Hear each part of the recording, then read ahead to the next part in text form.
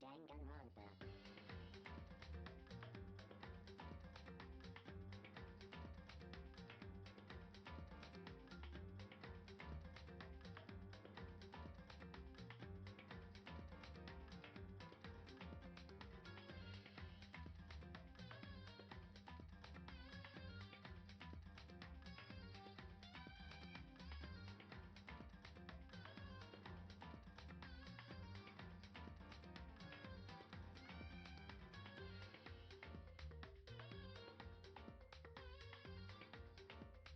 Hello, chat. Hello, chat. Hello, hello. Welcome back. Welcome back to Danganronpa. Hello, hello. Do I sound okay? My voice seems a little off today. I feel like my voice sounds like it's been worked. Yes, okay. Well, chat, we're gonna get back into it. We had a very crazy ending to the last episode. There was a lot of there was a lot of stuff that happened at the end there. Sounds a little sore. Yeah, maybe we need some of that monster energy. If Humi get resurrected, I will go on strike. He already got resurrected like twice. We had a very chaotic ending. We didn't just find a body. We found a body. Well, first of all, we found somebody injured. Then we found somebody else injured. Then we found Hifumi dead. Then we found Taka dead. Then we found Hifumi gone. Then we found Taka gone. Then we found them both again in a different place. Then Hifumi woke up. Then he died again.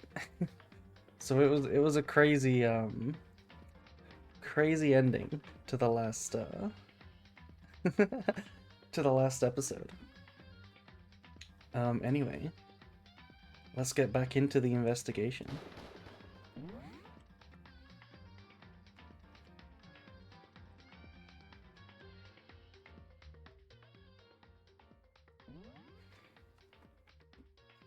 Good day if Catboy is here.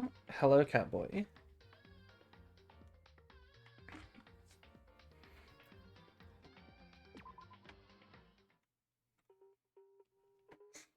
Okay, here we are in the investigation again. How is the audio? Can we hear the banger investigation music? Is it nice and loud? Celeste? Yeah, Celeste is on screen, Bob. You should be happy. Fine audio. Okay then. Let's get into it. First, I better check the Monokuma file. The victims were Hifumi Yamada and Kiyotaka Ishimura. The cause of death for each was a blow to the head. Oh yeah, also, the very last thing that Hifumi said before he died was Yasuhiro. He told us who killed him, right? Gonna be crazy. Yeah, also we had a character in a robot suit. We had a character in a robot suit going around assaulting people. Hello? Hello, Pelhams. Hello, hello. Anyway, let's begin. It is thought that they were both killed with a similar weapon. That's it? Very strange. Yeah, it's pretty strange. We got way less information this time than before. That is no problem. After all, the events of this case unfolded before our very eyes. We should know more about what happened than the Monokuma file could anyway. Maybe. Well. There's something else that's bothering me. Someone else has been missing for quite a while. Are you talking about Kyoko? Perhaps. Without a doubt, she has an alibi for when Celeste and Hifumi were attacked. But what if the killer wasn't acting alone? What if they had an accomplice? An accomplice would seem likely, given the amount of moving back and forth attacks across different floors. It certainly seems like there's multiple people at play. An accomplice? An accomplice? What are you doing here? Monokuma appears! Don't be rude. I'm here to answer your question. What question? Yep. You're talking about accomplices, right? I'm pretty sure I explained it before, didn't I? During the first class trial. Speaking of which, I'd like to ask the bear, if there is an accomplice, do they also become blackened? So you ask, and so I shall answer. Each murder is allowed to have an accomplice, but only the one who does the killing will get to graduate. So in other words, two people can work together, but one of them has no chance of profiting from it. Then there's no way anyone would work together, right? In other words, So basically, you can be an accomplice if you want, but there's no gratification in it. I don't remember if you answered this, but did you play Master Detective Raincode? No, I did not. I did not. Some of the other detective games that are similar to Danganronpa, we could play those at some point. Those would be more new to me, since I haven't played any of them, really.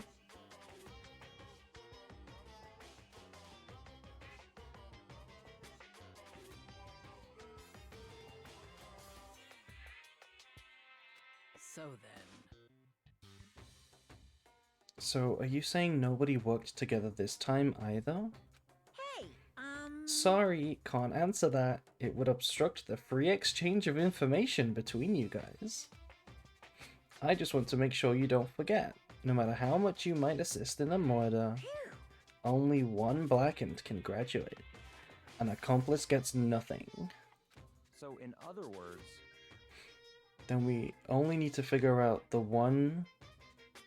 Wait, then we only need to figure out who that one blackened is that did the killing, right? Just like normal. well, Sorry chat, my voice is fucked up today. I don't know why. Okay, let me take this opportunity to clarify the whole shebang. In this class trial, what you need to determine is extreme! the one true blackened who devised the murder plot and put it into action. True blackened? So just one person. Well now, That's enough for explainifying. Now it's down to the final battle between all of you and the blackened. good luck to all the contestants. So there can only be one blackened. An accomplice wouldn't benefit. Whoever it was is a national hero. They killed Hifumi. Did you not feel the slightest bit sad for Hifumi when he died? Did you not feel the slightest bit sad for him? He was in love with Alter Ego. He was in love with the laptop. Then I can't see any way Kyoko would be connected to this case after all. You may be right. If that's true then, Kyoko, where are you? However, As long as she's not connected to the case, it doesn't matter. Let's get back to the investigation. Indeed. I have absolutely no doubt that Hiro is responsible. But for the time being, I suppose it can't hurt to pursue further information. So, You know, don't you think we should consider a certain someone a suspect, just in case? I'm talking about the murderous fiend, Genocide Jack. Why are we still calling him Jack? It's Genocide Jill. What? I'm offended. You, when did you? I've been looking all over for you, Master. When I woke up, you were nowhere to be found. Anyway, you there, milk sack swimmer girl. Milk sack.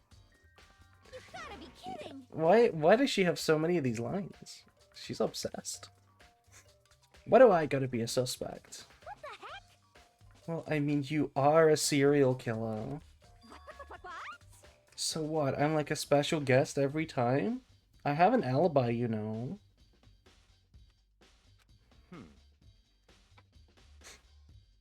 She's right about that. We heard Hifumi scream. When we heard Hifumi scream, she was with me.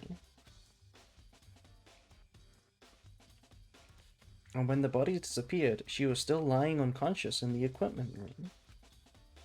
Plus, Taka's body aside, I can't imagine any way she would have been able to move Hifumi's body. Yep. Besides, I calculate every move I make. I'm not gonna kill someone when everyone knows what I look like. They don't call me the murderous fiend for nothing. What are you saying? It's not the kind of thing you should be bragging about. Let's see. On another topic, should we post a guard by the bodies like before?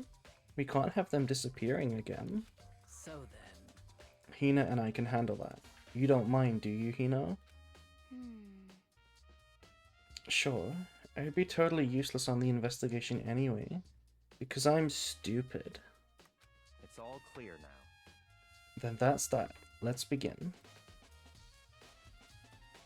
This whole thing is so strange. All but one of us has an alibi. So figuring out who did it should be obvious, right? I mean, there's 3 of us that technically don't have an alibi. No, 2 of us. 2 of us. But maybe it's just me, but I don't think it's gonna be as straightforward as it seems.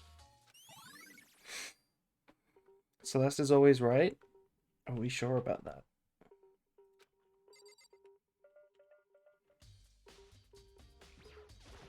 Look at him. Hifumi's big, cold body is laying on the floor. He's so big. His really big body, there's no way.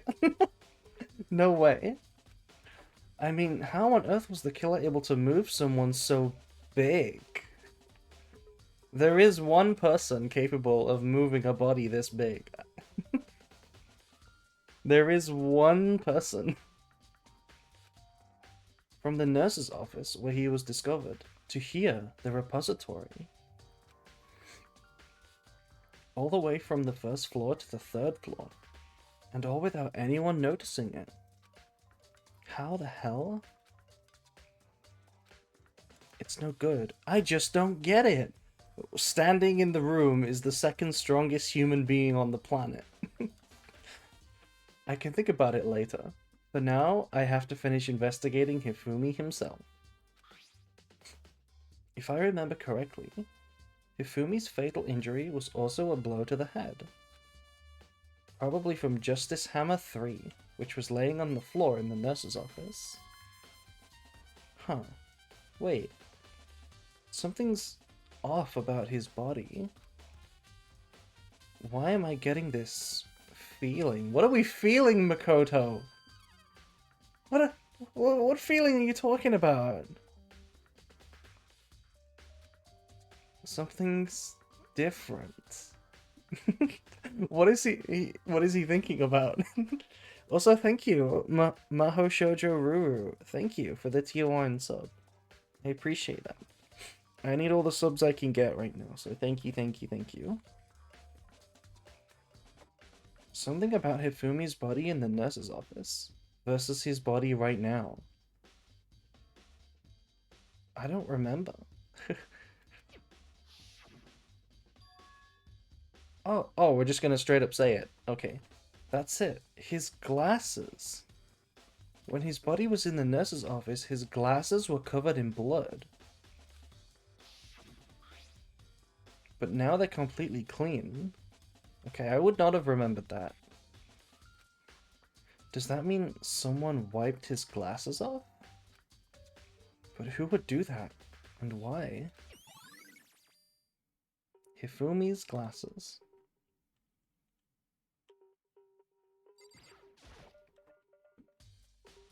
Taka? He'll never move again. Yeah, I should hope so. According to the Monokuma file, Taka died from a blow to the head. We found Justice Hammer 4 next to his body in the equipment room. Is that what was used to kill him? And there's a tarp laid out under his body. Did the killer use this to move Taka's body?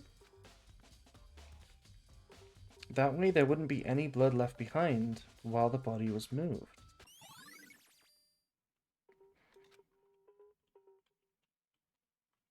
What does Aoi have to say? So, Hey, Makoto, I've been thinking about something. It's about the repository. What is it? After Hifumi and Taka's bodies disappeared, we split up to look around, right? I was really scared, so me and Sakura stuck together. but... And we came right to the repository to, you know, look around. But when we got here, the repository was locked. We couldn't get inside. What does Milkbag Swimmer Lady have to say? That is so rude, Bob. That is such a rude thing to refer to her as. It's not like the game is making a big point about it every time. It was locked. And we came here as soon as the search started. So there's no way someone could have beat us here. So if that's true, then who locked it? And why is it unlocked now? I wonder the same thing. The door was locked when the search for the bodies began, but now it's wide open. Hello, Brad. Hello, hello. There might be some secret lurking in there. But I'll probably have to leave this area to figure it out.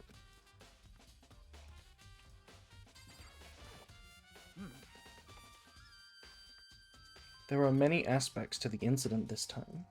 Too many, to be honest. Yeah, there's a lot of stuff going on. We had... I already did the recap, but like, we had 2 failed assaults.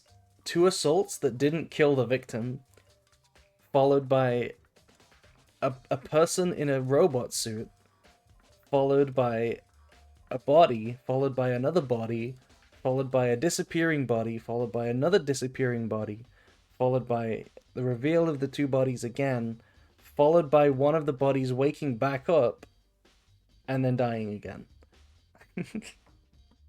How are you today? Hello, Kenzie. Hello, hello. We're doing good. My voice is a little rough, but we're fine. We're fine. Maybe I'll have to crack open another monster. Considering that it may be good to look back on everything that's happened. No, I just did a recap. No, I just did the recap. So then, Would you? Oh, Chad, do we need the recap, or did we listen to when I just said it? Hi April, hello Haru. I guess we'll get the content. Yeah, let's look back on things. This morning, only 4 of us met up at the dining hall. Hina, Kyoko, you, and myself.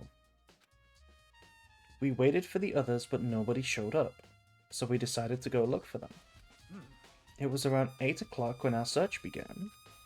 As soon as we split up, Kyoko disappeared.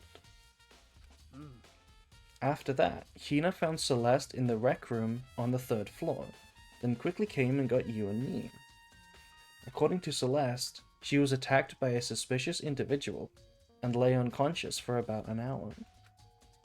In other words, she was attacked an hour before we found her, meaning just after 7 o'clock. Based on the picture Celeste took, we discovered her attacker was dressed in a strange costume. It was Robo Justice. It also became clear that this Robo Justice had dragged Hifumi away. After meeting up with Toko and Byakuya, we began searching for the costumed assailant. We found an injured Hifumi in the library on the 2nd floor.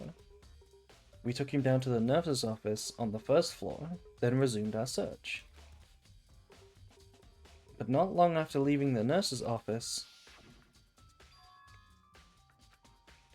What's wrong? I saw a shadow. Something moving at the top of the stairs. Based on Celeste's claims, we went back up to the 2nd floor, where we split up and began searching. Then, right after that, Celeste screamed. This time she had apparently seen the suspect on the 3rd floor. Hearing her screams, we quickly made our way up to the 3rd floor. Celeste, what's wrong? That was a rather intense scream for someone like you. I saw him, the strange costumed man. He ran off as soon as I screamed. I was blocking the stairs, so he headed further down into the hallway and disappeared. And then... Scream, help, murder. Huh? What was that? That came from downstairs. It must have been... Hifumi. He's in the nurse's office. This is bad. Come on, we have to go back. At that point, we decided to split into 2 groups, because we're stupid. Celeste, Hina, and I went back to the nurse's office. Meanwhile, you, Byakuya, and... Oh my god, this is really confusing, given that they keep switching between Sakura and Makoto speaking here. But meanwhile, you, Byakuya, and Toko pursued the suspect on the 3rd floor.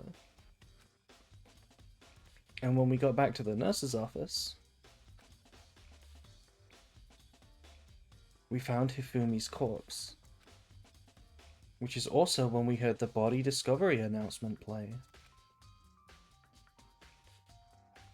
I left Celeste and Hina alone and headed back to the 3rd floor to tell the others what had happened. however, But at the same time, we had discovered Taka's body in the equipment room, which means Hifumi and Taka's bodies were discovered right around the same time. Because I remember hearing the body discovery announcement play right after finding Taka.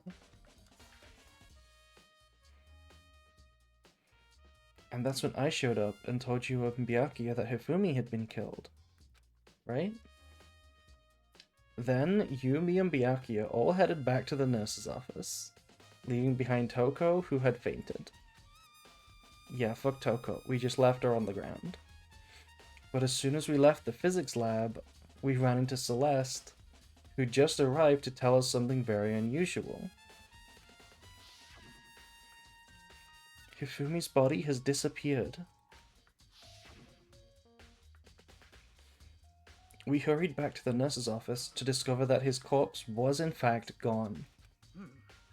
Then we remembered we had abandoned the unconscious Toko because we're stupid, and we rushed back to the equipment room, also because we're stupid. This can't be happening.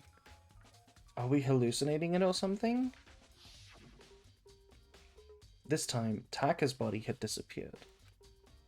So from there, we began our search for both of the missing bodies. And after some time, Celeste told us she'd found the bodies, and we all headed to the repository. And there we rediscovered the two bodies that had apparently vanished.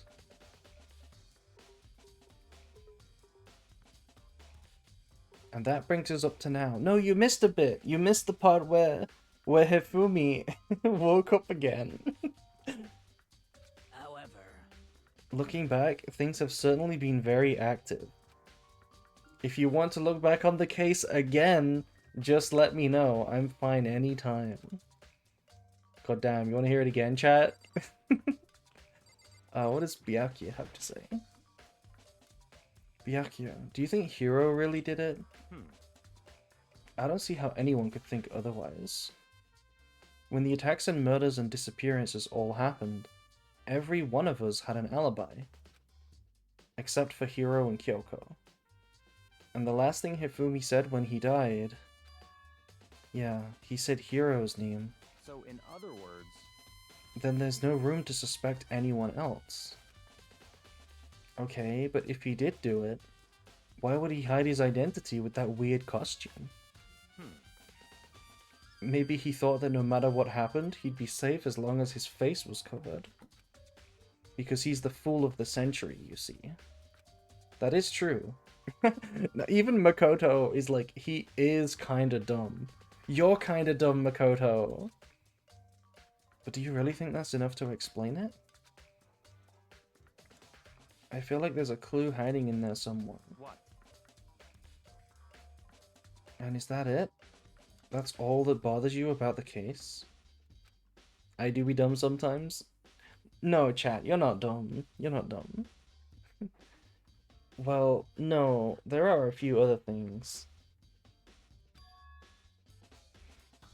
Like, why did the killer try to hide the bodies? They probably figured that if we couldn't find the bodies, we couldn't complete our investigation. But if that's the case, we found the bodies pretty easily, didn't we? Again, it comes back to the fact that the culprit was a moron. Has Hiro and the purple girl appeared yet? No. They are both still MIA. Is that really all there is to it? I mean, even if it's literally all there is to it, there is still a second murder. Cookie check? Let's do a quick cookie check before we continue.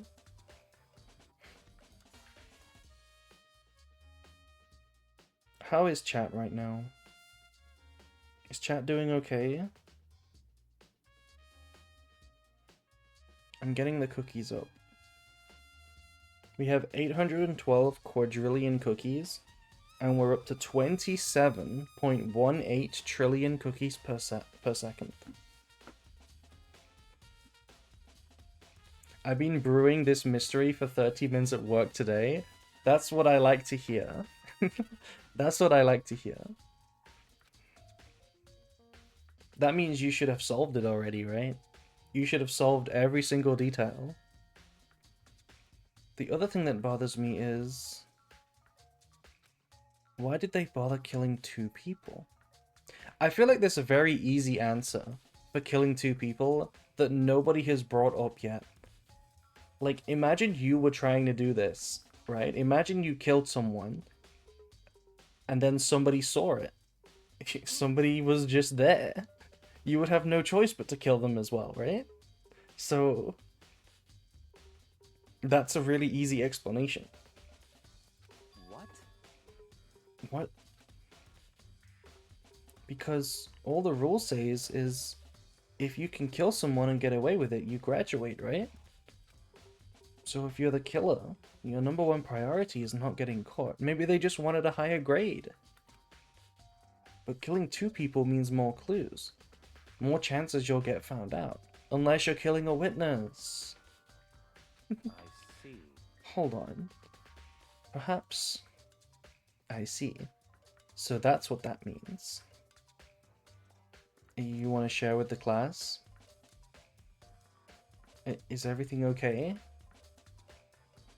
I'll be honest, I don't know what it does. I just clicked cookie check.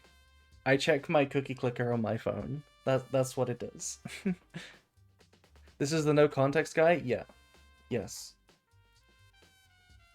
This is this guy. This is the no context guy. Also, Payne, if you missed the last episode, you missed the meme of the last episode, which was this one. This was the meme of the last episode. I trapped 15 high schoolers in a school and made them kill each other. Last one alive gets $10 million. That's enough. Don't talk to me as if we're friends. Oh, fuck off, Byakuya. What's with that attitude? But you do have my appreciation. Goodbye. Thanks to you, I might have found some fun with this after all. Okay, chat, I'm gonna grab myself a drink. My throat needs it.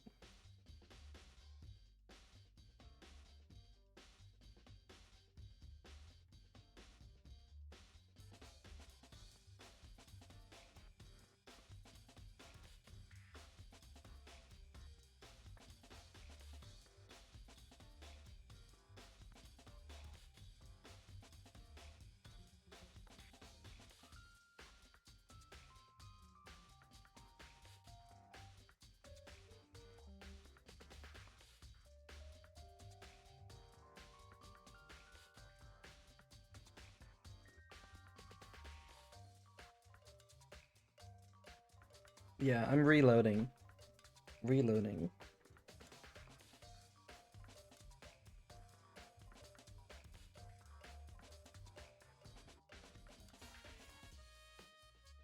His mysterious words hung in the air as he left the repository. He talked as if he'd figured something out. But if he did, would it have killed him to tell me what it was? Yes, he would have died on the spot.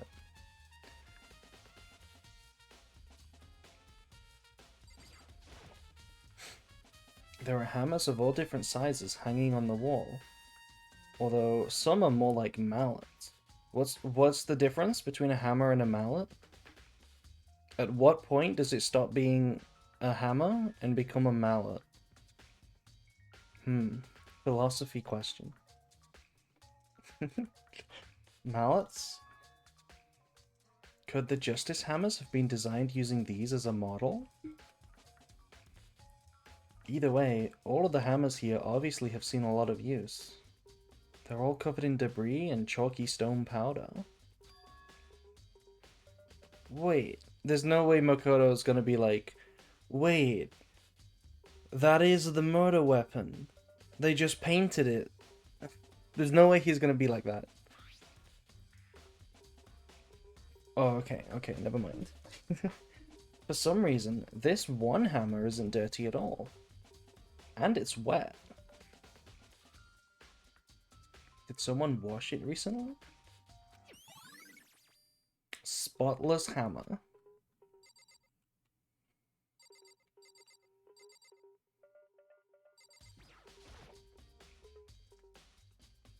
It's a dolly. And it doesn't have a handle. I saw this in the art room before. I guess it's used to move statues around. Or bodies. It's kinda awkward. But if you bend down, it's not too hard to use. Huh. But wait. Wasn't this in the equipment room when we found Taka's body?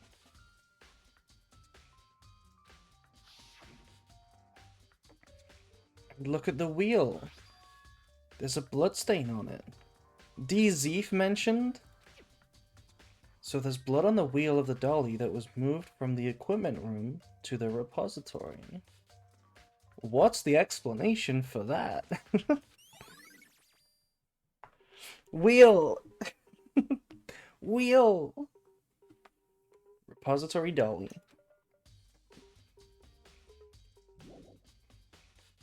There's only one way in and out of this room.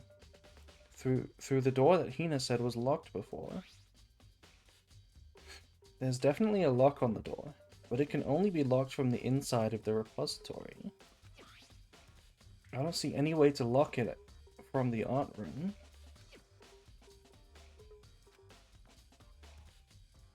The door can only be locked from the inside, which makes me wonder. Hina and Sakura confirmed that the door was locked after we started looking for the missing bodies.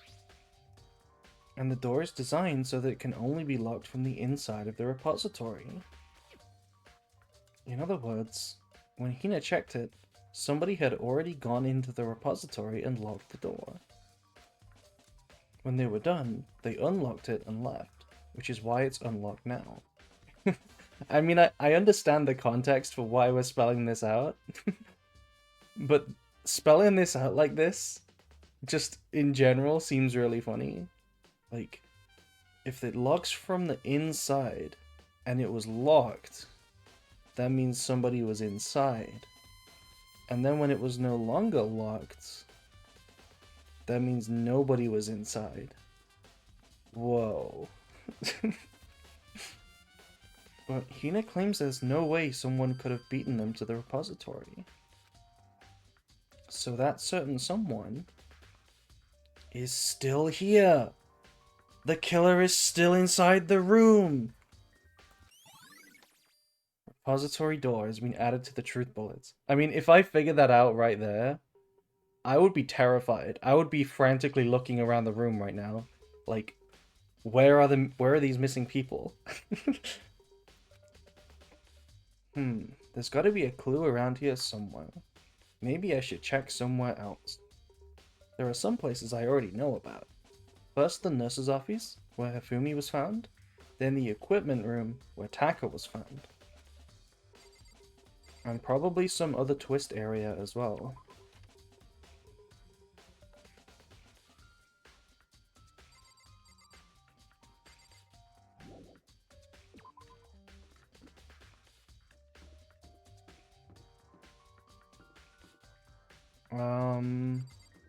Okay, over there. Over here. Look at this physics lab, by the way. It looks really, like, Steins Gatey. You know? Like, maybe it's just because he says physics. But, like, this looks like a crazy door.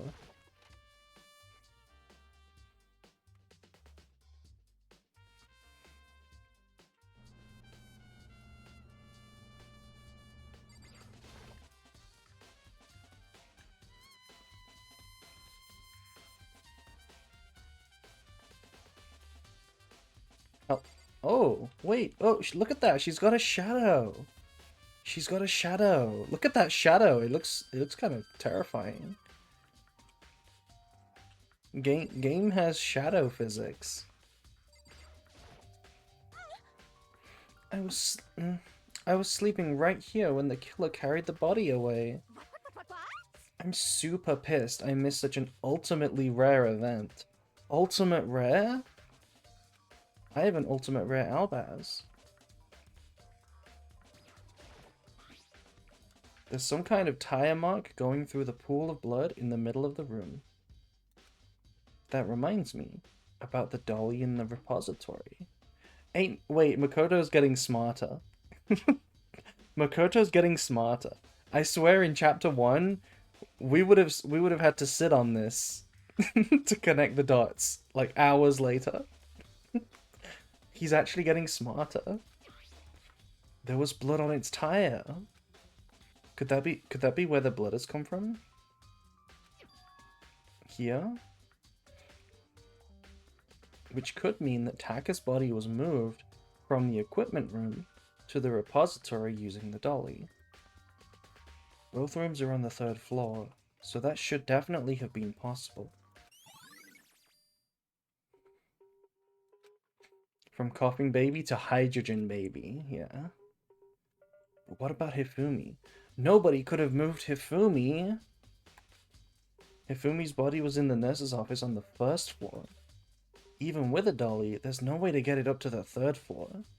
You'd have to be a freak. You'd have to be so strong to carry Hifumi. Nobody here could have done it. That's still a total mystery.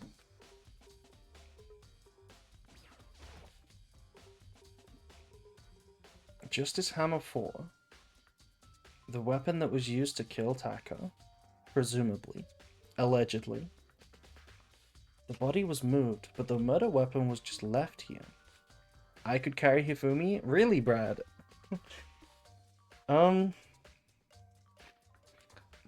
Okay. Let's see. Let's see. Weight. He is 155 kilograms. 342 pounds. Can you lift that, Brad? Can you lift that up a stairs? Up 2 flights of stairs. Can you lift that?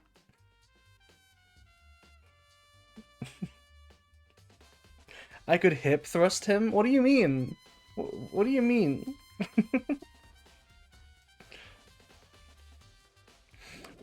How heavy do we think Sakura is?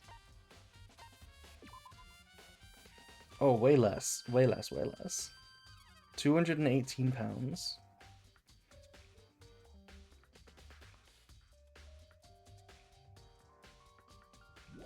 I could lift him? Okay.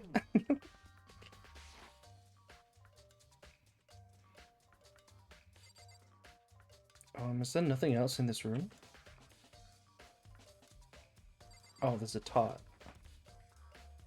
Do these stats ever matter in a murder? Now that would be cool, wouldn't it? Huh? This tot? I feel like I've seen it somewhere before. And just recently, too. Hifumi might be light. He is just inflated. He's just inflated.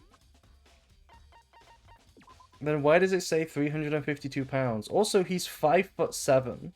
He's very short for somebody. I mean, he's fat. I mean, he is very fat. I'm surprised how light Sakura is. Right, for someone who's 6'4" and built like that, they're 100 kilograms. Like, doesn't muscle weigh more than fat? So, like, she's all muscle. She should be heavier, I think.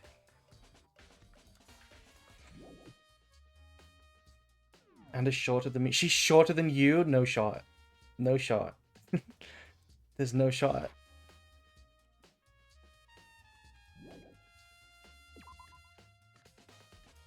Oh, not Sakura? Okay, you meant Hifumi. I was gonna say you'd be very tall, Pain. You'd be very tall. Who's the lightest?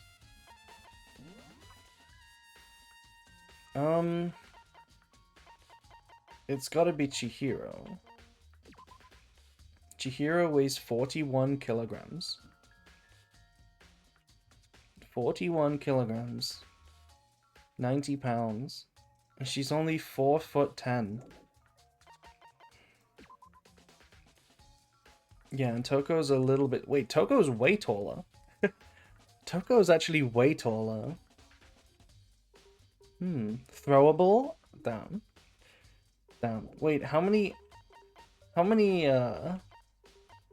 Chihiros does it take to balance a Hifumi? 41 kilograms. I mean, you would need more than 3. You would need more than 3. Which visually looks like not a lot. Wait, Celeste weighs less than Toko? Toko is 47 kilograms. And Celeste is 46? Damn. She does not eat, I guess. Wait, Junko's really light too. I mean, I guess Toko is just heavier than I thought she was, actually. I guess Toko is just heavier than I thought she was. Junko's almost as light as Chihiro.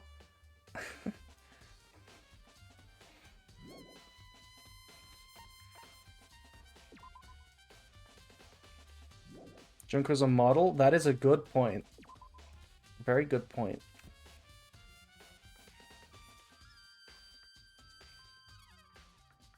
Yeah, Makoto's so small as well.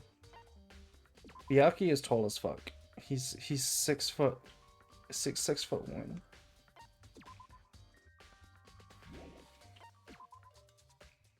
Oh, what is that? What is that? How heavy is Leon? How many kilograms? 6'7"? He's 6'7" kilograms? No way.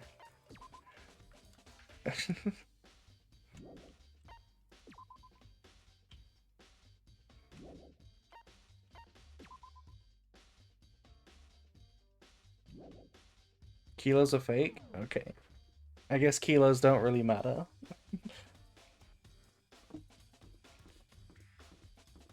Please stop.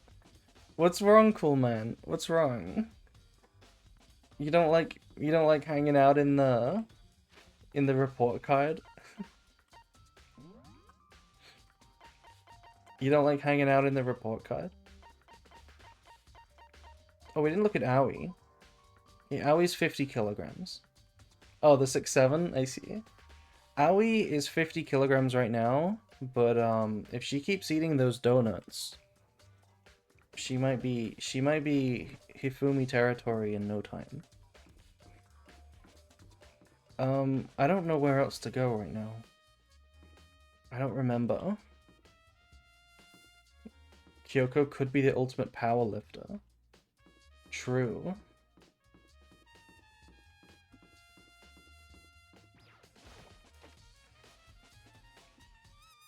Yeah, we still have to find Hiro and Kyoko.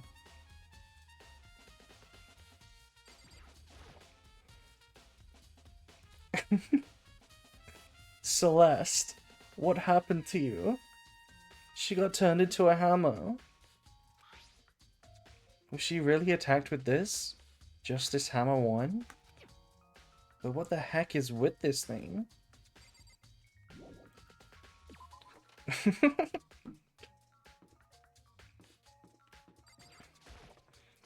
I remember the game told me to go to 2 different places, but I don't remember what those places were. Oh, the nurse's office, that's right. That's right. We went to the equipment room. It was the nurse's office.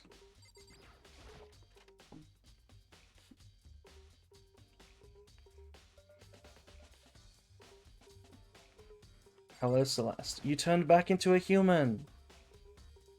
What are you investigating, Celeste? I am not investigating anything, precisely speaking. I am simply going around seeing if Hiro might be hiding somewhere.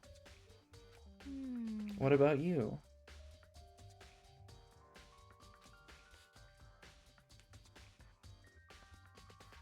Isn't it weird how the game stops caring about weapons past the first kill? What do you mean?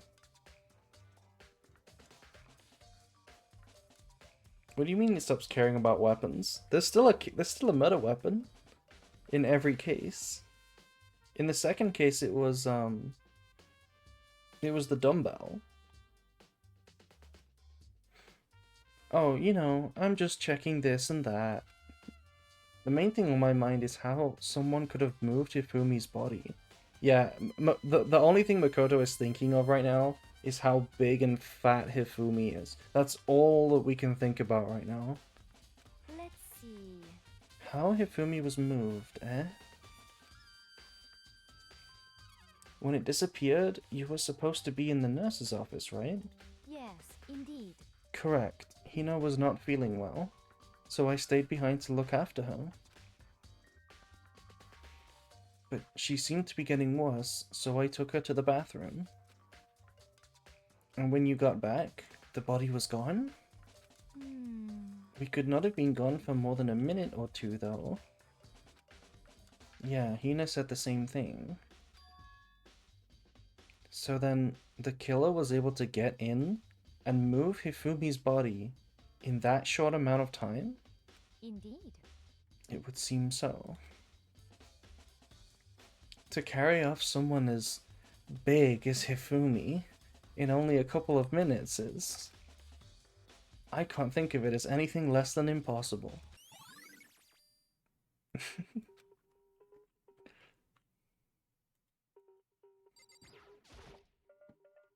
Justice Hammer 3, the one that was used to kill Hifumi.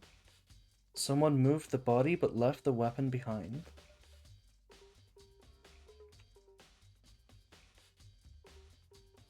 There's another computer here.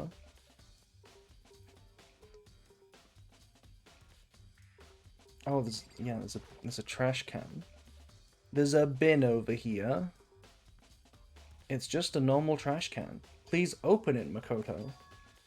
Oh, wait, there's something inside. Yeah, okay, now it's no longer a normal trash can. It's too small to be a handkerchief. It's a glasses cleaning cloth? And it's got some kind of anime character on it. Don't say cartoon character. They're not cartoons, Makoto. Hifumi's gonna get up again and scold you. PSP gaming? What do you mean PSP gaming? Also, hello, Sachi. Ah, but it's also covered in blood. Oh, Ah, did you find something? Yeah, there was a cleaning cloth in the trash can. huh? A cleaning cloth? Isn't this a PSP game? It was a PSP game? I've only ever played it on a PC. I didn't know it was available for other consoles.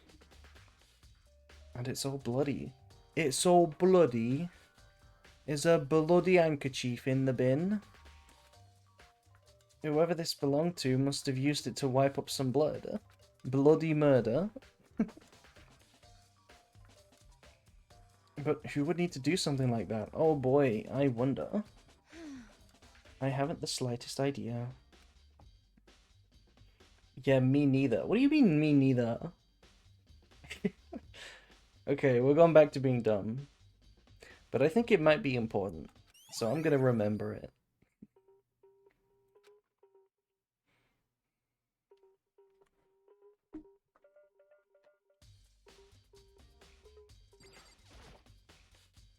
A refrigerator. I wonder if there's anything to drink inside. Yeah, like blood bags. After everything I've been through, I'm totally parched. Maybe just a quick peek. Maybe just a little monster, just a little pick-me-up, maybe. Just a little monster, please. Delicious. There's a bunch of blood packets in here. For blood transfusions, I guess. It doesn't help me, though. I'm not a vampire.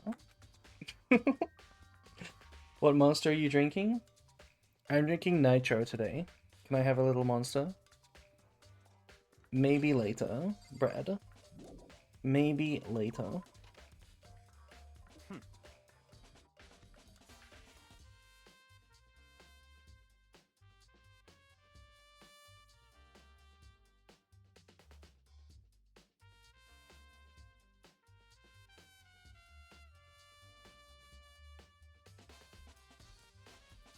So this is where you were. I've been looking for you. You have? Huh. I wanted to thank you for what you did. What? What? He's being nice to us? Not that you meant it, but you ended up making this little game of ours very interesting indeed. You should go to Hero's room. Oh, and let me give you this. Meet in the dining hall.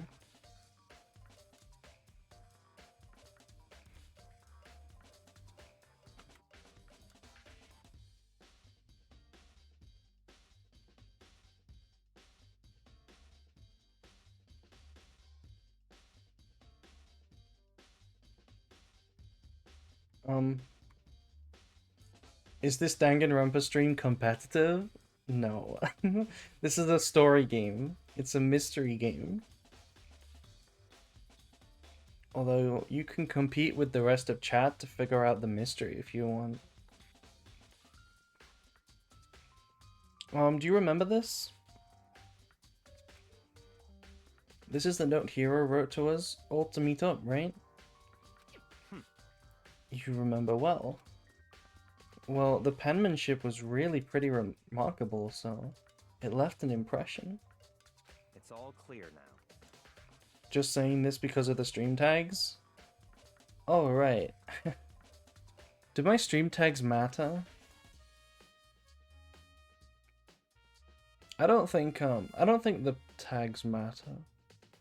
I'm in the right category. I never change my tags. Anyway, this makes it clear, right? This is a trap. What is? Things grow ever more exciting. What are you talking about?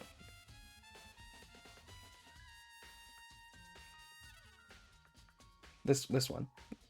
This is him. He's vague posting again.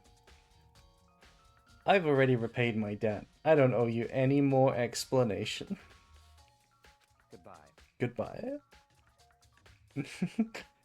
Mr. Beast jump scare? Yeah. Mr. Beast jump scare.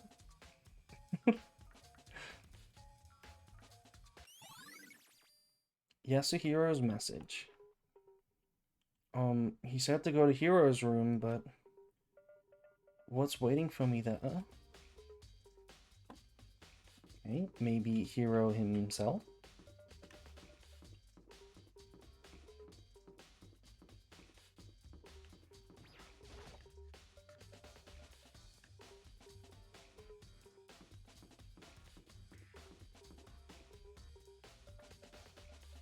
You know, we still haven't found a whiff of Kyoko or Hiro.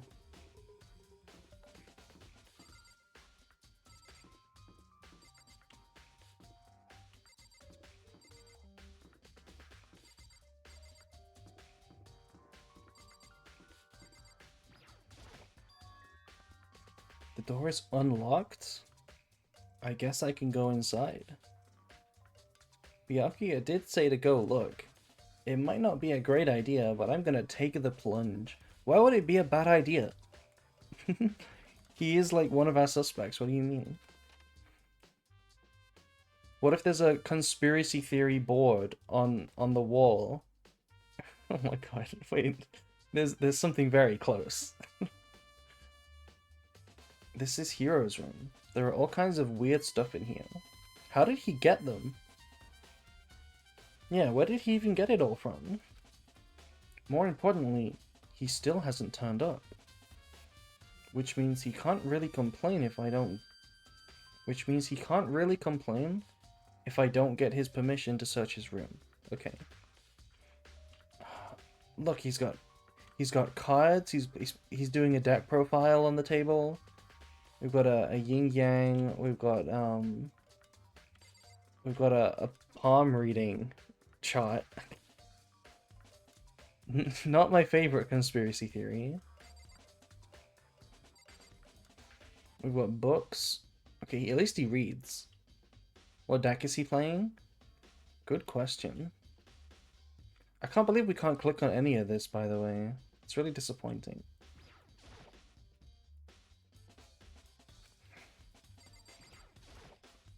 Arcana Force? Yeah, exactly. The tarot deck. I think there's something in the cardboard box. It's blueprints for something. And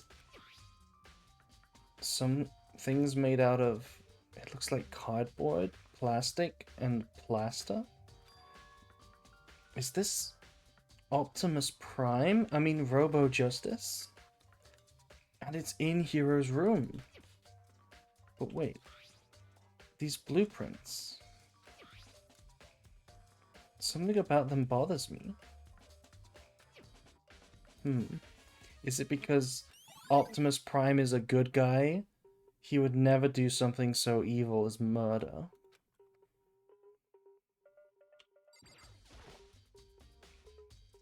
It's a normal bed. Yep. Is that it? Is that all we need from here? Can we check the bathroom? Megatron, yeah. If it actually, honestly, if you guys have seen the original G1 Transformers cartoons, Robo Justice looks way more like Megatron than Optimus Prime.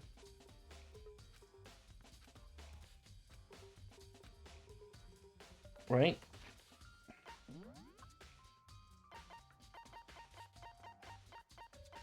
Robo Justice blueprints. Oh, we can't see them in more detail. No. What if we click on here again? Yeah, look at that. That looks way more like Megatron. That almost looks like Megatron, like, a lot. So maybe it's secretly Megatron, a Decepticon the whole time.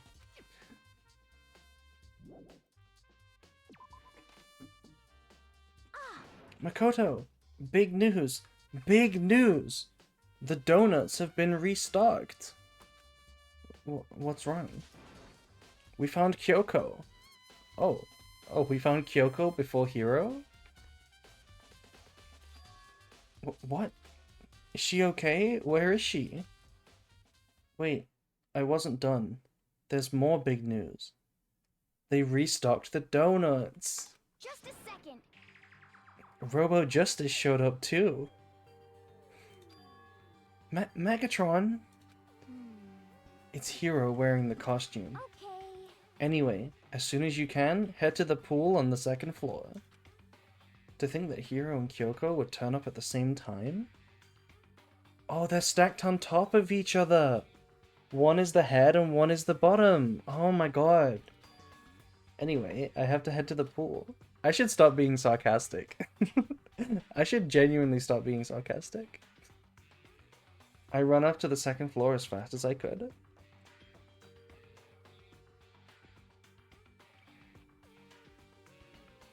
Oh, hello everyone.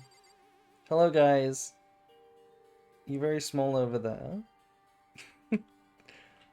Don't mind me. Just making my way over.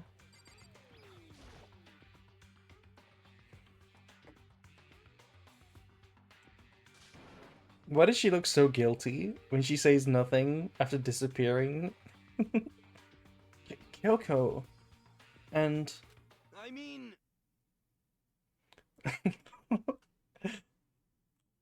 Oh, man. I've had the worst day.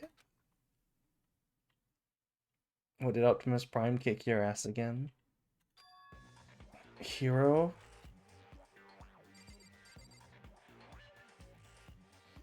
What's Kyoko been up to? Right. I found Hero. He was jammed into the pool room locker. It looked like he was fast asleep, so I kicked him and woke him up. Don't be mean. I still can't believe you kicked me. You could have been a little more gentle about it. Like, I don't know, caress my face or something. What? That's creepy. Anyway, Kyoko, where have you been all this time? You just disappeared all of a sudden, without a trace. Well, There was something I had to check up on. What do you mean? Never mind. I can't never mind. it's nothing. Never fucking mind. Hey, Oh, more importantly, she says that, but does she have any ideas? Does she know people think she might be spying for the mastermind? and? First of all, Hero, you need to explain to us why you're dressed like that. I mean... Well, I mean, I have no idea. 1 second I was asleep, don't even know how that happened. Then I woke up, and then I was here. I don't care. Do something about that costume. It pains me just to look at you. Well, Let me out of here! I don't know what's up with this thing, but I can't actually get it off. A little help? Why would you make something that you can't take off by yourself? You got it all wrong. I didn't make this stupid friggin' thing. It would seem... There's a clasp on the back that's keeping you from getting it off. It looks pretty sturdy. I don't think you can get it off on your own.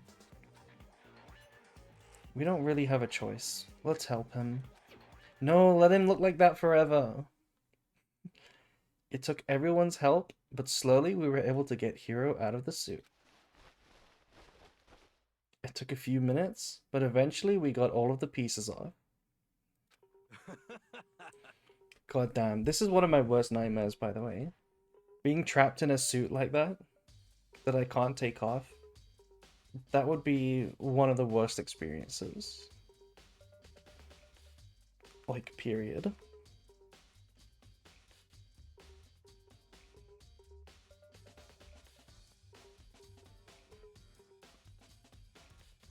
He almost got spring locked. What is a spring lock? What is spring locked? Whoa, free at last. Isn't it kind of weird how perfectly the suit fits Hiro? So then, It's from FNAF? Oh, okay. I've never played FNAF. More to the point, nobody but Hiro would be able to wear that costume. Wait, what? Hold on a second. honestly, Don't bother trying to act innocent. The blueprints were in your room as well. is that okay? In other words, it is obvious to everyone that you made this costume. That's true. I saw the blueprints myself. Yeah, me too. Could it be... Then it's obvious. The one who put this costume on and went around attacking everyone That's terrible! was Hiro.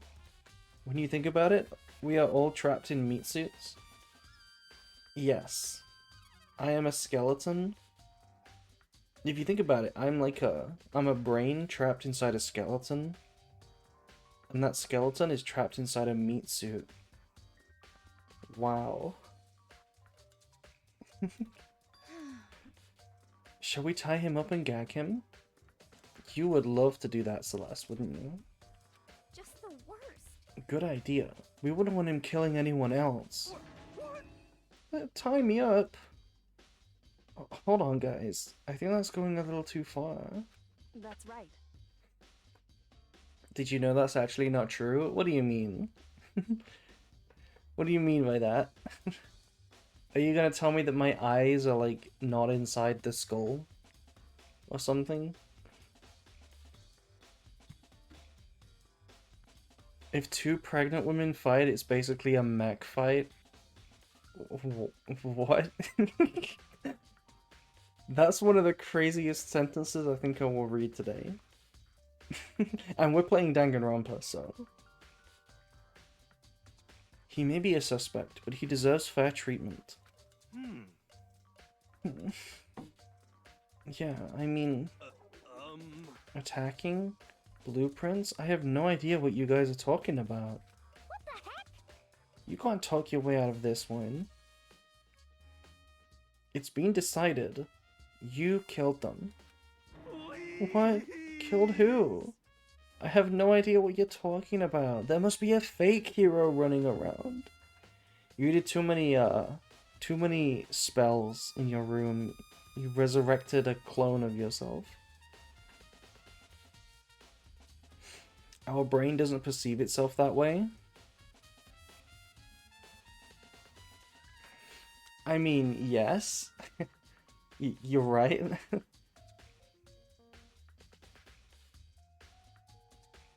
You are right. I keep yawning. I'm tired tonight. What are you saying? You're the only one who can wear this costume. So who else could possibly be the costumed attacker? What the heck?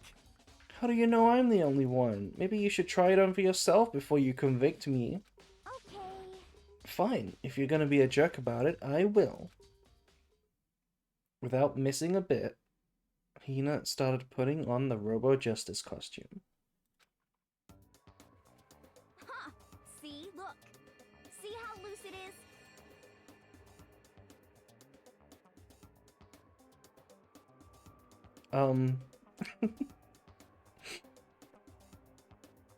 Now someone push her in the water. Wait, she would totally die.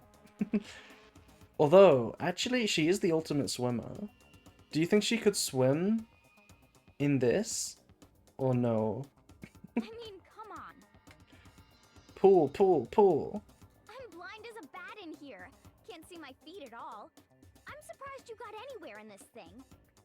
I'm telling you, it wasn't me! And not to mention, you totally can't bend at the waist. Seems like a pretty obvious oversight. What's she even showing with this? She's showing that the suit doesn't fit her. So, it must be Hero. That's not a very nice thing to say. I mean, it's not like I made it. I just got caught up in the moment.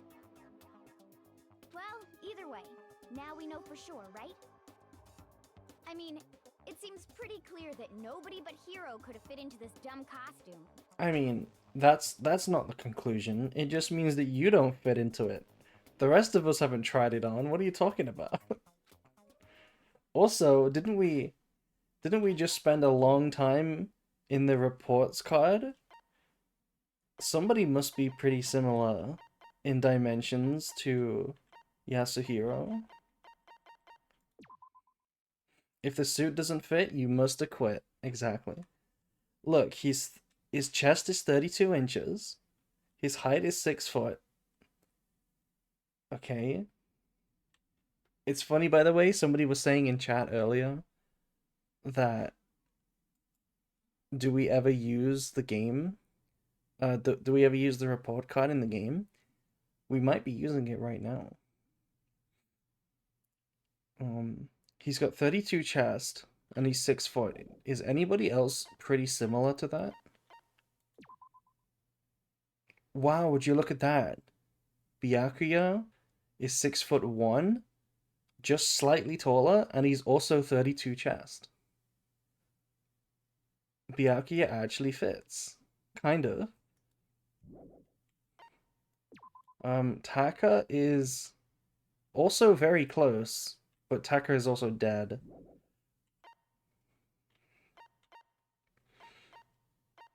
How big is Hifumi? Hifumi's chest is 59 inches.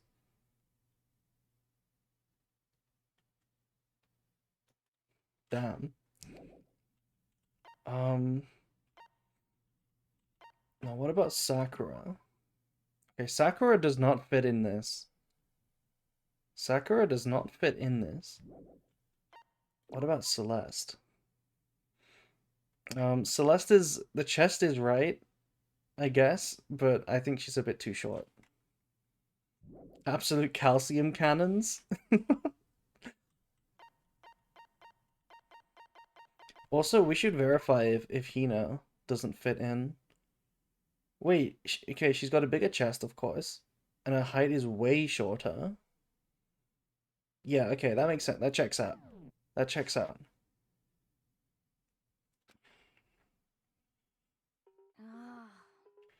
Well, now you're all out of excuses. No, see, it's 'cause you're a girl. If it was another guy, then... Makoto, go ahead. Why don't you go ahead, Byakuya? We just checked the report card. It fits you. Okay. Against my will, I picked up the pieces off the floor and tried putting them on. It's no good. The arms are too long. There's no way I can wear this. Just a second. See, I told you it was impossible. You were absolutely right. It seems this costume was made to fit Hiro's body exactly. But... Then there's another costume. They must have one that looks the same but fits them. Honestly. If you insist on this line of defense, then show us some evidence. What the heck? Evidence? I'm a conspiracy theorist. I don't deal with evidence. You claim there is another suit, yes? Then you must find it and show it to us. What the heck? Just the worst. Who cares? Hiro's the only one without an alibi during this whole thing anyway. And Kyoko. Wait, does it fit Kyoko? Does it fit Kyoko? Not really. Not really.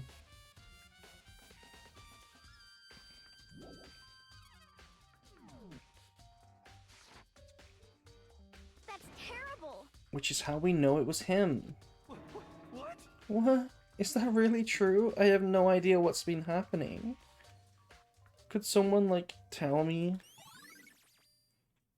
Robo Justice costume. Damn. Kyoko, do something. She looks lost in thought. And I don't think she's in the mood to talk. I better leave Bestie alone.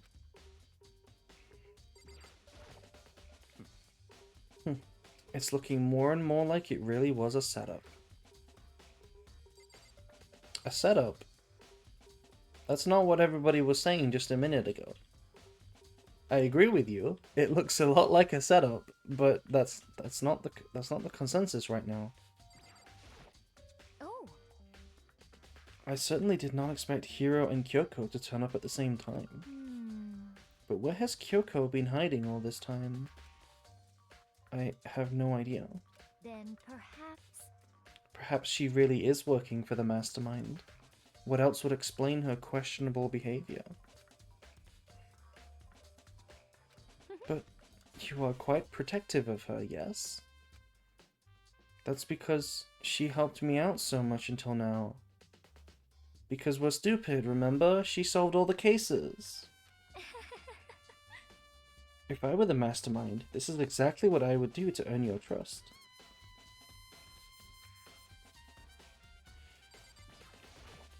What the heck? If you don't mind telling me what's going on, how am I supposed to understand? I think I figured out that someone's been killed, right?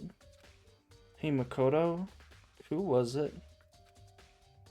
Well, 2 people were killed. Taka and Hifumi. What?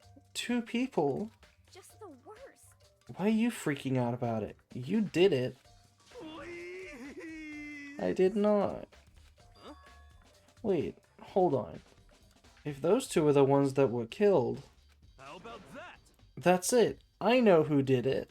So then, You may as well tell us then. Taka and Hifumi were fighting over Alter Ego, right? I'm at least 30% right. Which means Alter Ego and or Chihiro must have done it.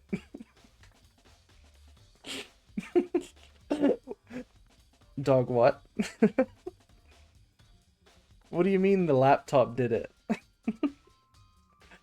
The laptop was capable of lifting Hifumi's body up the stairs? correct. Kyoko said correct. I see. That's unfortunate. Please. Unfortunate? What the heck? Stop trying to trick us. Just admit that you did it, okay? I'm telling you, you got it all wrong. Oh, so then. Oh, I know. That note. What note? Last night, someone slipped a weird note under my door. We're only just now bringing this up. And here's what it said. I found a hole we can maybe use to escape. Monokuma can't find out, so don't tell anyone else for now. Let's meet in the rec room at 1 AM.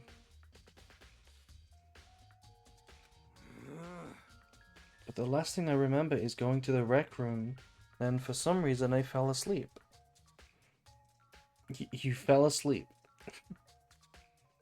Hey. The real killer probably drugged me or something. Just the worst.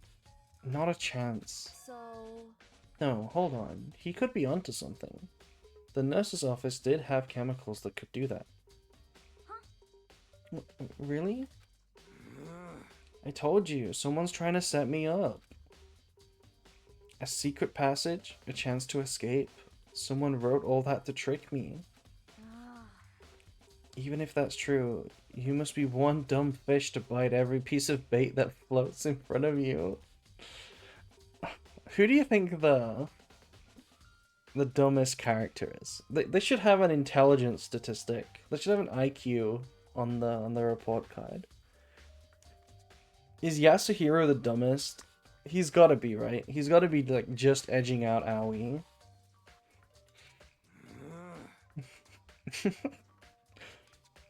Well, after being trapped here so long, even if you know it's a lie, you still gotta check, right? Gyaho? They preyed on my desire to get out of here. They deceived me. Ah. I still don't buy it. Don't be mean. Well, you should buy it. Just a second. Okay, then show us that note. With pleasure. I have it right here in my pocket. No way. Oh, looks like I lost it. Ah. Yeah, sure. Please, you gotta believe me. I wouldn't hurt a fly. As I said before, if you want us to believe you, you must provide evidence. Can you show us the note?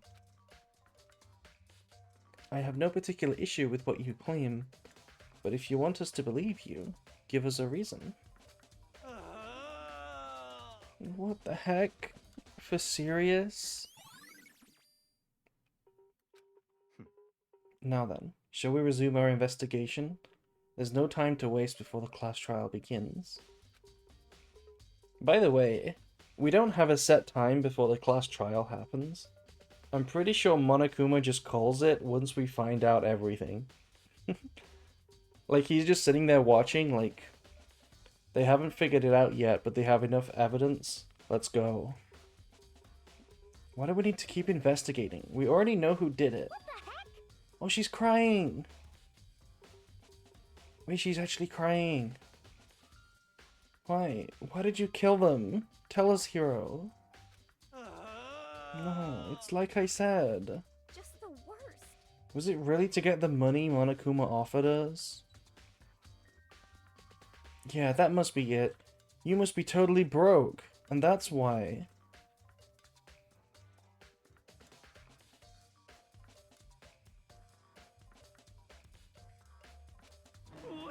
Wait, that's a false accusation. Someone help me. What are you saying? Just be thankful we haven't bound and gagged you. If you have time to yell and carry on, you have time to search for evidence, right? What? You're right. I need to look for the second suit and that note. Yeah, you gotta go find Optimus Prime. Beat, don't fail me now. I guess I better get back to guard duty. Wait, yeah, you're on guard duty, Aoi. No, what are you... You're on guard duty at the crime scene. What are you doing here? You left Sakura, the only one capable of moving Hifumi, alone? I was gonna ask Toko, Genocide Jack, to switch with me. But if she and Sakura got into a fight, we'd have a catastrophe on our hands. Why? Why? I'm pretty sure Sakura could just pick up Toko and, like, it would be like, you know, the arms wouldn't reach, so it'd just be like holding the cookie above the child. You know what I mean? Well, bye. One by one, everyone peeled away. Peeled away like a banana. Makoto. Makoto, do you have a second? Huh? Yes, bestie? I want you to help me with the investigation. It would seem... It looks like I got a late start on this one, so I need to make up some ground. Sure, I don't mind helping, but can you promise me something? Later, when we have time, will you tell me why you disappeared? Why is that? Nope. Oh, she's so cool. She's actually so cool. Look at this. Nope. She knows her boundaries. A woman that knows her boundaries. To reject me so simply. Anyway... Anyway, I need your help. You don't get my help, but I need your help. You don't mind, do you? Okay. Shall we go? Thanks. Now then, shall we? Wait, Okay. we're actually whipped. So, Makoto, first I'd like to examine the corpses. Examine the corpses. I can't believe I'm hearing that from a girl the same age as me. What? What does the girl in the same age have to do with anything? Correct. Dead bodies don't lie, you know. They tell the truth far more easily than the living. Hey, Wouldn't you agree? How am I supposed to answer? anyway... Anyway, we have to hurry before the class trial begins. Yeah, you're right. Okay then, show me where the dead bodies are. They're in the repository. Then I guess we should head that way for now.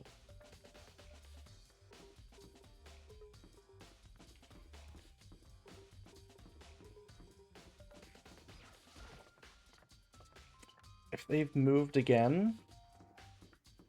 If they've moved again, we riot.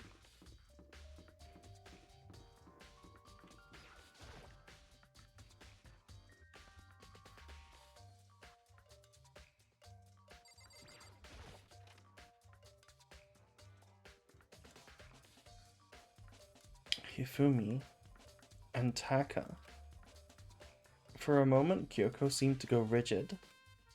But only for a moment. So then... Well then, let's get started.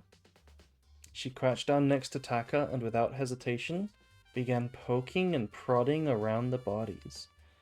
She loves this. She loves manhandling the bodies. I knew it. The Monokuma player was right. They were killed using similar weapons. Her movements were so smooth. She was so calm. That's my bestie. Seeing how comfortable she was actually made me feel a little more comfortable. I see. Makoto, I found something. You did? Hey, You remember the wristwatch Taka always wore on his left hand? He did. whew.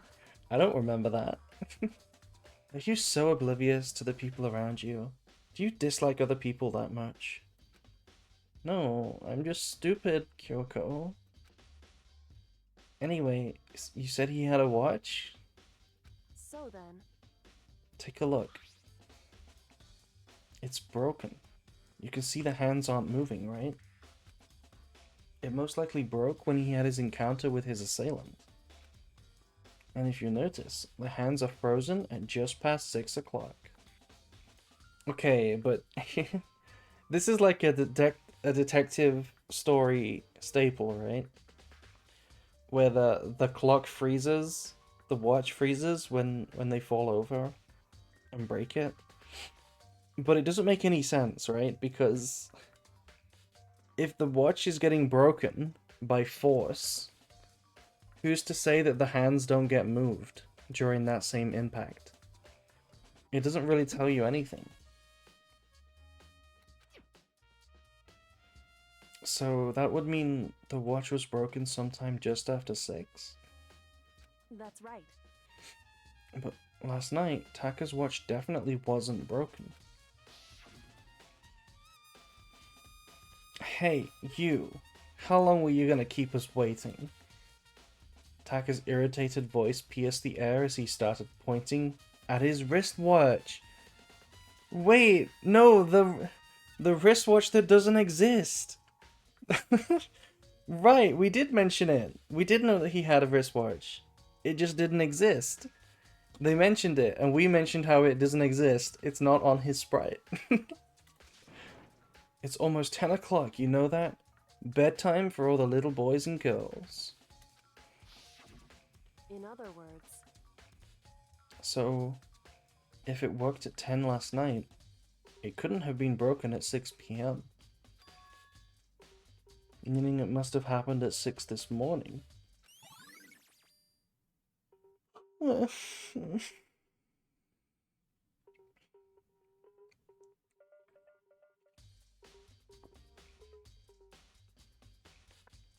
Goddamn. It's been a long day for me. I've been up since like 6 a.m. Broken wristwatch. however, Wait, that's the time on the wristwatch. It's the same time. Holy shit. It was me. I did it. I did it. It was me all along. It was Apple. And that's not all. Look at Taka's left hand. He appears to be gripping something. You're right. There's something white in there. Makoto, Could you try to pry it out? Me? because Rigor mortis is already set in. Boys are better suited to this kind of manual labor, right? I mean, I'll give it a pass for Bestie because she doesn't mean that. She doesn't mean that. She's just trying to get me used to it so that I can stand up on my own 2 feet, you know? Okay. As much as I didn't want to, I grasped Taka's cold hand. The ice-cold hand was nearly enough to cause my heart to stop beating. Really? After some effort, I was finally able to free the object from his tightly clenched fist. No, you ripped it, you stupid bastard. A piece of paper? hey, Was that all he had in his hand? Yeah, that's it. You ripped it, you stupid bastard. It's just a little scrap of paper. Doesn't seem like much of a clue, does it? is that right? I wonder about that. Kyoko then turned to Hifumi's body. So then, Let's check Hifumi's body now. Perhaps he left us a few clues of his own. It looks like a paper aeroplane. It looks like a paper stealth jet, you know? Like one of those PS2 graphic jets that actually exist. You know what I mean? I don't know what they're called. I don't know what they're actually called.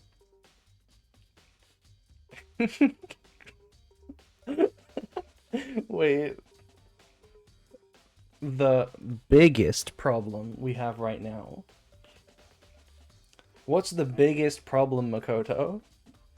The biggest problem we have is how the killer was able to move Hifumi's massive corpse.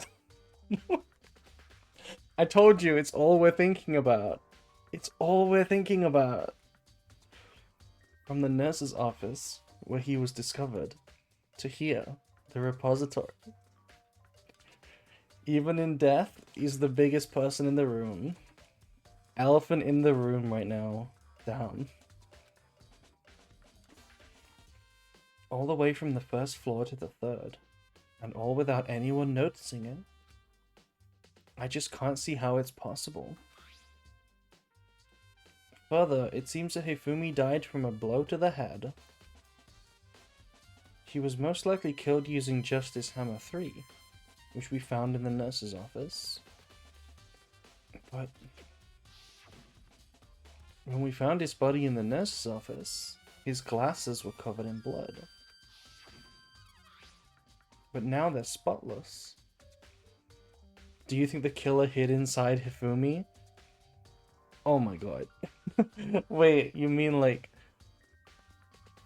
You mean like Star Wars? right? Like you lightsaber him open, you climb inside. You mean like that? Does that mean someone wiped his glasses clean? But why would they do that? What if it turns out Hifumi is not fat? What if this whole time it's just a suit that he wears? He's actually super light.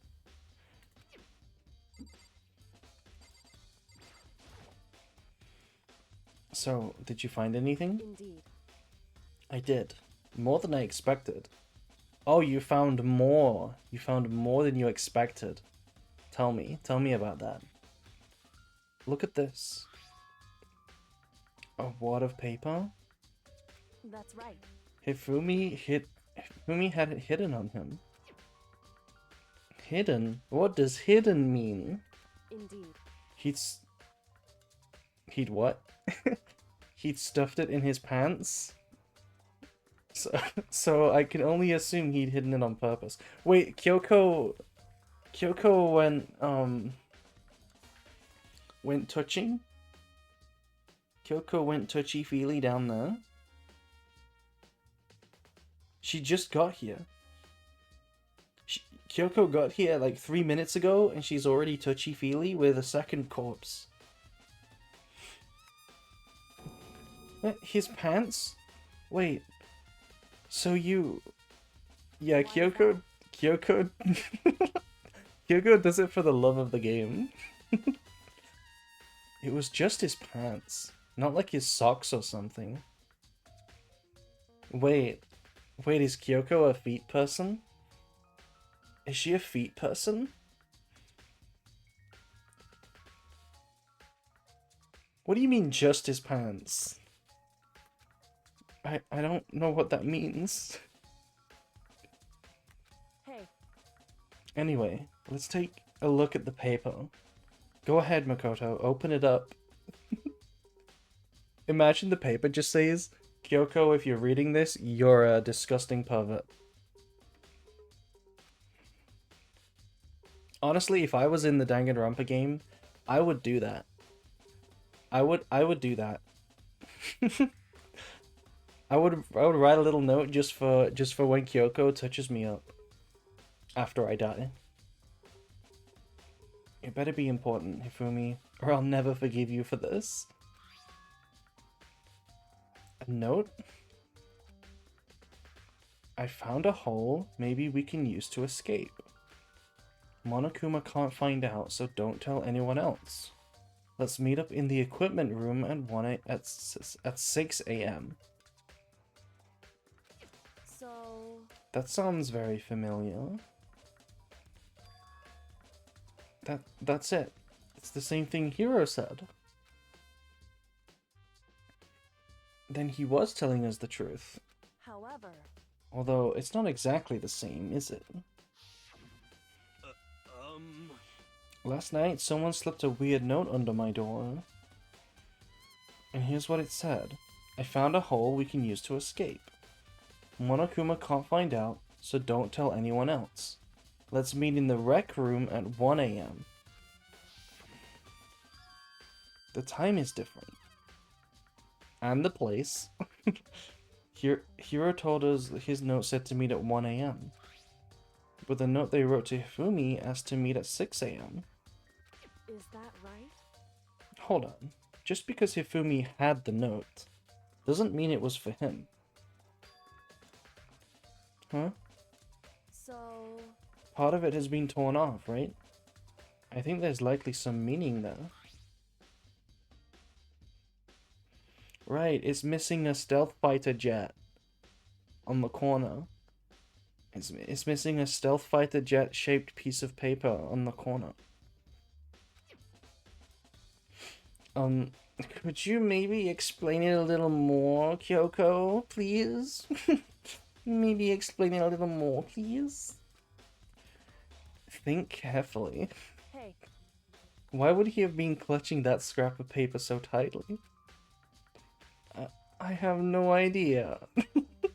Look at the face she's making.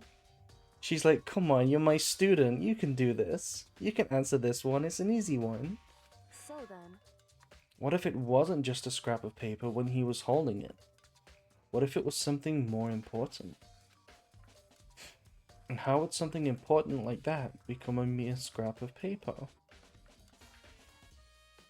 She's making the Roblox default face.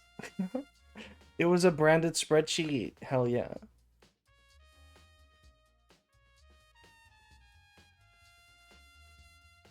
I wonder how big my spreadsheet would be if you wrote it all down. The note Hifumi had. Hey, And while we're at it, I should tell you one other thing. The two victims this time definitely had their e-handbooks on them. So the handbooks have nothing to do with how the murders were carried out. Not that there was any reason to think they were connected to the killings in the first place. Huh? What are you offering this piece of information for? That's honestly kind of suspicious. Why are you saying that? So you're saying I don't have to think about the handbooks this time? is that right? She's telling us because she thinks Makoto's stupid. Good point. Good point. Wait, maybe she's actually talking to us. Maybe she's talking directly to us, because we were the ones spending multiple minutes looking at the handbook, looking at their report cards. If you didn't have to think about it at all, then I wouldn't have gone out of my way to mention it. All I said was that they weren't used to help carry out the murders. There may come a point, however, where a handbook may play a role. Oh, never mind, we're a genius. A handbook may play a role because we checked the statistics. We already checked. We already know that the robot suit fits Byakuya. And that Hifumi weighs like a metric ton. A handbook may play a role? I don't think I understand. But if Kyoko thinks it's important, that means it's important, because she's a Deus Ex Machina. E-handbook.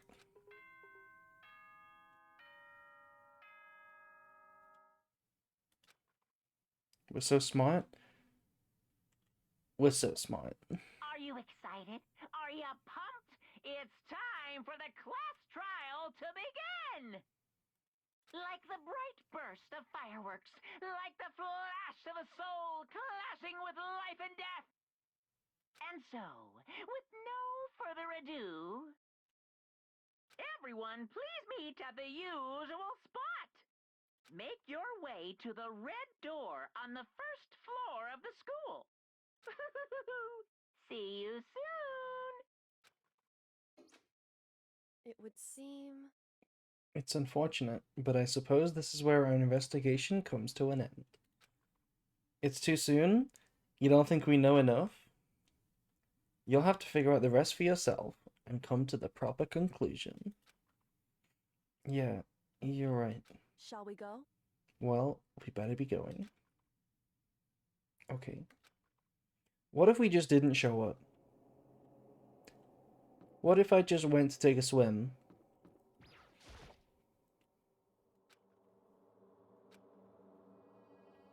Okay. Maybe Monokuma would just kill us.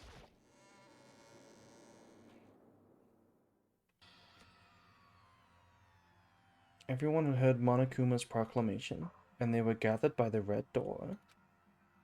As soon as we were all there... Monokuma appears! Hello. Hello. Hello. He's multiplied? Wrong! Nope. Not multiplication. It just looks this way because of an illusion. Glitch? This game is not glitching. Come on. I'm moving so fast it only looks like I've multiplied. Right, it's just double teaming from Pokemon. He's just double teaming. Can you guys tell which is the real Monokuma? Can we just get on the elevator already? Boy, tough crowd. You're not playing along. Stop talking. We're not here to play with you. Okay. Okay, fine. Hey, hey! Then if everyone's here and ready to go, please board the pain train. I mean the elevator.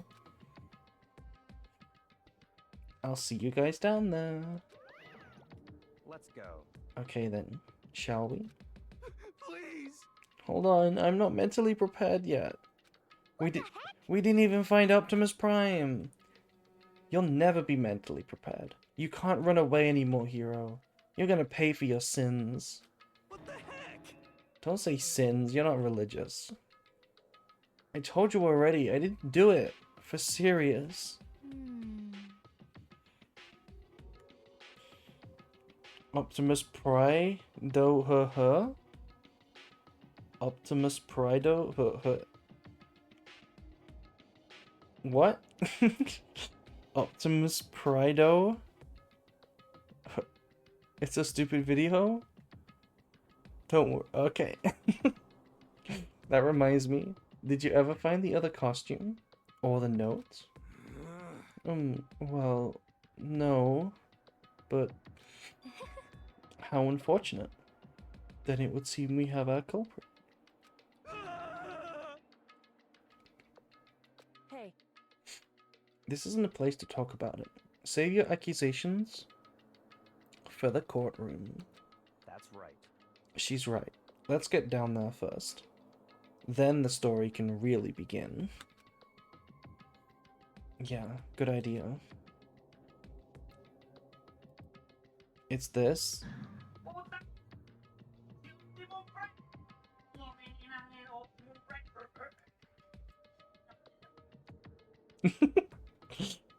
Did you hear that through the mic?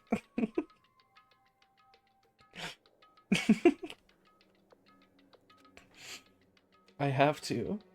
I have to do it. We heard it? Awesome.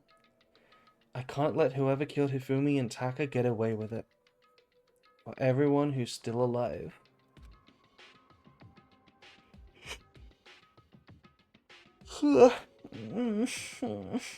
And for the two that lost their lives.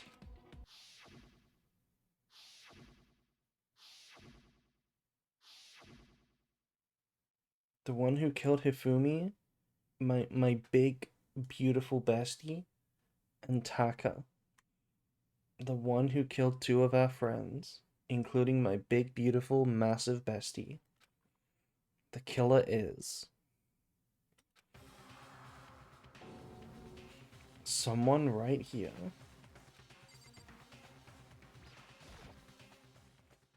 I took one last deep breath and exhaled slowly. So, one breath. I began to walk towards the elevator. Once everyone was aboard,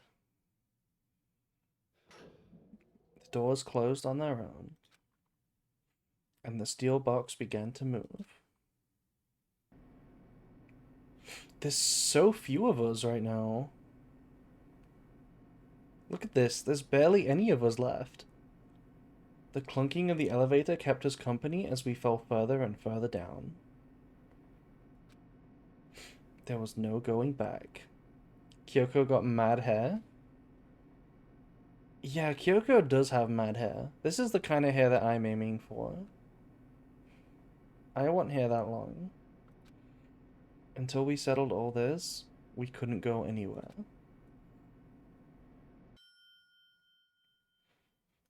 I'm not sure how long it was before the elevator finally came to a stop. The elevator doors slid open, opening up onto a cruel fate.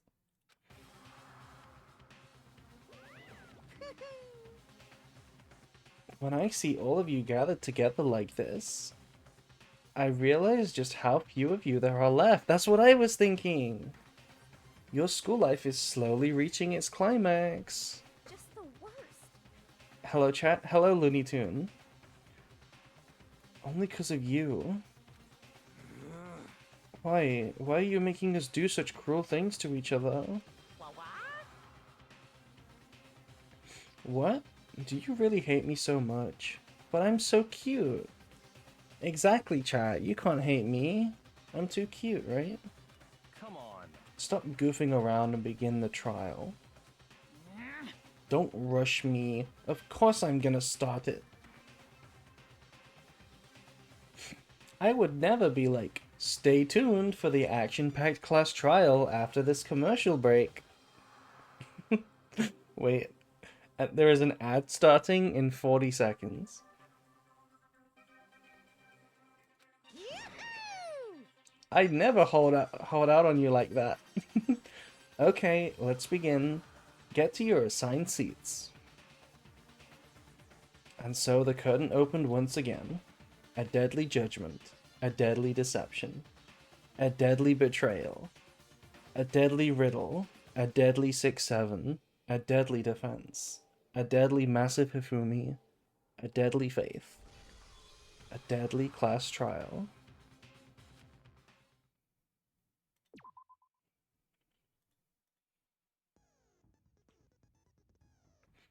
Okay. Chat, shall we do a prediction now? I think we should do a prediction now, right? We should do a little prediction now for the people that haven't played the game before and don't know who the killer is. We should do a little prediction. I don't think many people will play, but that's fine. That's fine. We should take a little break right now. Literally what Monokuma said.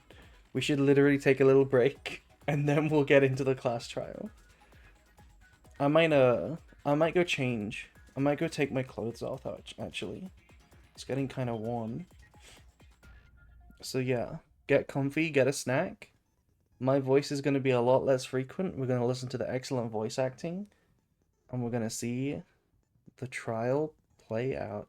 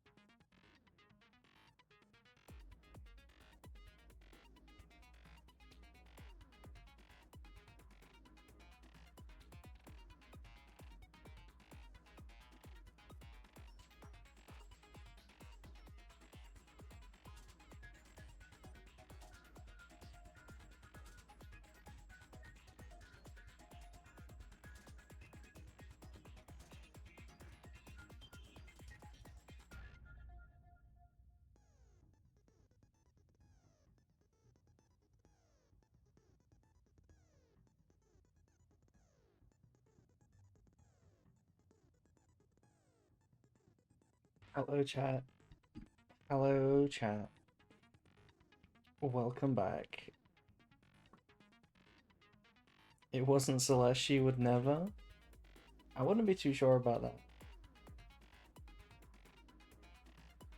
That was Hifumi, the fat dog? No way. No way you're disrespecting. No way you're disrespecting the dog like that. Anyway, chat. I think the prediction is over. I'm back. I am less clothed. It is time to begin the class trial. You ready? I'm gonna turn up the audio a little bit. Boom. So we can hear the stuff a little bit more.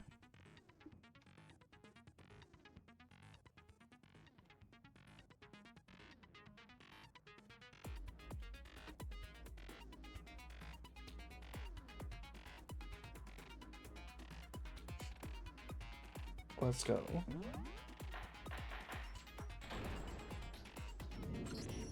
Let's begin with a basic explanation of the class trial. So, your votes will determine the results. If you can figure out who done it, then only they will receive punishment. But if you pick the wrong one, then I'll punish everyone besides the blackened, and the one that deceived everyone else will graduate. Now then, to begin with... We already know who did it! Was that? It was Hiro. He does not have an alibi for when the murders took place, and we found him in that suit. Don't try and deny it! You killed them! I didn't! Someone knocked me out! I was asleep the whole time! I don't know anything about it! Shut your murdering mouth, murderer! Coming from you. Who are you calling a murderer? I am sorry to say, Hiro, but we do have evidence. Blueprints for the suit. Wait. She's siding with the idiots? Is that the biggest red flag? If you're agreeing with the idiots, that's the biggest red flag? Parts we assume were used to build it. And all of it was found in your room. You have to admit, the evidence is quite compelling. It points to you as having created the suit and wearing it while committing crime after crime. How many times do I have to tell you? I don't know, I don't know! Is Hiro really the killer? Or is this a real story with more than one dimension to it? Before anything else, we have to make that clear.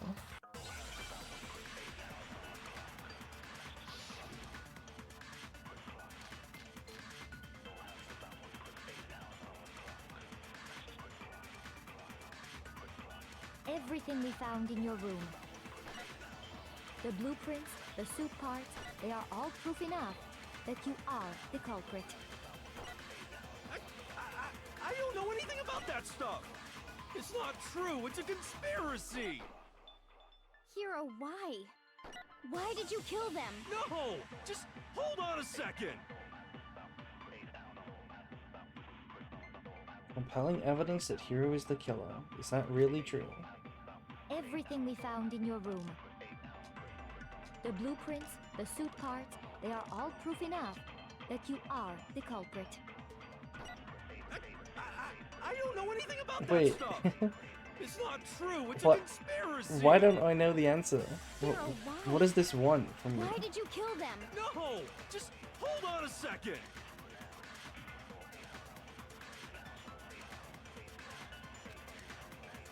Everything we found in your room. The blueprints, the suit parts, they are all proof enough This? that you are the culprit. Oh, I missed. What does it want, chat? I don't know anything about that stuff! It's not true, it's a conspiracy! Hiro, why?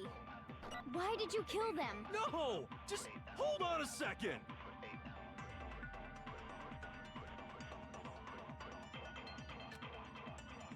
Everything we Am found in your room. Is it the message? The blueprints, the suit parts, they are all proof enough that you are the culprit. I don't know anything about that stuff. What's It's the not message? true. It's a conspiracy. The message on Hero, blueprints. why? Why did you kill them? No, just hold on a second. Is it trying to go right away for the handwriting?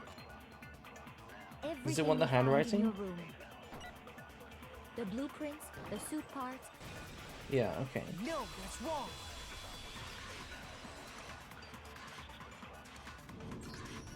Are we sure Hero really made those blueprints? what do you mean? Well, take a look at this. It's the note that Hero wrote, asking everyone to meet up after Alter Ego disappeared. The handwriting's obviously different, wouldn't you say? When you compare it to the blueprints. There's no way you could think the same person made both of them. Unless that person made it a point to disguise their handwriting. No, the differences are bigger than that, I think. What do you mean?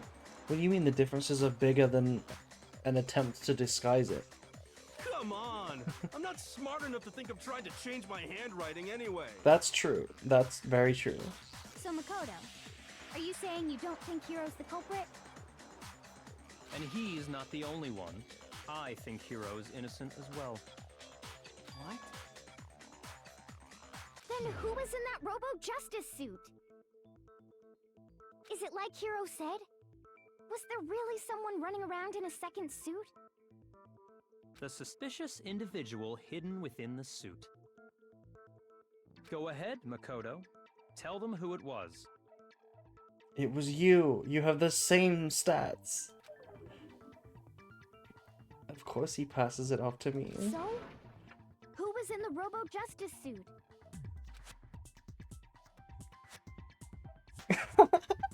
Wait. Wait. It was the Illuminati. That's right. They're all working behind the scenes to try and set me up. Those dudes are super scary. Shoot! Okay, honestly, I shouldn't be doing that because this case is probably going to be hard. We only have 5 lives and we just threw one. Is that really true? Maybe I should think about this again.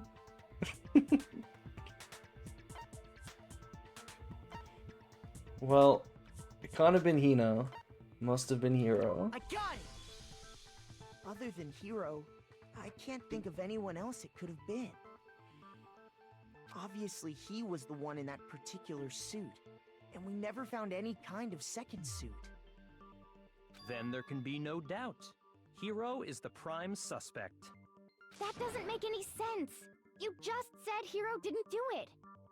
It makes perfect sense. Hero was the suspicious individual in the suit, but he's not the culprit. So what you're saying is... That's right. The culprit in this case has nothing to do with being in the Robo-Justice suit. What? Now that's a bold assumption. And what reason do you have to make such a statement? You do have a reason, yes? Of course. But before we get to that, there's something else we need to clarify first. So let's get that out of the way. Hey, stop trying to boss us around. All things have a proper order. All things have a proper order? Shut up, bro. So what is it? What needs to be clarified? We must clarify the method of transportation for Taka's lifeless body. It would seem that his corpse was moved using certain particular items. Makoto, can you tell us what they were? The things used to move Taka's body. Well, it's gotta be this. I got it! And the other thing.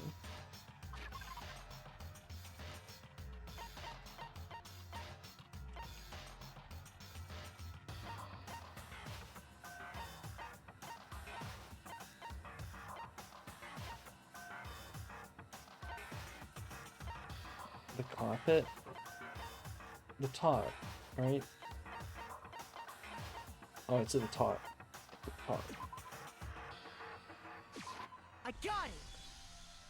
They were a dolly and a tarp, right? Top it? What is the difference between a carpet and a top?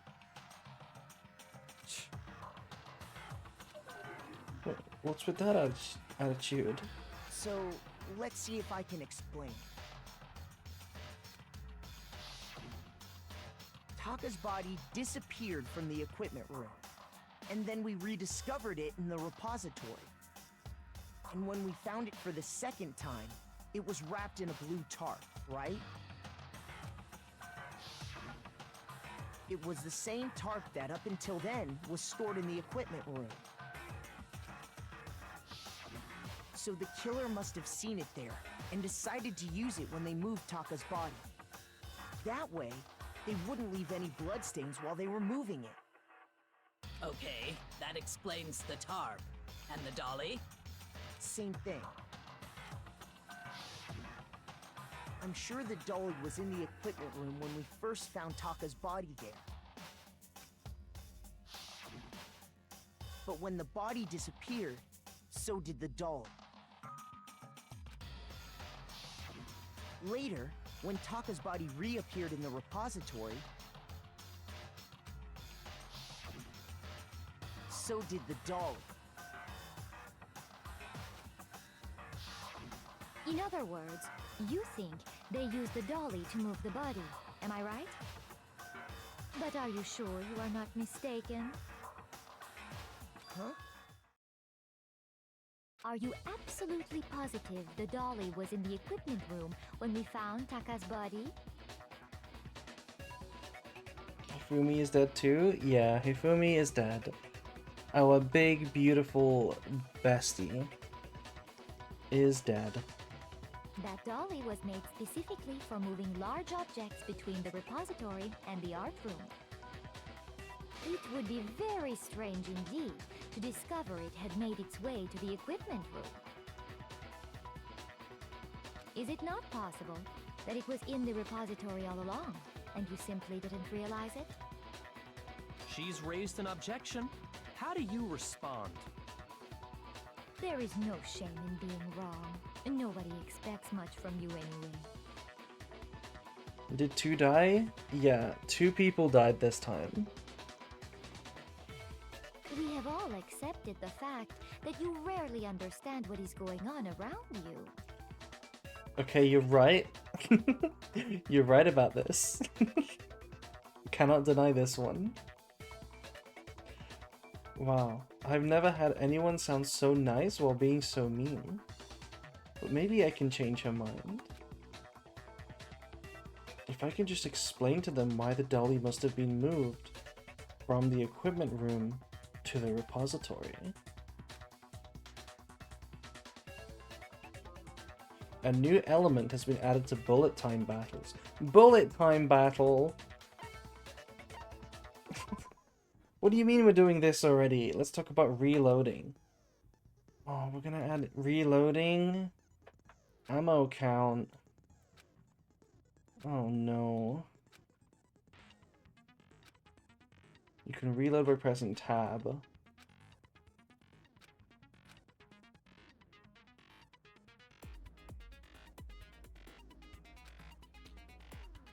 Oh no. This is the hardest minigame. This is the one I don't understand. You have it wrong. I cannot agree. You are a fool. So pathetic. Lies will get you nowhere. Do your worst. You miserable wretch. I cannot agree. You are a fool. Do your worst. You have it wrong. I cannot agree. You are a fool. So pathetic. Lies will get you nowhere. Do your worst. You miserable wretch. I cannot agree. You are a fool. Do your worst. You miserable wretch! You have it wrong! I cannot agree! You are a fool! So pathetic! Lies will get you nowhere! Do your worst! You miserable wretch! I cannot agree! You are a fool! Do your worst! You have it wrong! I cannot agree! You are a fool! No.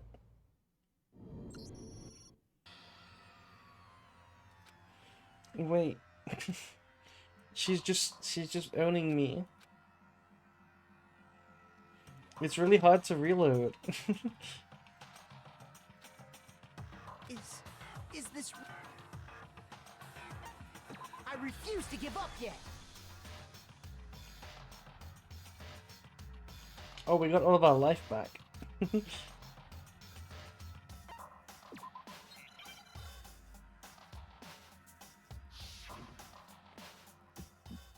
I know how to play it. You have it wrong! I cannot agree! You are a fool! So pathetic! Lies will get you nowhere! Do your worst! You miserable wretch! I cannot agree! You are a fool! Do your worst! You have it wrong! I cannot agree! You are a fool! So pathetic! Lies will get you nowhere! Do your worst! You miserable wretch! I cannot agree! You are a fool! Do your worst!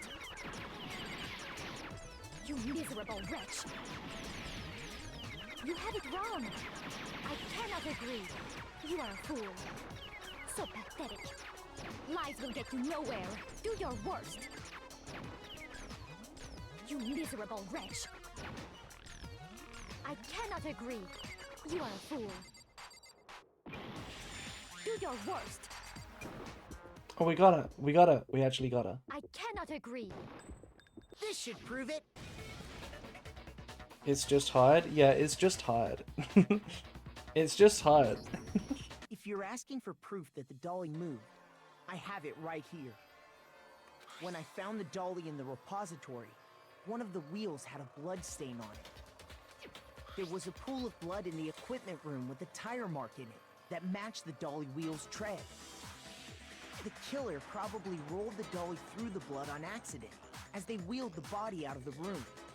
And as the blood dried on the tire, they moved the body into the repository. Hello, Savage. Hello, hello. So there's my proof that the dolly was used to move Taka's body. Jeez, does Celeste really hate me that much? Well, anyway, that was just something we had to get out of the way. Let's get back to the main subject. The main subject. The main course, if you will. The big issue in the room. Yeah, the subject of how Robo Justice didn't do it. Because if it's not a killer robot, then what kind of robot is it? I'm not sure that really matters.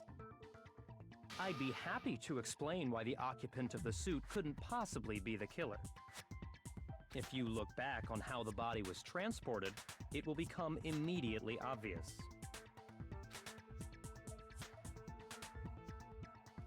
If I look at how the body was moved, it'll be clear why the person in the suit couldn't have done it. What did he mean by that? He stopped vague posting? No, he didn't. No, he never did. He never stops vague posting. How does Aoi remember how to breathe? Really good question.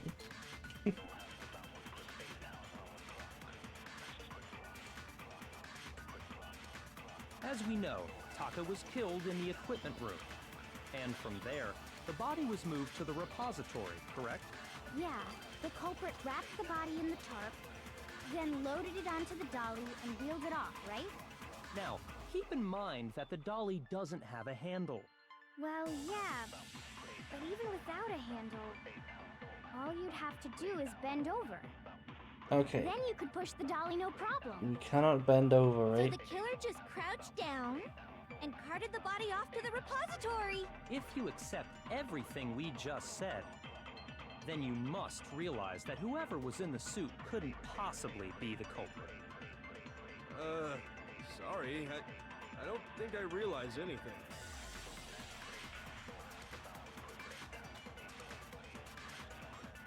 As we know, Taka was killed in the Oh my god, I have no equipment HP. room, and from there, the body Celeste was moved took to the all my repository, HP. correct?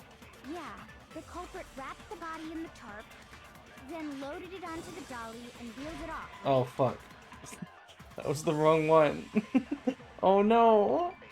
Shoot! Oh my god, wait, we're actually in trouble. As we know, Taka was killed in the equipment room, and from there, the body was moved to the repository, correct? Yeah, the culprit wrapped the body in the tarp, then loaded it onto the dolly and wheeled it off, right? Now, keep in mind that the dolly doesn't have a handle.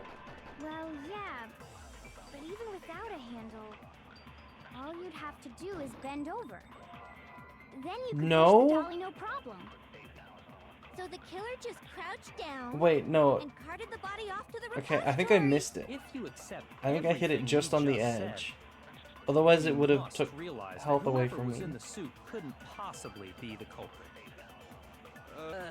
Sorry, I don't think I realized. As we know, and from there.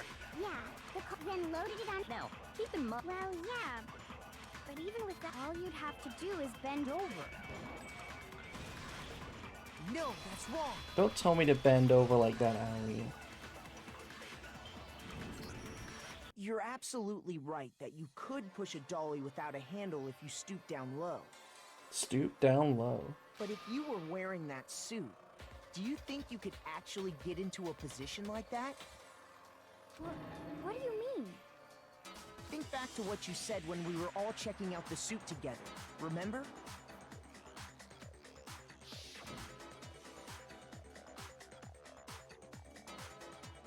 I'm blind as a bat in here. Can't see my feet at all. No! No, we can't see the feet, Catboy. No, I'm sorry. I'm surprised you got anywhere in this thing. I'm telling you, it wasn't me. And not to mention, you totally can't bend over at the waist. Seems like a pretty obvious oversight.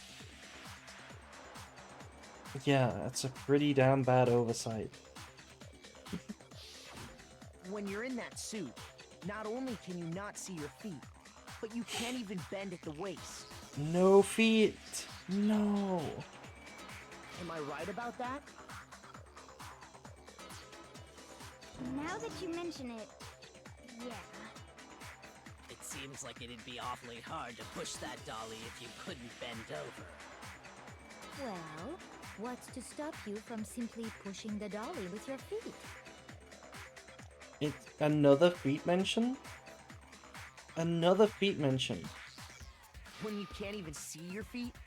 You really think someone could kick the dolly all that way? Another feet mention. Wait, maybe it's Kyoko. We know that Kyoko has a foot fetish. Right? We know that Kyoko has a foot fetish. Yeah, it'd be totally impossible. Not that I can say for sure myself. On top of that, if you were wearing such a rigid, cumbersome suit, it's very unlikely you would have the dexterity to go about wrapping the body in a tarp. Well, I mean, isn't that just a matter of taking off the suit when you're ready to move the body? There's absolutely no chance that the costume was taken off. Because Hero's not strong enough. Once it's on, you can never take it off. I mean, that's kind of true. But yeah, you can't take it off by yourself. I got it! I don't think taking off the suit was an option. If you remember...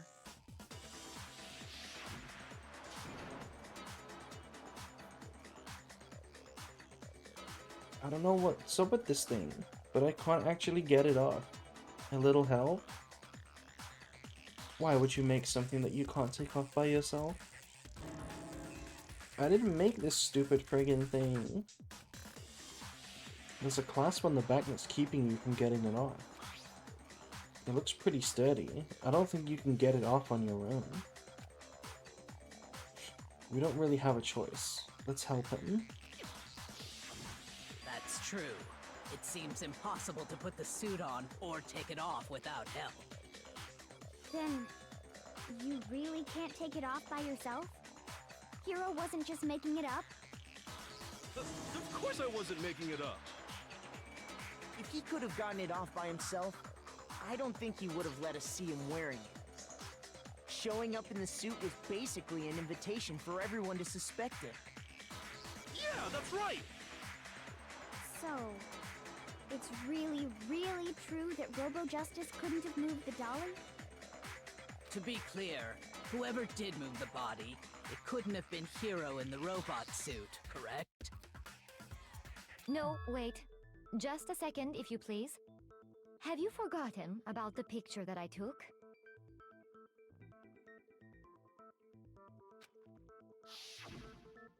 You all got a good look at it, did you not? The image of Hifumi being dragged away by Robo-Justice? If whoever was in that suit is not the culprit, how do you explain that?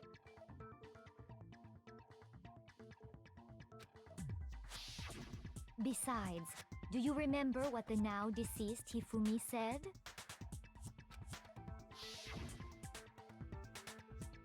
How did you get hurt?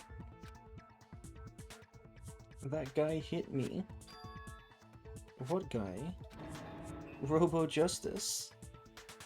That's what I decided to call him just now. How did she take that picture? We found a camera. We did find a camera. A digital camera. So long as those facts exist, the proper conclusion is beyond question. The individual inside the suit and the culprit are one and the same. It was Hero, without a doubt. Yeah, that's gotta be right. Owie! Come on, Owie! Come on, you're... Why? You're so disappointing. These are the people that fall for conspiracy theory TikToks.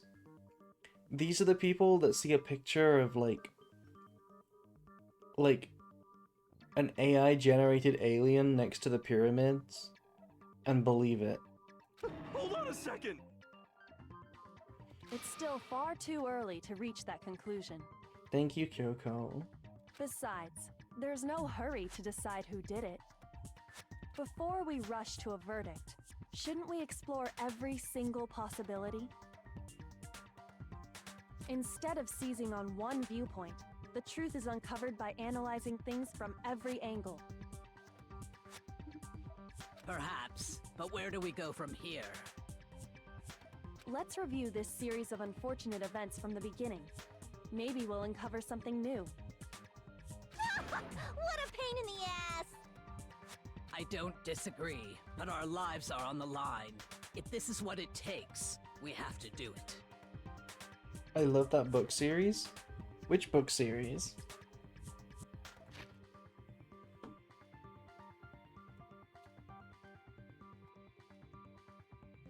Oh, a series of unfortunate events. Right. Plus, maybe we'll get to find out where the heck Kyoko was when everything went down. Honestly, Aoi, if she's not gonna tell me, she's not gonna tell you. Alright then, let's take another look back at what happened. I suppose we could start with this morning.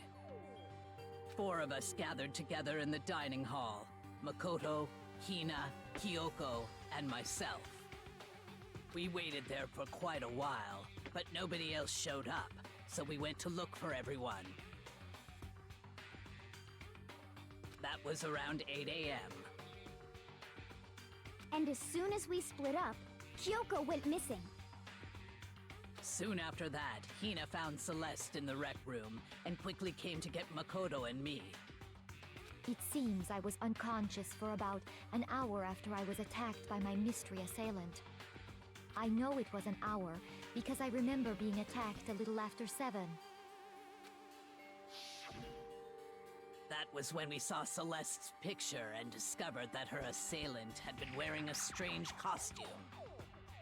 As it turns out, it was Robo-Justice.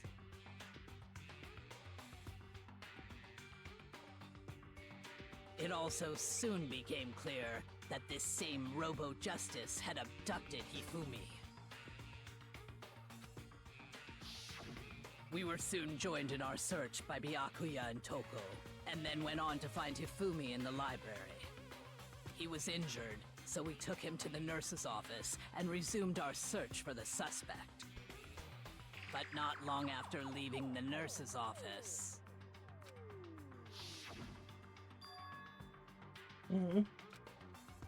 What's wrong? I saw a shadow. Something moving at the top of the stairs. When Celeste told us that, we decided to split up and search the second floor. Sakura's voice actress sounds like she'd be in Dragon Ball Z.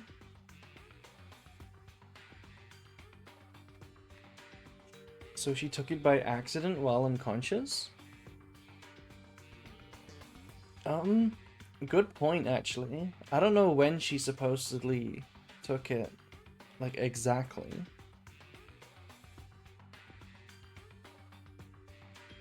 I don't know when she supposedly took it exactly. And soon after that... I saw someone moving around on the 3rd floor, and I yelled out to everyone as soon as I did. Celeste, what's wrong? That was a rather intense scream for someone like you.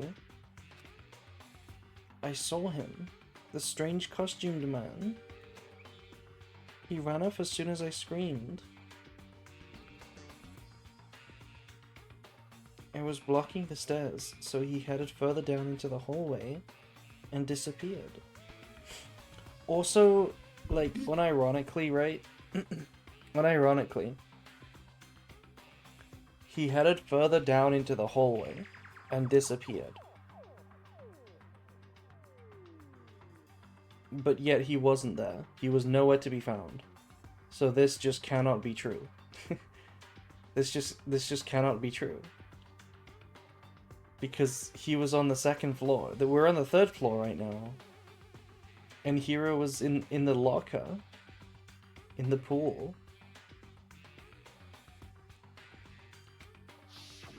And then...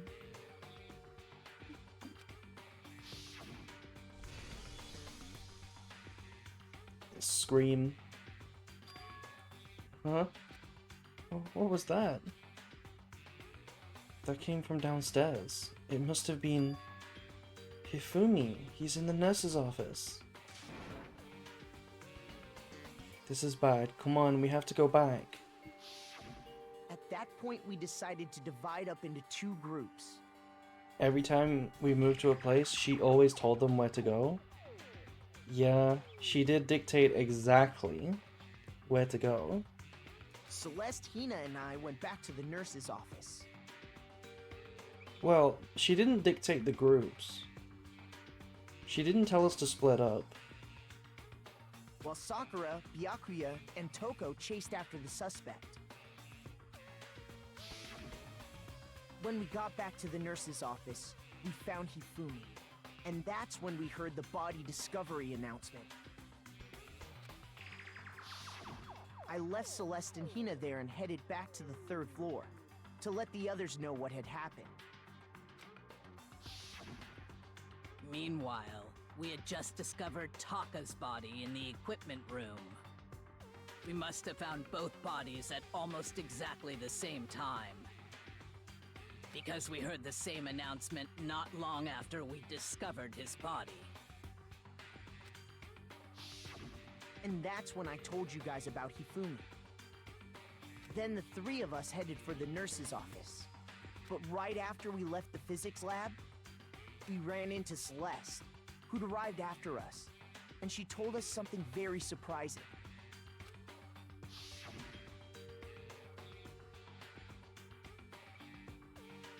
Hifumi's body has disappeared. We rushed back to the nurse's office and saw that she was right. Then we remembered we'd left Toko passed out in the equipment room, so we hurried back again. This part makes me laugh every time. The fact that they just happened to forget, they were like, oh shit, we left Toko on the floor. And then they ran all the way up 3 flights of stairs. This can't be happening. Are we hallucinating all this or something? But when we got there, we discovered that now Taka's body had also gone missing. Next thing we knew, we were searching the school for 2 missing dead bodies. And after some time... Celeste informed us that she'd found the bodies, and we all headed to the repository. Which is where we rediscovered the corpses.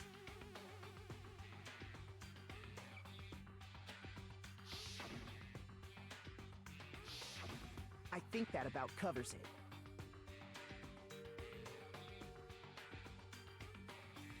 The fact that we needed to recap events like 4 times this stream just goes to show how convoluted it was. I see. The whole thing sounds exceptionally complicated. Yeah, exactly. It certainly seems to me that these are not a simple series of connected events. Okay, well, if that's true, then what? Rather than a single series of events, I think we have to consider each murder a separate situation. And from there, we can uncover the contradictions surrounding all of them.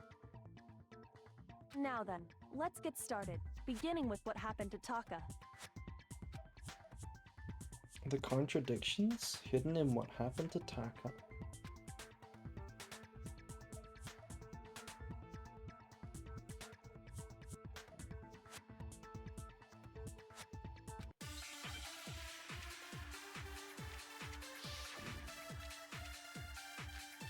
This is such a cat jam. Maybe even a rat jam. So, regarding Taka's death, I wonder if he died before Hifumi, or perhaps it was after? We already know what order they were killed in. Taka came last. What makes you say that? Because of the numbering of the Justice Hammers. It's true that Hifumi was killed with Justice Hammer 3, while Taka's death came from a swing of Justice Hammer 4. See?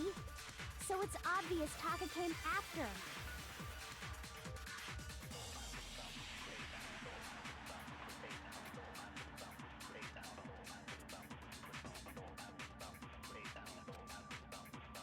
So, regarding Taka's death... Wait, true. Hifumi literally died in her lap. What do you mean Taka came after? We already know what order they were killed in. Taka came last. What makes you say that? Because of the numbering of the Justice Hammers. It's true that Hifumi was killed with Justice Hammer 3, while Taka's death came from a swing of Justice Hammer 4. See? So it's obvious Taka came after. It's gotta be the wristwatch, right? Because it was frozen on 6 AM. So, regarding Taka's death, I wonder if he died before Hifumi, or perhaps it was after? We already know what order they were killed in. What order? Taka came last. What makes you say that? Is it wristwatch on Because of the numbering? Justice Hammers.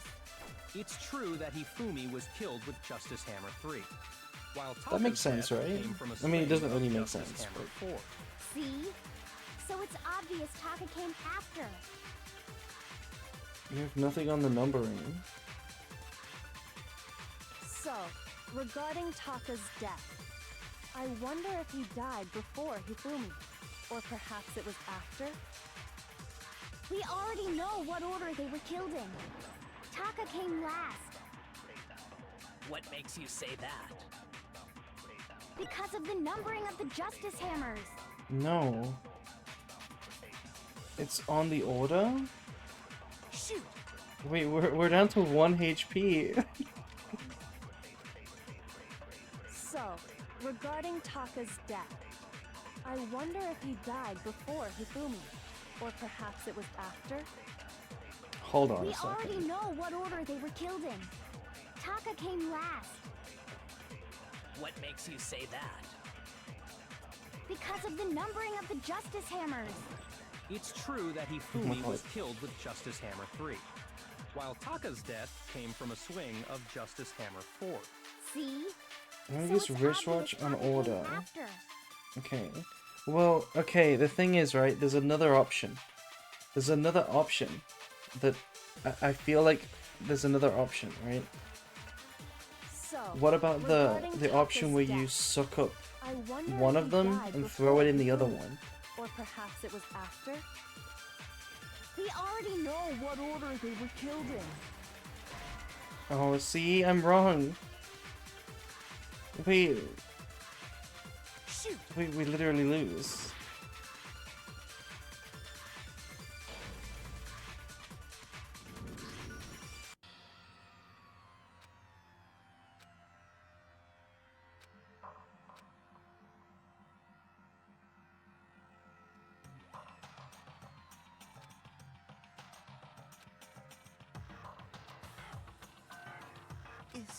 Is this really the end?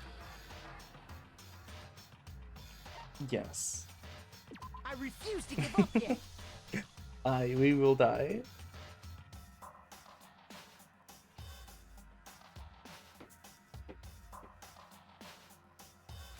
Okay, so what's the answer?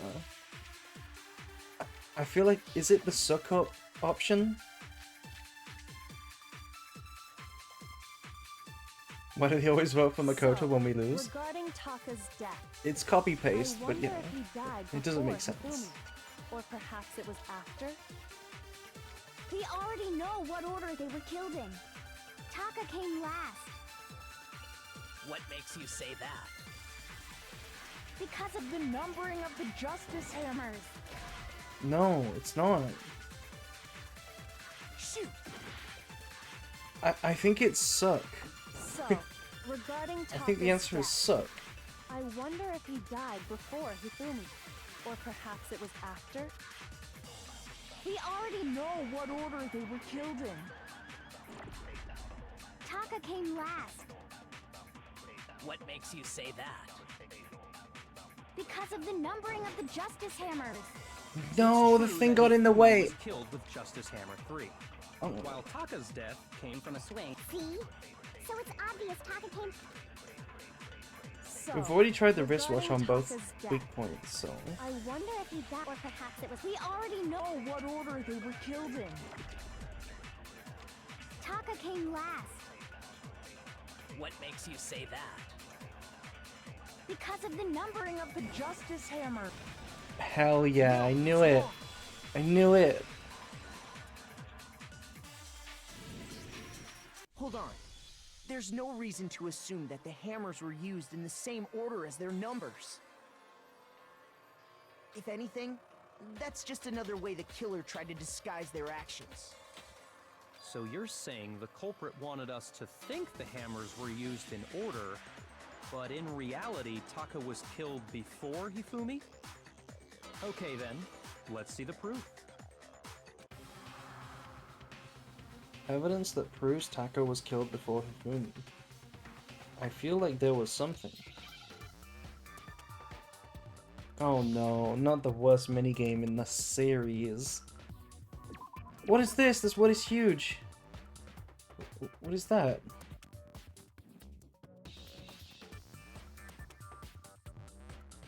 Wristwatch? Oh right, yeah, yeah. It is wristwatch.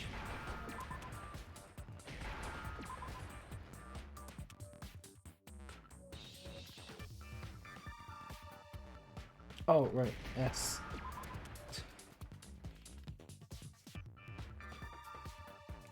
And then, why can't I spell? I'm looking for a W.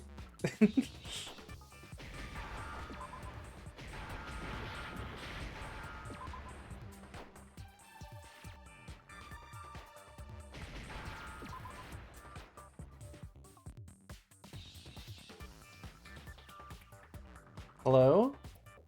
There we go. I would like to buy a Now I vowel. understand. Okay, so I've got it.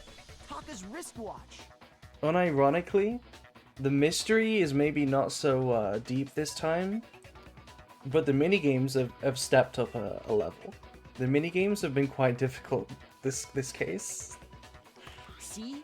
Look. It broke with the hands pointing just past 6 o'clock. It must have gotten broken when he was attacked by the killer. Because as of last night,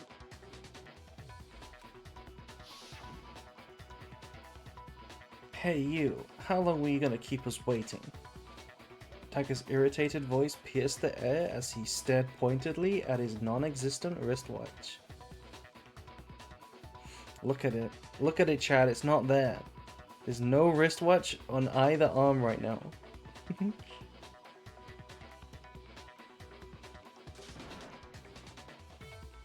It's almost 10 o'clock. You know that. Bedtime for all the little boys and girls. so if it wasn't broken after 6 last night, then he must have been attacked around 6 this morning. And that would be his official time of death. But if that's true, then he was killed well before Hifumi. And before Celeste was attacked this morning, which happened around 7. That's right. Taka was killed before any of the other incidents took place. That simple fact slipped past all of us. We made the wrong assumption about the order of events, all because of those justice hammers. That's exactly why the culprit wrote the numbers on each hammer and had them increase in size. That way, when we saw how they were used in each incident, we'd easily make that wrong assumption. Now, if Taka was killed around 6, then everyone's alibis for his murder go out the window. Because when he was killed, we hadn't met up in the dining hall yet. That may be true in the case of Taka's murder. But all of our alibis still hold true for Hifumi's death. That's right. With him, at least, we're all safe. We're all safe with Hifumi.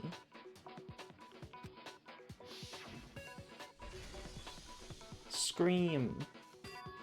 Huh? What was that? We've read this a billion times. We don't need this again. This is bad. Come on, we have to go back. When we heard Hifumi screaming, we were all together. Except for Hiro and Kyoko. Then we all ran down to the nurse's office, and that's where we found his body. That's totally true! We're all in the clear! Oh, I know! They must have recorded him screaming on a tape or something, then played it later on! Why do you always have the stupidest ideas? If that's true, where's the tape? I don't know. Don't just go making stuff up! Anyway, we all have rock-solid alibis for when we heard Hifumi scream. Since all of us were there together, clearly none of us could have killed him. And it does not stop there. There was also the moment when we discovered his body had disappeared. When his body vanished from the nurse's office. Sakura has rock solid abs. You just noticed? Hina and I were in the bathroom together, while everyone else was in the equipment room, correct? And then there's the disappearance of Taka's body from the equipment room. At that time, we were all gathered together in the nurse's office because of Hifumi going missing. Well, don't forget, I was passed out in the equipment room the whole time! Wait, then what if Genocide Jill did it? She could have dragged Taka's body out of there right then! Even if she could pull that off, there's no way she could have done the same with Hifumi's body.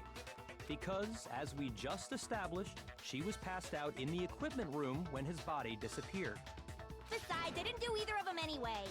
In other words, it is impossible that any of us could have killed Hifumi or moved either of their bodies. On the other hand, Hiro and Kyoko had disappeared, so they most certainly could have done those things. So what now, Kyoko? Just saying it straight up. Kyoko, help. Help. For now, we can't get fixated on who did it, or we'll just keep going around in circles. So instead of who, I propose we start talking about how. In particular, I think we need to figure out how Hifumi's body got moved. That's true. We searched everywhere, but we couldn't figure out how to explain his body disappearing. And according to what Celeste said,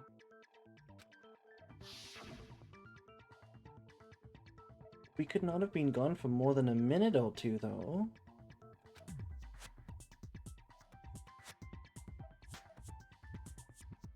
Someone had a hidden forklift?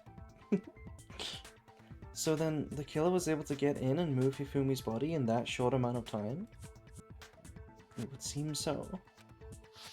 his body apparently disappeared in the 1 minute her and Hina took their eyes off of it.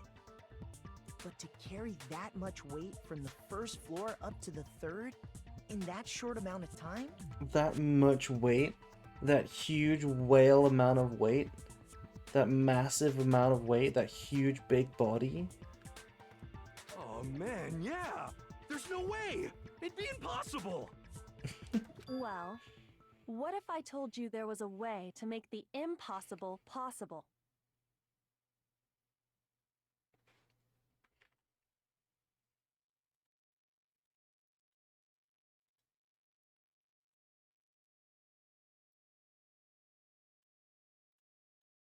What? How? If the dead body were to move itself.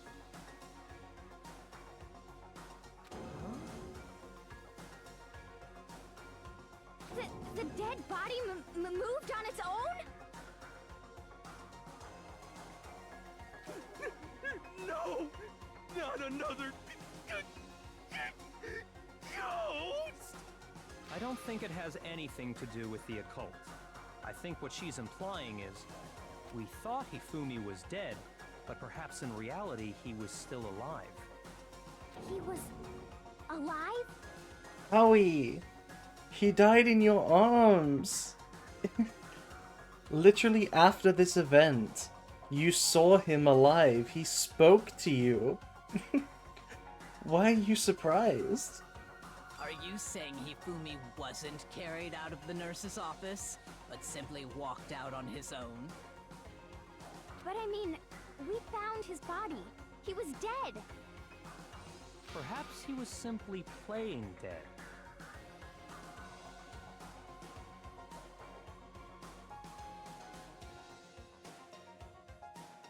That it isn't possible. This is a banger track, by the way. This track is one of the best in the game.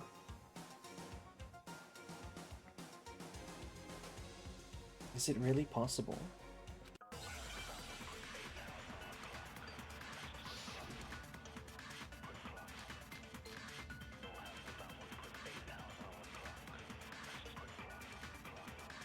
Are you saying that when we first found Hifumi in the nurse's office, there's a chance he was actually still alive? No, it is impossible. Hifumi was dead, without a doubt. And you know that how? Surely you heard the body discovery announcement along with the rest of us. Hifumi's dead body had been found. Dead body had And been that found. is why the announcement was made. Are we really so sure about that? Maybe the announcement was intended to signal someone else's discovery. What is Celeste's account again? Are you saying...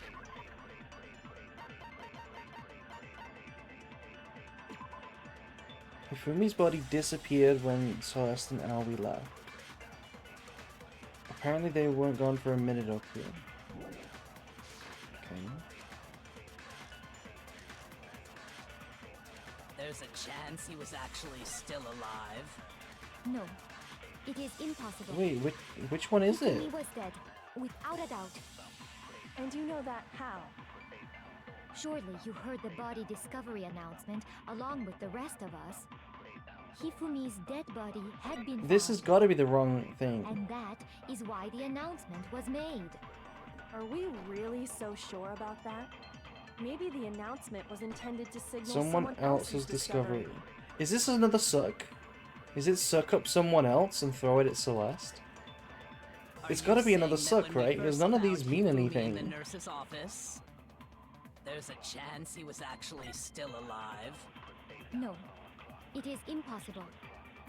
Hifumi was dead, without a doubt. Wait, And you know that how? the canon, by the way. Surely you heard the body The canon discovery announcement, behind along sucking with up the a rest of later us. statement, Hifumi's dead body letting it had been loop, found. and then firing at an earlier And that statement. is why the announcement The was canon made. behind that. Are we really so sure about that? Maybe the announcement was intended to signal someone else's discovery.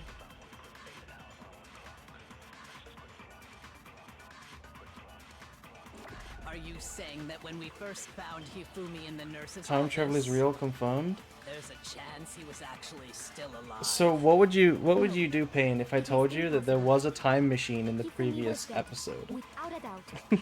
We genuinely that found how? a time machine. Surely you heard That the can body go back discovery 1 minute. announcement, along with the rest of us.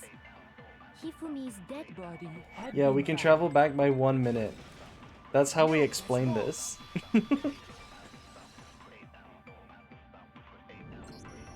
Was the body discovery announcement that was made really intended for Hifumi? Wait, do you think the time machine was a reference to this? No, it can't be, right? The time machine can't have been referencing this, right? Like, it can't have been a hint that we're gonna have to, like, do stuff. Anyway, was the body discovery announcement that was made really intended for Hifumi? Of course it was. The announcement played right after we discovered his body. Maybe. But that was also the same time that Taka's body was found. That's right. It wasn't long after finding his body that we heard the announcement. So there's a good chance we made a mistake in there somewhere. I think we've confused whether the announcement was for Hifumi or Taka. First of all, if 2 bodies had been found, there really should have been 2 announcements. Maybe Monokuma simply got lazy and rolled them together into one. What do you say, Monokuma? Any comment? Well, it's a very sensitive issue, so I can't go into too much detail. But what I can say about the body discovery announcement is that it's only broadcast when 3 or more people find a dead body for the first time. That didn't answer our question, man. We're asking if you're a lazy bum. No, actually, that was plenty. Huh? He said it's only broadcast when a body is discovered for the first time, which means even if we find the same body again later, he won't make the announcement again. If that's true, then why was the announcement made again later on? Huh? Later on? Exactly. We heard the body discovery announcement twice. Second body discovery announcement. You know what I was thinking about? Does the killer count as one of the people to discover the body? Because surely the killer automatically sees the body. Do they count towards the 3 people to discover it? Because if they don't count, right, then do they count again? Right? If they don't count the first time, that's fine. But do they count again? Like if the killer and somebody else walks in later on to discover it, would they count then? You know? Because if they didn't count again, then you could cheese it, right? You could, like, accidentally cheese it. It'd be a dead giveaway that it's one of the first 3? Yeah, exactly, right? If 3 people found it and it didn't count on that second time, then it'd be a dead giveaway. The first time it played was when we found each body in the nurse's office and the equipment room. And the second time was when we found both the bodies again. I got it! We heard it a second time in the repository, when we rediscovered the 2 bodies.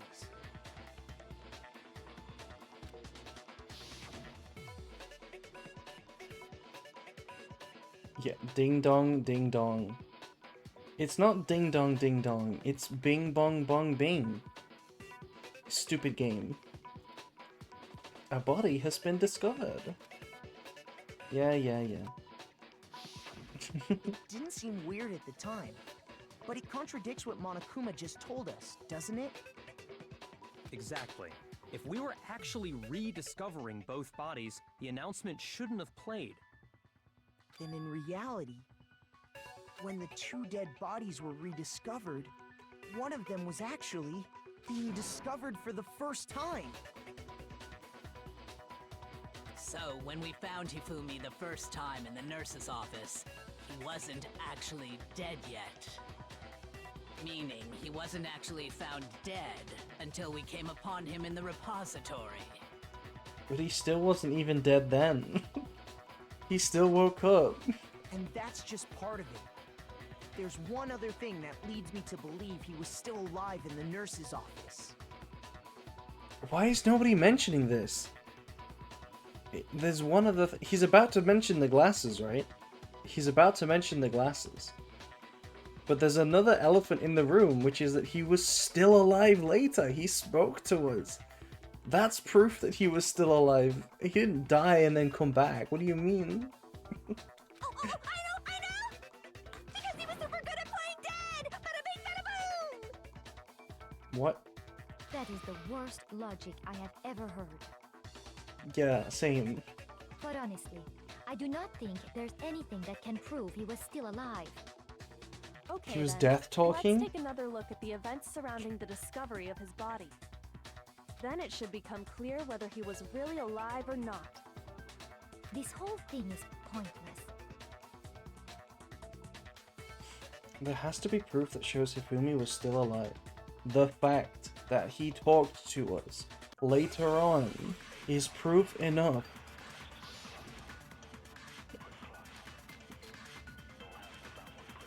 Glasses, yeah.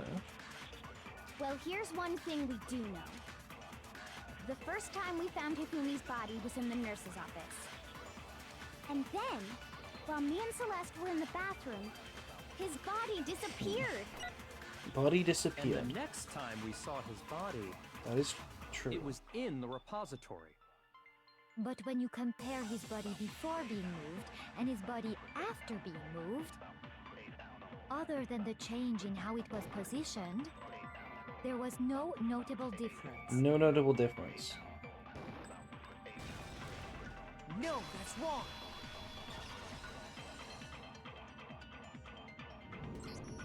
In fact, there was one clear difference between Hifumi in the nurse's office and the repository. His glasses.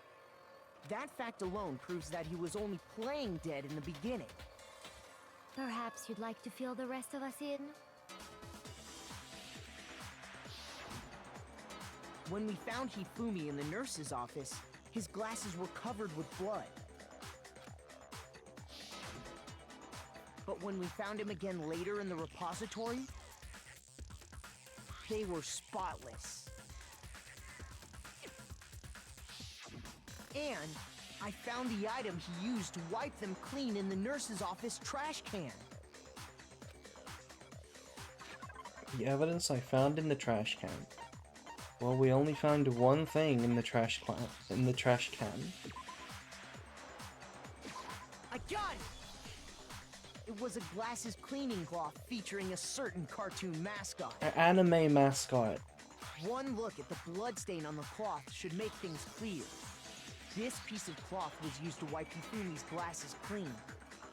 And the mascot on the cloth is the same one that's on the digital camera, right? And whose digital camera was it? Hifumi's, of course. The character was Princess Piggles from Demon Angel Pretty Pudgy Princess, I think. Damn, they made the voice actor say Princess Piggles, Demon Angel Pretty Pudgy Princess? Hell yeah. Very popular cartoon. I highly doubt anyone but Hifumi would have brought something like this to school. I see your point. And the only people here who wear glasses are... What does this point you got to do with anything? I wouldn't be caught dead using a tacky piece of garbage like that. A few tissues is all I need to keep my glasses clean. You could clean them with your tongue. What are you talking about? Then there's no question. It belonged to Hifumi. So what you're saying is... What exactly? What I'm saying is... Like the a blood on his windshield glasses wiper? was wiped away using his own glasses cleaning cloth. Even if that is true, it does not mean he wiped the blood off himself. But who would benefit from a clean pair of glasses other than the glasses owner? That's a good point. Then it must have been him, right? So let's assume that Hifumi was still alive in the nurse's office. He pretends to be dead. Then when he's alone, he wipes his glasses clean so he can see. Then he stands up and walks out on his own 2 feet. And with that, the impossible task of moving his copious corpse becomes possible, wouldn't you say? Copious corpse?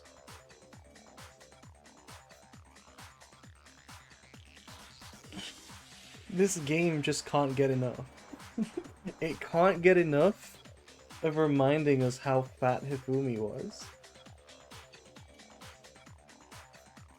Which is... I mean, okay. Now that I think about it, it is kind of important to the plot, right? It's kind of important to this case that he's not easy to move. So I guess it makes sense. But then, if he was just pretending to be dead, what was with all that blood? Was it paint or something? The fridge in the nurse's office contains packs of blood for emergencies. He probably used one of those.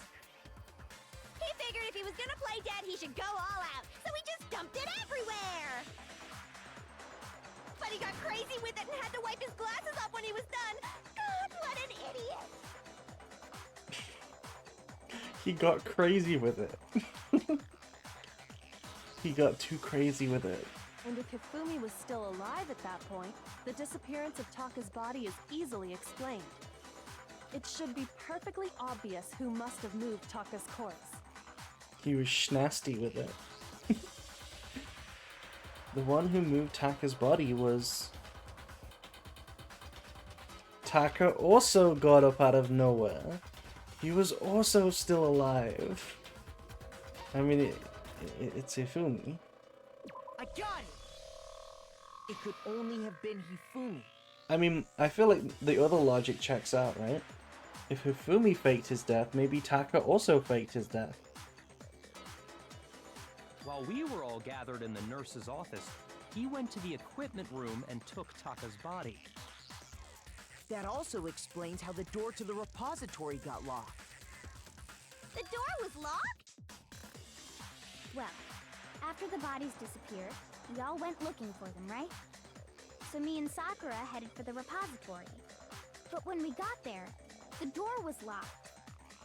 And the repository door can only be locked from the inside. Which means, when Hina and Sakura got to the repository, someone was already inside.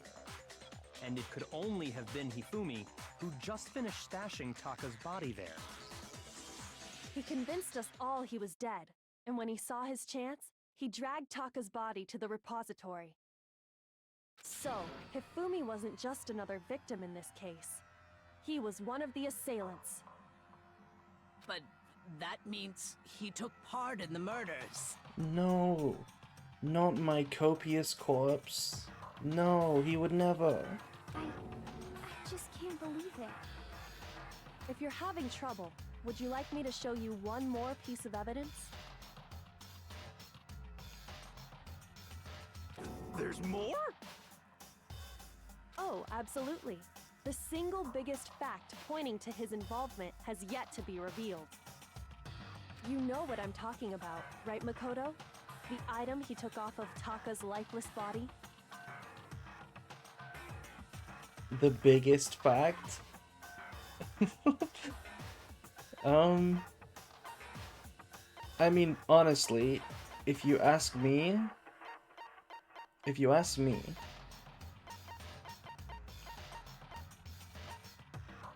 wait, we don't have the picture?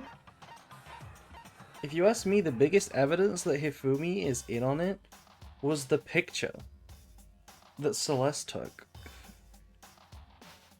Like, if the robot costume can't move, and the guy was asleep, locked in the locker, then what's Hifumi doing?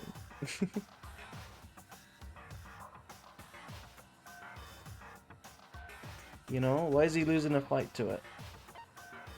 It's got to be this then, right?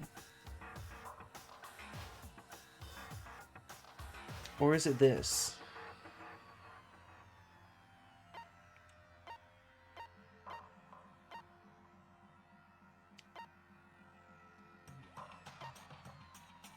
Oh, he stole it. Right.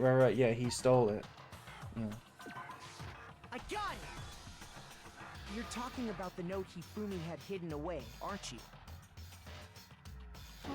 Hidden note?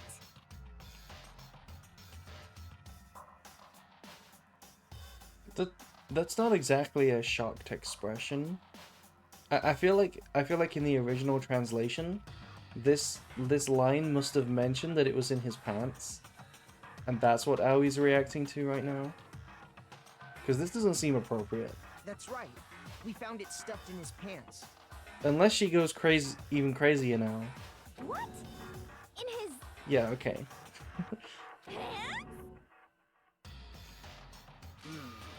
Yes, his pants. Excuse me, Sakura? What do you mean, yes. His copious pants. What do you mean? What do you mean, Sakura? What are you doing right now? Okay, well, forget about the pants for now. Take a look at what the note says. I found a hole in my pants. I mean, I found a hole maybe we can use to escape. Monokuma can't find out, so don't tell anyone else. Let's meet up in the equipment room at 6 a.m. Ah, that's the note I was telling you about. The one that told me where to go. Huh? Wait, this one's a little different. In my note it said, Monokuma can't find out, so don't tell anyone else for now. Let's meet in the rec room at 1 a.m. I see. Then this note isn't the same one Hiro got. It's not the same? You just said it's not the same. In other words, the killer got in touch with another person besides Hiro. And that person could only have been... The killer got in touch with Hifumi's pants? Do we do it for the Vine?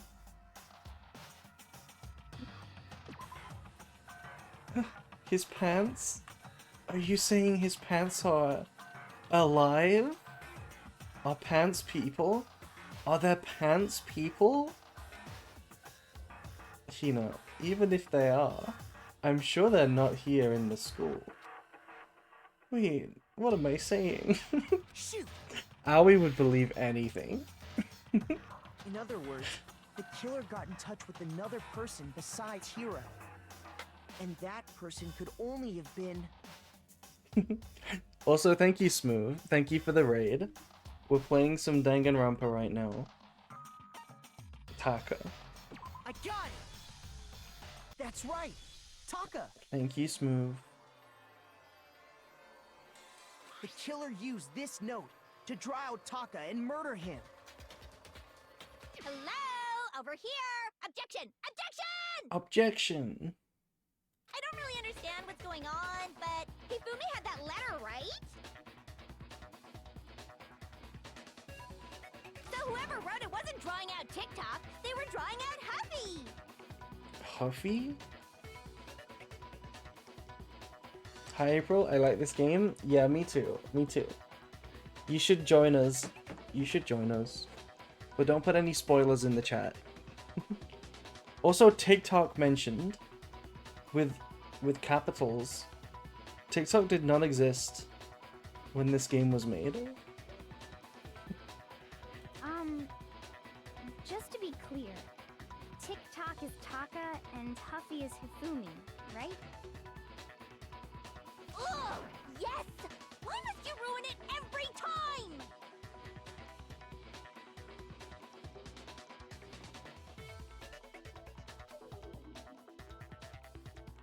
Man, Genocide Jack is seriously scary. No, she isn't. First of all, it's Genocide Jill. And no, she's not scary.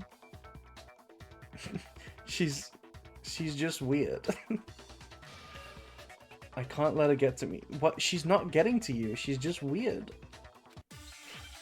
She's actually quite harmless. Yeah, she's freaky.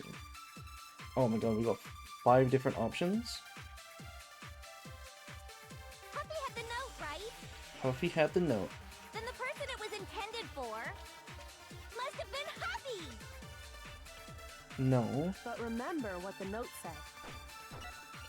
What the What note time said? did it say to meet? 6 a.m., I believe. The time doesn't matter! The note has nothing to do with TikTok! Nothing to do with TikTok. Okay. Oh, do we have the scrap? Do we have the scrap? Huffy had the note, right? We don't have the Then scrap? the person it was intended for must have been Huffy! Broken But wristwatch, remember maybe? what the note said. Because it had the time? What time did it say to meet? 6 a.m., I believe.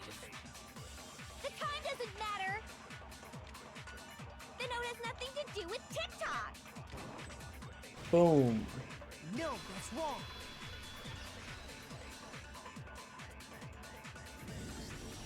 No, there absolutely is a connection. What the hell are you talking about? The note said to meet at 6 a.m., which is the same time Taka was murdered. We've already proven that using his wristwatch. But there's more. Look where the note says to meet. The equipment room, right? Which is where Taka was killed. I see. So, Taka was murdered at both the time and place written in the note. I think that should be plenty to show that this note was definitely meant for Taka. Well, when you put it like that... No further objections! Then someone used that note to trick Taka, just the same as me. The culprit really is a cold-blooded monster, telling people they found a way out. But if they gave the note to Taka, what was Hifumi doing with it? Stuffed down his pants, no less!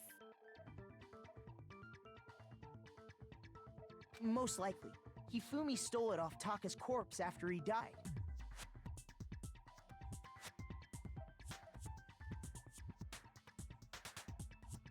Yeah, pro tip, just talk to people instead of using notes.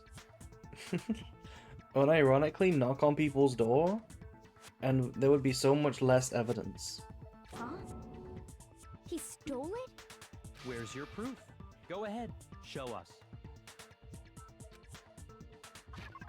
Proof that Hifumi stole the note from Taka. I mean, I wouldn't say it's proof of that. Right? The tiny little scrap? I would have said that the fact that the paper ripped indicated that he stole it while they were both still alive. Right? Because he was trying to not let him steal it, and that's why it ripped. Otherwise, why couldn't he take it all? You know? I got it! When I searched Taka's body, I saw that his lifeless hand was gripping a small scrap of paper. Rigor mortis? Like, I guess that's the answer. But I don't know exactly, like, how rigor mortis works, but I can pry open somebody's hand pretty easily if they're not trying to stop me, you know? I don't see how rigor mortis is that strong. If I'm right about this, the sheet of paper this piece came from is... I knew it! It fits perfectly with the note we found hidden on Hifumi. Yeah, it's a stealth bomber. Then Taka's scrap and Hifumi's note. Yup, they're from the same piece of paper. Hifumi had the note meant for Taka, while Taka's corpse still grasped a small piece of that note. There's only one way to explain it. Taka died clutching the note. Hifumi tried to free the note from his death grip, leaving behind only one small scrap. Did I get all that right? That means Hifumi knew the note was important. Exactly, which proves that he was an accomplice in the murder. Whoa. Yeah. After seeing all this, Hifumi was super involved in this whole thing for sure. Don't pretend that you're following. You're not following. In fact, he was behind the whole thing. In fact, he's still alive. Exactly. Case in point. Sorry, no. He's still alive. When we found him in the repository, Hifumi was truly and completely dead. What is this sentence, though? What is this sentence, though? Because no, he wasn't. No, he was not.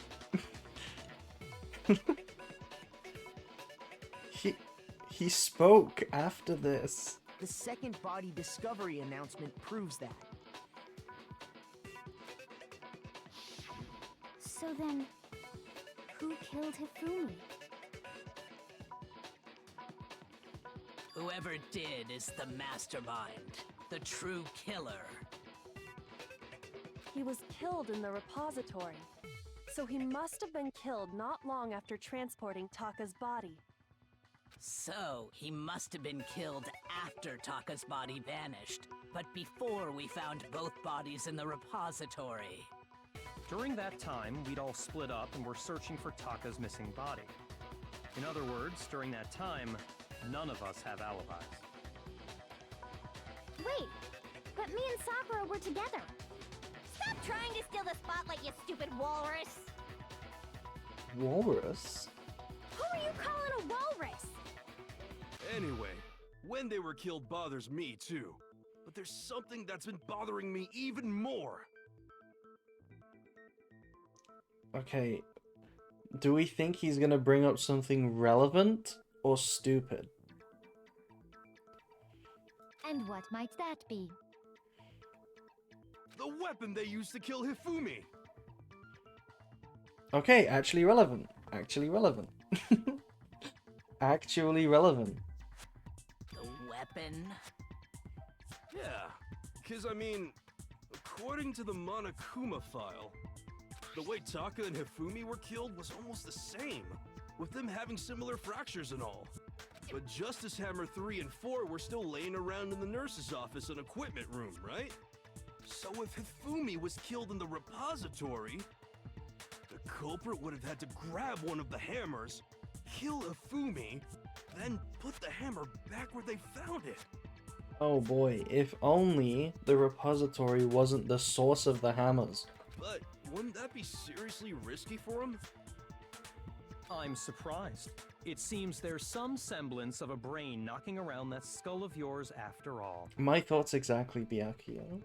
Hell yeah, it's packed in there good and tight. Good for you, hero. He's right, though. I don't understand it either. Well, you got muscles, so you're forgiven. The Monokuma file makes it clear that they were killed using similar instruments. But if the hammers were already laying around those other rooms... So the question is, how could the culprit have gotten their hands on either of the hammers? Personally, I haven't a clue. So which hammer was used to attack Celeste? Number 1 or number 2? Or number 3, or number 4. Those were accounted for in other rooms too. And I don't think either one is big enough to kill someone. Then, Is it not possible they used a different weapon? I don't think it is possible. They were both killed with the same kind of thing, right? So then, what was used to kill Hifumi? The weapon that was actually used to kill Hifumi.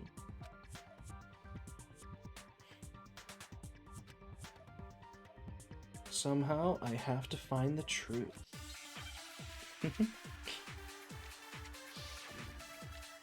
The pants! It was his copious corpse! They flipped him upside down and let gravity do the thing. What was used to kill Hifumi? Spotless hammer. Was it Justice Hammer This? 3? Maybe Justice Hammer 4? Well, whatever it was, there's one thing we have to figure out. How was the culprit able to move around so freely with the weapon? How did nobody witness them carrying it? sounds like a Justice Hammer 5 is about to make its appearance! Check Is out this- murdergear.com/hammertime for more info! Huh? Well, one thing seems pretty clear. Is that a real Murder weapon website? had to be one of the Justice Hammer. No, Oh, I it's just wrong. shot at him instinctively. I saw that he had a weak spot. It must be The wrong. murder weapon wasn't a Justice Hammer at all. No, it was something completely different. But seriously, a different weapon? I wouldn't say completely different. Specifically, a hammer from the repository. The killer could have easily used that to kill Hifumi. Now, all the hammers in the repository were covered in flecks of grit and debris. But for some reason, one of them had been scrubbed clean. Huh? And the reason it had been scrubbed clean was most likely because it was used to commit murder. If the hammer got covered in Hifumi's blood, of course they'd have to clean it off. I'd also like to point out that the repository has all kinds of hammers. Big ones, small ones, and even some flat mallet-like ones. I think whoever made the Justice Hammers used those as a basis for their design.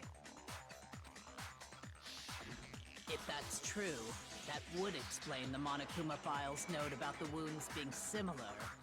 So Hifumi moved Taka's body to the repository, where someone then used a hammer to kill him.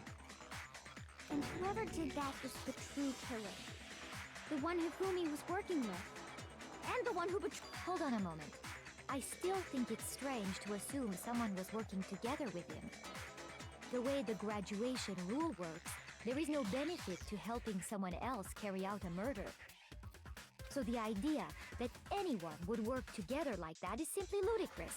We talked about this, did we not? We did talk about how there wouldn't be any reason for anyone to work together. But have you considered that he was a moron? Exactly. At least that's what we thought at first. But what? This is Hifumi. He'd do anything to the touch of a 2D woman.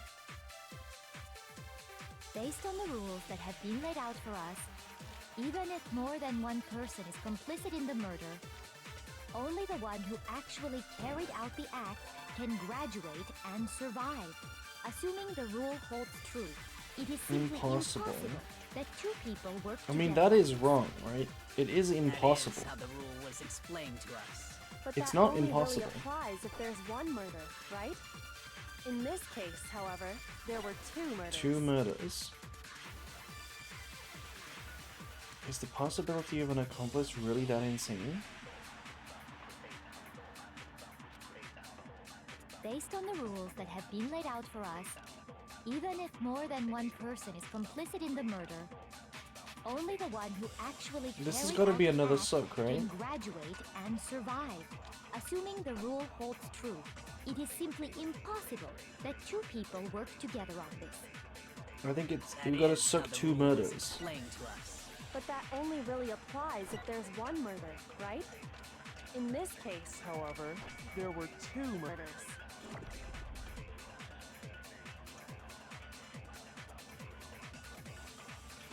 Based on the rules that have been laid out for us, even if more than one person is complicit in the murder, only the one who Fuck. actually carried out the act can Fuck. graduate and survive. Oops. Assuming the rule holds true, I let is it go simply too quickly. impossible that two people Oops. work together on this.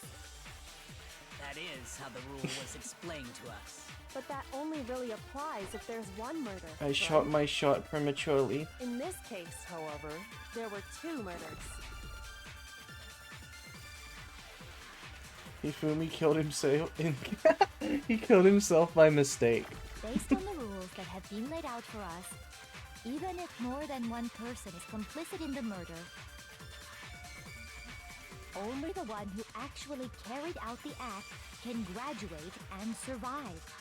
Assuming the rule holds true, it is simply impossible. Hell yeah, that's like the No, third it's suck today. That's like the third suck of the case.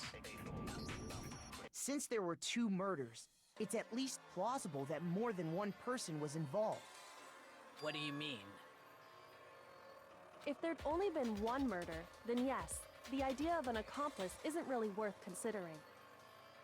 Naturally, if only one person can be saved per murder, an accomplice has no risk versus reward benefit. Risk versus reward benefit? The payoff for working together. The reward that balances out the risk of taking part in a scheme. There's no point in being someone's accomplice if there's no benefit to you. However, if there were some potential mutual reward for the risk, then cooperation becomes possible. She flashed her panties.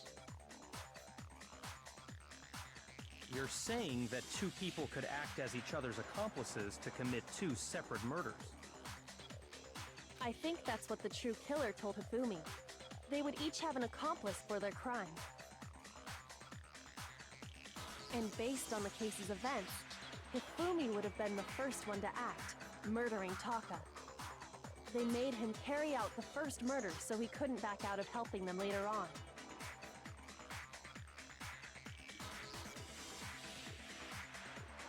What if two people killed two people? Do we have to vote two? Are we fine just voting for Hifumi since we'd get one? I don't know what would happen. But Monokuma said it earlier on in the chapter, like earlier on this stream, in the investigation, he said that we're looking for the one true Blackened. Which means, I guess, the mastermind behind the whole scheme. So in this case, there wasn't one single person committing multiple murders.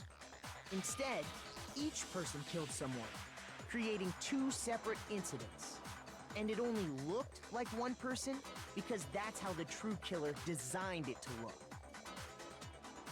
A single suspicious individual, a similar weapon used in each crime, disappearing bodies. By creating one seamless set of circumstances, they made it look like one person was behind it all.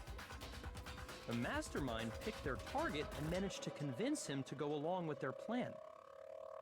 And then, to avoid the no accomplices rule, they simply killed their accomplice. Which, if true, means that betraying Hifumi was part of the plan from the very beginning. That's just awful. How could anyone be so cruel? You think so? I can't help but admire its cunning. Still, their choice of accomplice seems odd.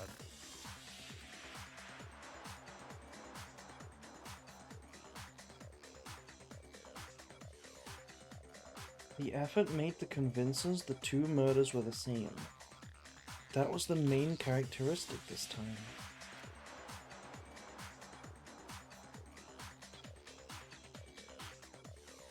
Bestie must have noticed that fact from the very beginning, which is why she said not to look at this as a series of connected events, but entirely separate incidents.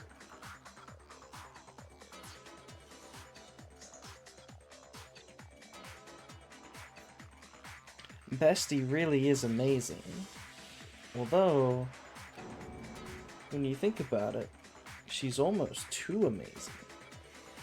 It's almost like she knows something. Like, it's almost unnatural how good she is at this. I understand how an accomplice could be involved, but then who was the one pulling Hifumi's strings? Holy glazing? Yeah. That's problem numero uno right now. The true killer manipulated Hifumi to carry out a number of actions, and in the end, murdered him. In the debates up until now, the way the case has unfolded, when you consider all that, there's really only one person who seems to fit.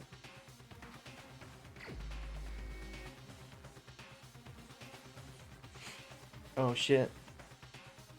Who's the killer?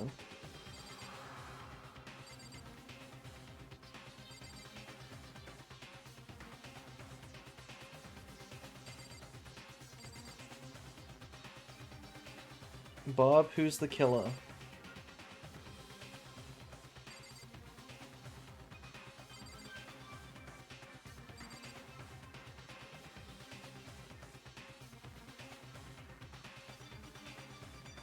I'm sorry, Bob. I'm sorry, I have to do it. Here's my answer. It was Celeste. Hifumi's pants. Ah, so I'm the suspicious individual now, am I? I really do hate this kind of joke. A joke? I wonder.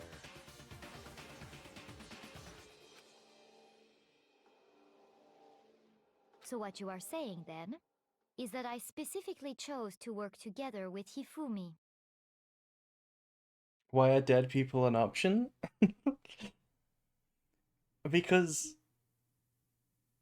they could just simply ask us to do this mechanic with a different question later on. What do you mean? They could ask us something that makes perfect sense for a dead person to be the answer.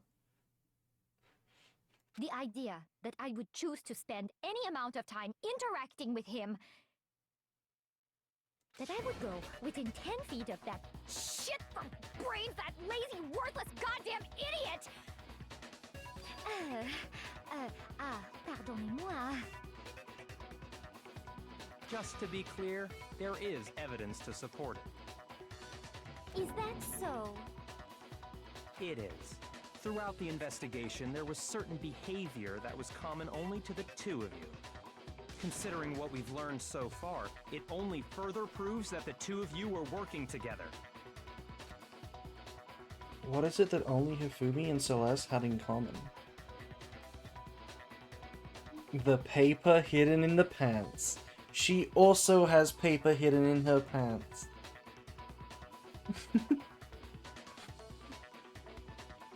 Do we press it? Do we do it for the Vine? Why is everyone so obsessed with Hifumi's pants? Please take this a little more seriously. Bad call on my part, I guess.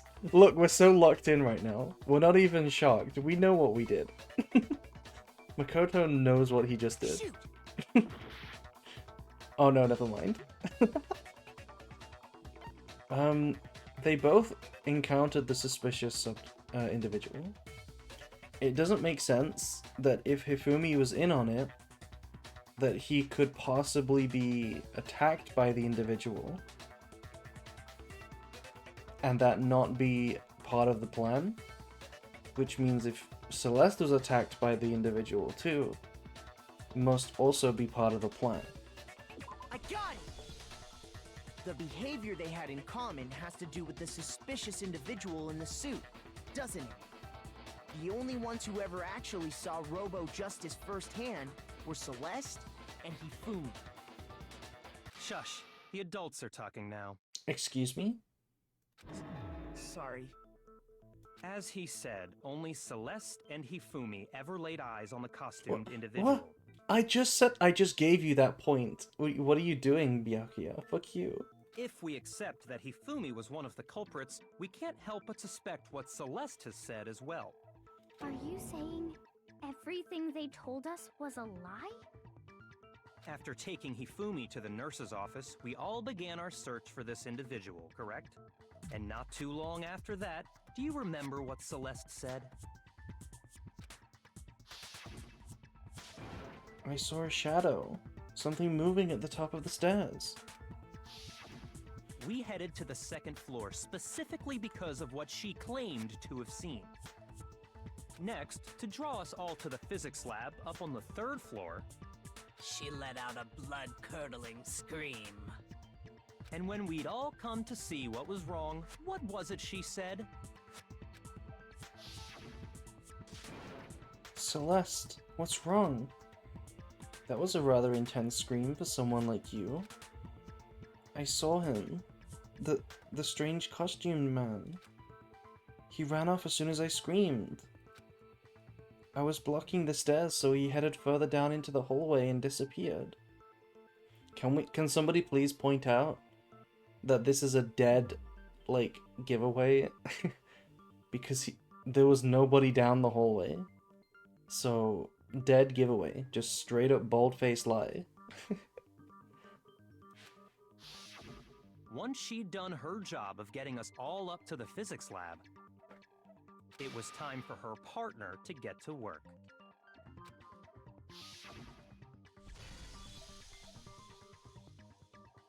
Scream. Big scream.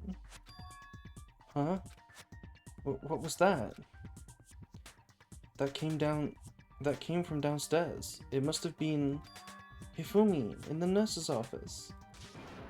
Blah blah blah. We've seen this before 10,000 times. It was to get us to divide into two groups. So that we would discover both bodies at the same time? In fact, Celeste was precisely the one who proposed that we split up. Why don't we split into two groups? I'll lead the hunting party. That seems much more interesting. Very well, then Makoto and Hina, you can come with me to the nurse's office. I will leave the capture of the suspicious individual to Toko, Byakuya, and Sakura. Well, if Celeste and Hifumi were working together, all those chance events suddenly become connected.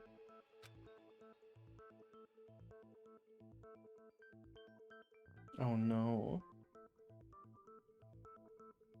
And on top of that piercing cry of yours early on.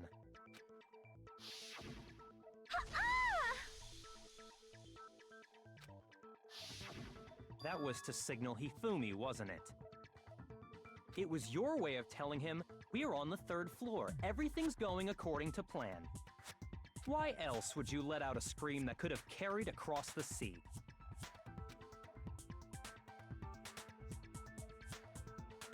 Why does her animation here, why does this sprite look kind of like mine?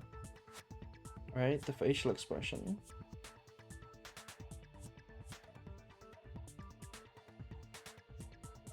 I just realized another strange thing. When we found Hifumi in the nurse's office, who we now know was only pretending to be dead,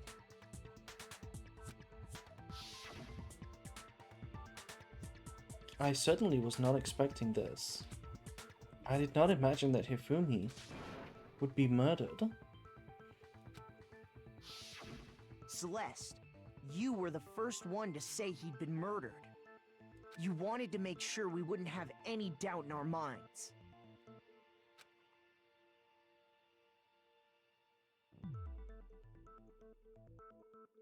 I don't believe it! Everything, the whole thing was one big act! Hina, you were with Celeste when Hifumi's body disappeared, right? Yeah? I was feeling kinda sick, so Celeste took me to the bathroom. Wait! Then that was... She wasn't worried about you. She just saw a chance to help Hifumi sneak out of the nurse's office. Each piece isn't much by itself, but start putting them together and the picture gets very ugly indeed. Wouldn't you agree, Celeste? I have no idea what you mean. Don't bother trying to deny it. You made one fatal mistake. Oh, did I? I didn't even catch it myself when you first said it, but looking back, I can say that that one little slip-up was your undoing. What are you talking about? I'm talking about what you said after Hifumi's body disappeared and we returned to the nurse's office. They must really be enjoying this. Enjoying the sight of us standing around, frightened and confused. We're all going to die here. We're all going to die, just like those guys died. I remember her saying that too, but I don't understand what's so strange about it. Then pay attention. Sakura, Toko, and I were first to discover Taka's body in the equipment room. Then Makoto showed up and told us Hifumi had been killed. So Sakura and I left with Makoto. Once we were in the hall, we ran into Celeste, and the four of us headed to the nurse's office. Now, the entire time we were together, none of us said anything about Taka being dead. Think about it. Celeste's comment doesn't make sense. It was completely out of place. Yeah, I see what you're talking about. Although I don't really get what it means. You hear that, Celeste? Everyone's having some trouble understanding. Could you repeat what you said? If you're really not the culprit, you shouldn't have any problem repeating it, right?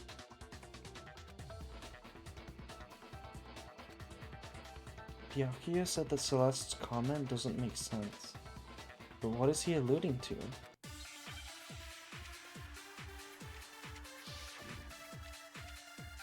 I mean, they spelled it out for us, so...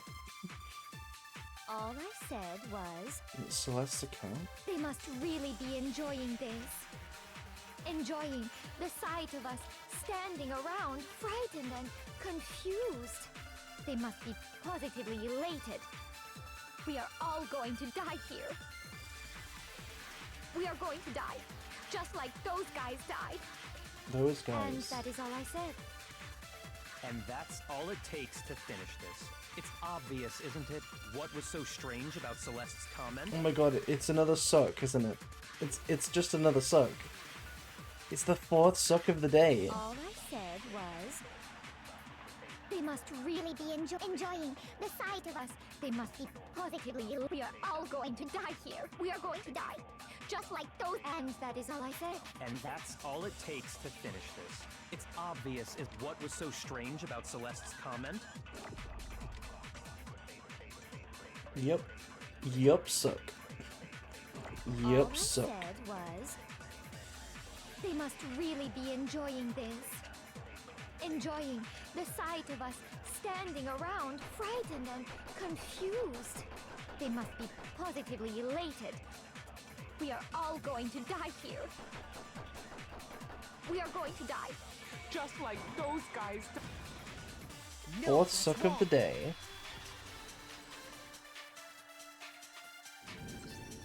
That's right. There's no reason Celeste should have said, just like those guys died. When she said that, none of us had told her Taka was dead. Exactly. And we didn't run into her until after we were all out in the hall. So there was never any chance for her to have seen his body in the equipment room for herself. So how did you know, Celeste? How did you know more than one person had been killed? And how did you know they were both guys? Because Kyoko had also disappeared, right? So she could have been dead too.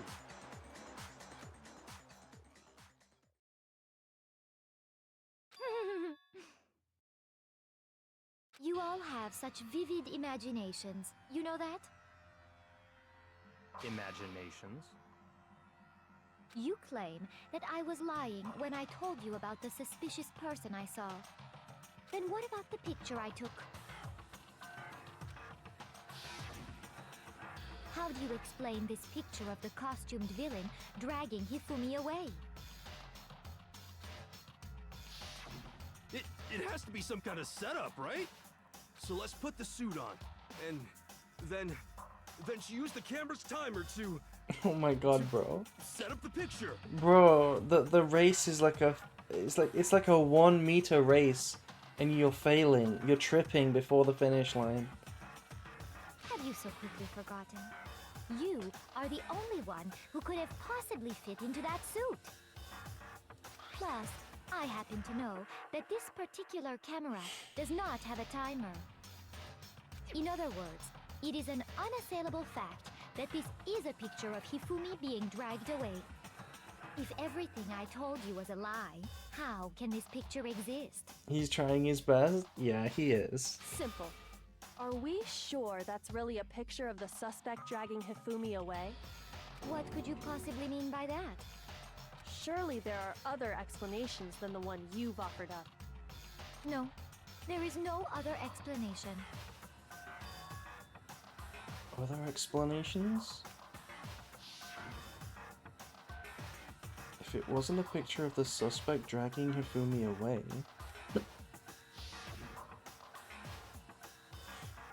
The only other possibility is... they'd been drinking. Oh, and now they're dancing.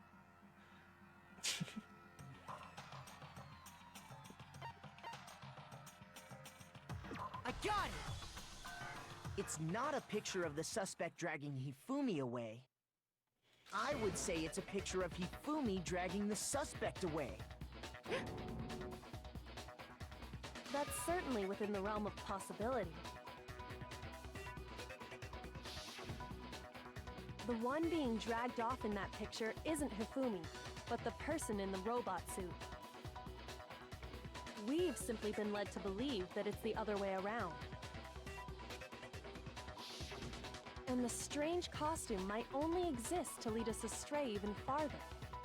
If you saw someone wearing something like that in this situation, of course you'd notice and be suspicious. That's what happened! You put me to sleep and made me out to be the bad guy in all this!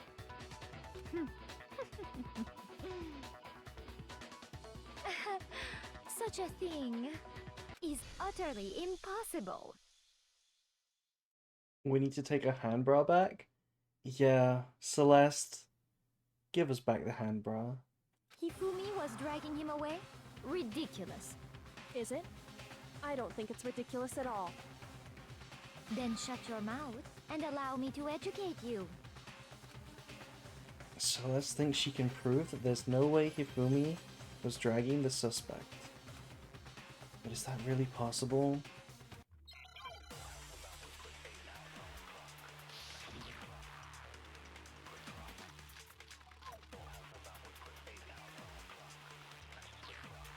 You dressed me up in that suit Okay, after I passed I out! swear if this is the fifth Then you just suck. dragged me across Hifumi and had him carry my weight! You tried to make me look like the bad guy! Like I said, ridiculous. As you can see in the Blueprints? picture, the suspect is standing perfectly upright.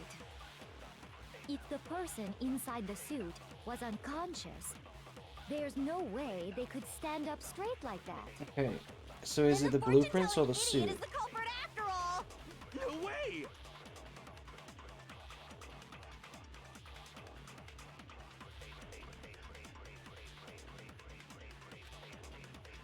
You dressed me up in that suit after I passed out! Then you just draped me across Hifumi and had him carry my weight! You tried to make me look like the bad guy! Like I said, ridiculous. As you can see in the picture, the suspect is standing perfectly upright. If the person inside the suit was unconscious, there's no way they could stand up. Hell yeah. No, that's wrong.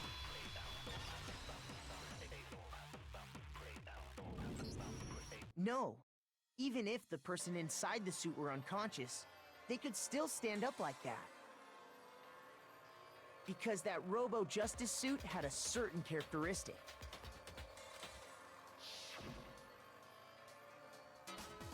You totally can't bend at the waist. Seems like a pretty obvious oversight.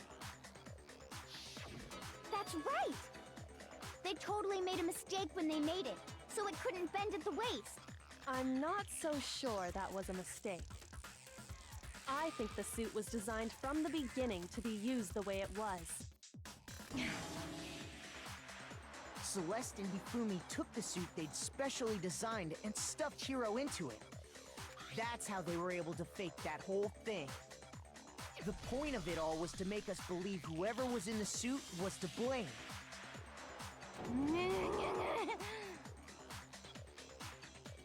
Well then, I suppose this is checkmate.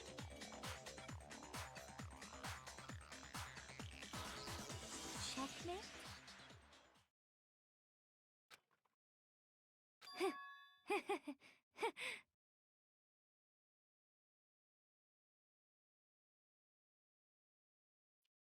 She's upside down.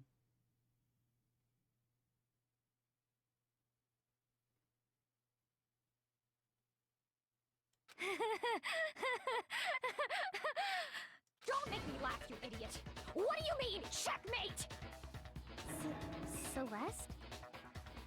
Clearly, you want to cram me into your little guilty box. Well, there's one little problem. Have you already forgotten what Hifumi told us as he lay dying?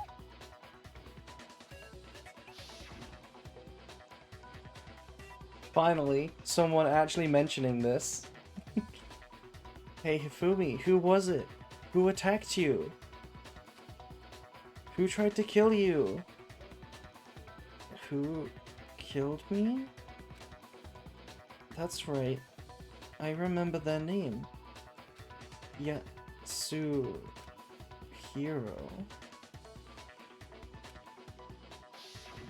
When we asked him who had attacked him, his answer was quite clear, was it not? He said, and I quote, Yasuhiro. In other words, Yasuhiro Hagakure! Wait! But my name isn't really Yasuhiro! It's actually Taro! Shut up. Your confusing statements don't make any sense. You're only making things more complicated. He did say Yasuhiro, but are we sure he was really pointing the finger at Hiro? What the hell are you talking about? I'll burn you alive! Kyoko, what do you mean by that? Think back to how Hifumi used to talk to us. How did he refer to each of us? How did he refer to each of us? He said for serious a lot. No, that's Hiro. He gave everyone nicknames. No, that's Genocide Jack. He said people's last names. He used to call us Mr. Naegi. I got it! That's right! Our last names! He called us all by our last names! Exactly.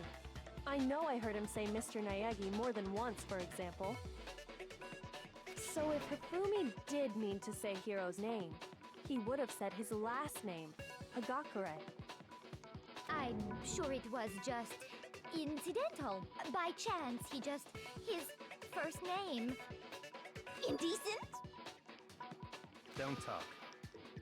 Random chance. Now isn't that a convenient explanation? No, there's no reason to think he would have said the name any different than normal. But he must have run out of energy before he could say any more. So Hifumi was trying to tell us the last name of whoever killed him? But the name he said doesn't apply to anyone here. Well, no. Hold on. There's one person it could apply to. And that's Celeste.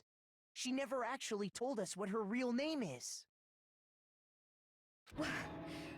What did you just say? To think you'd take your false accusation so far I don't know whether to laugh or spit! Come on! Enough with your idiotic blather! Yasuhiro is a loser's name! Do I look like a loser to you? Well? Do I? What? I think I've earned the right to be a little on edge. Okay, then fill us in. What's your real name? Fine. Make sure your ear holes are wide open and listen up! My real name is Celestia Ludenberg. Could you please stop making me repeat myself over and over again? The VA is going off right now. I am just appreciating the VA right now. Celeste still won't give up. So then, I have to do something to make her accept it.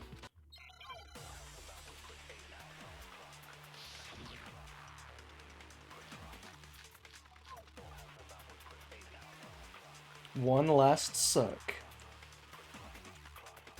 Hifumi was trying to tell us something. He wanted us to know the killer's last name, Yasuhiro.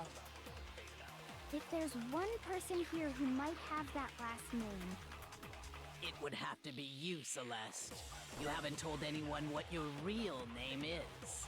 How many times do I have to tell you? My name is... Celestia Ludenberg, god damn it! How long do you plan to go on pretending? I'm not pretending. It's the truth. And since you have no way to contradict me, that's the only truth there is! Moron!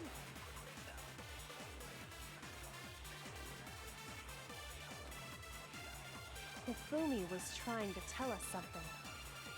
He wanted us to know the killer's last name, Yasuhiro.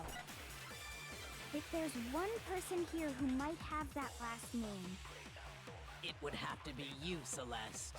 You haven't told anyone what your real name is. How many times do I have to tell you?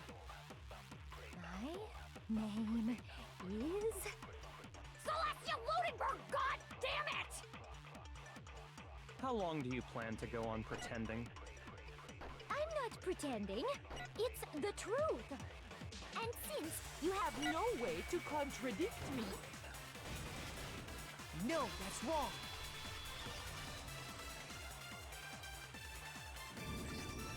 That's it.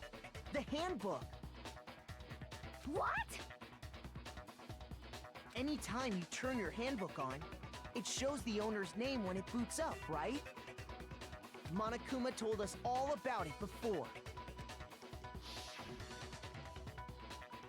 This handbook is absolutely vital to a healthy school life, so don't lose it.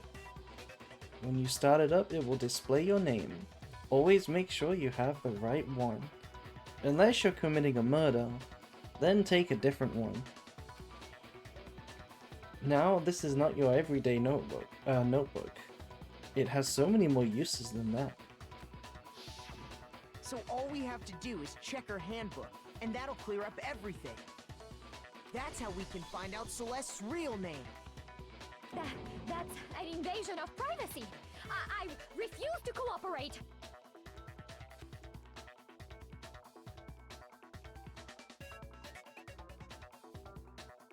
Celeste, can you please just tell us what really happened?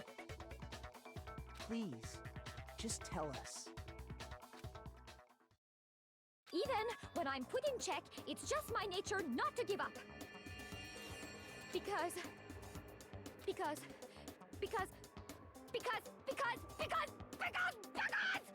until the game's over, you never know what might happen.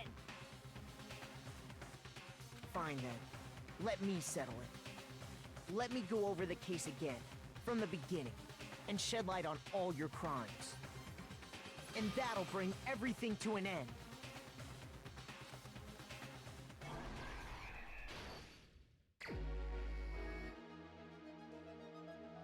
Oh yeah. Okay, what have we got?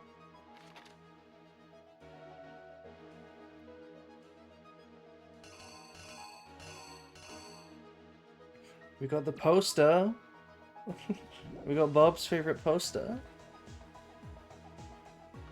So we got Hifumi and Celeste plotting their plan.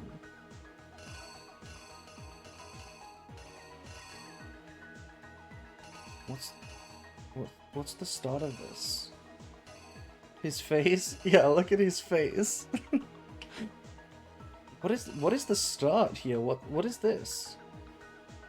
She's giving him something?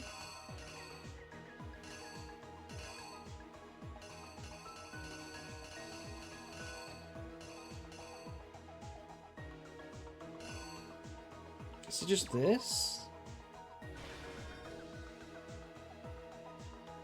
Shaking hands? I'll leave this for now.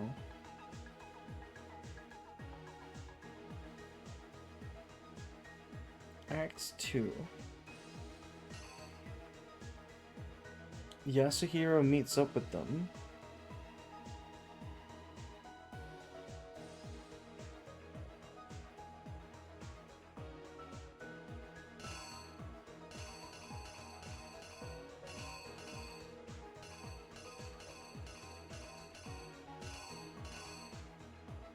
And what? 1 o'clock? This is not 1 o'clock. Oh, this one. Yeah, okay. Is that right? Then, yeah, they drug him.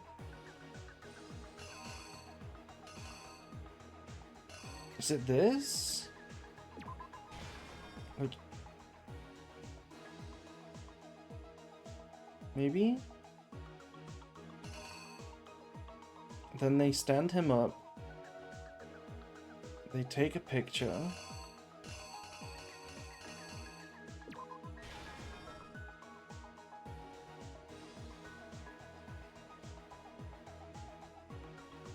Then it's this one, right? At just past 6, he kills Taka. And then it's Justice Hammer 4. It was 4 that he killed him with, right? Yeah.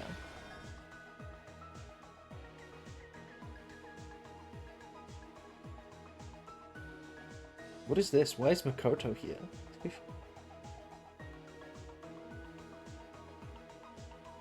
Oh, no, this is Celeste showing Makoto the photo. Makoto did it. Then we go to the library, we see Hifumi's hut.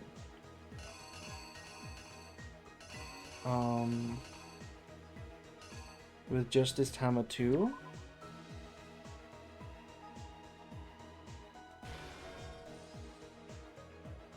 We take him to the nurse's office. He goes crazy with the blood. And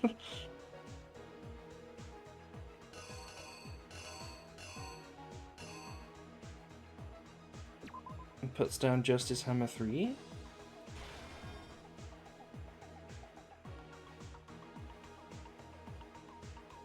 We also find Taka.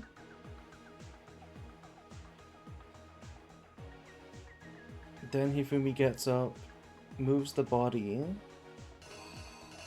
like this. Maybe?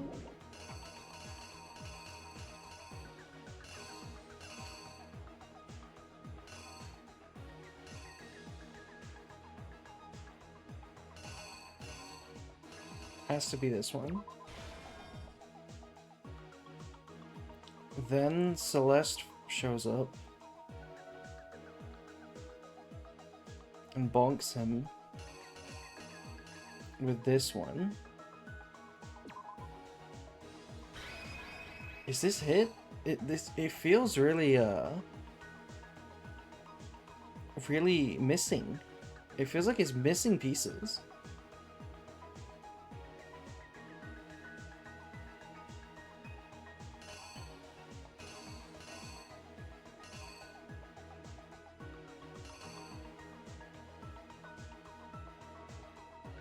But I guess it's right.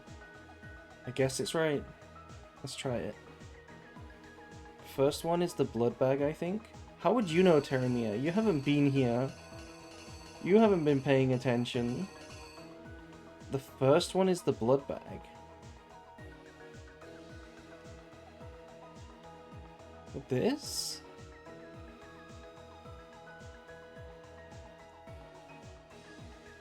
I mean, the blood bags were stored in the nurse's office. So he didn't need that. This blood bag image, though, is over here. It's over here. It's the same image. Right? So it can't be this one.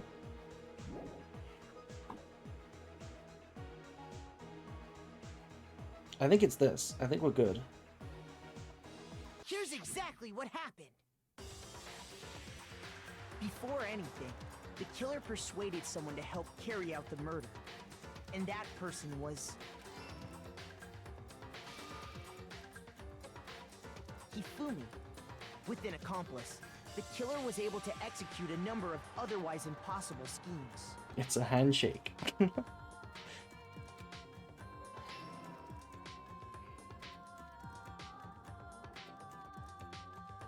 First, they convinced someone to meet them in the rec room last night at 1 in the morning.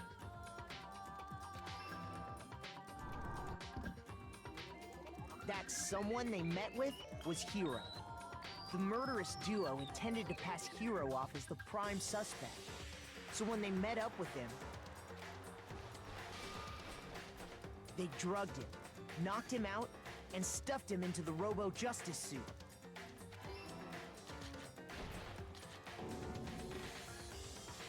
Next, Hifumi positioned himself to make it look like Robo-Justice was attacking him, while the killer used a digital camera to take pictures of the assault. They did all this just to create evidence that would put the suspicion on Hiro. When they were done with him, they shoved him, still unconscious, into the pool room locker.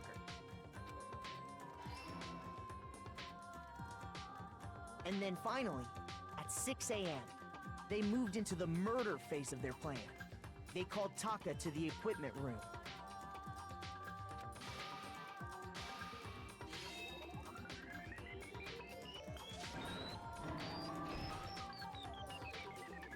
And that's where Hifumi killed him, making it the scene of the first murder. The murder weapon was Justice Hammer 4, which was left there in the equipment room. The reason hammer number 4 was used was to create confusion about the order of the crimes. So, next they falsified 2 more assault incidents. For these attacks, the killers pretended to be the victims, to solidify Robo-Justice as the suspect. The first fake incident was the attack in the rec room. There, the killers wanted us to see Justice Hammer 1, and the Robo-Justice pictures they'd taken. They wanted to make sure we bought the surprise attack story. The second fake incident was the attack in the library. This time, they planted Justice Hammer 2, and an injured Hifumi, to sell us that story. With these 2 incidents, the killers were able to create a certain preconception in our minds, that the suspect was increasing the size of the hammers and attacking people in order as they did. We fell right into their trap and started looking for the suspect based on that. But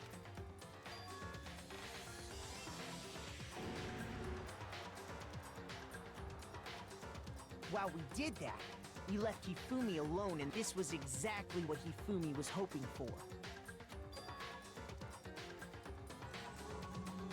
He took a blood packet from the refrigerator and Justice Hammer 3 and turned the room into a crime scene in which he himself had apparently been brutally murdered.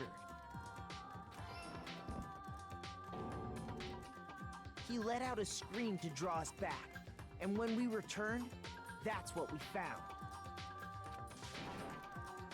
Meanwhile, the other group that had been out searching found Taka's body at the same time. So when we heard the body discovery announcement, we naturally assumed it was for Hifumi.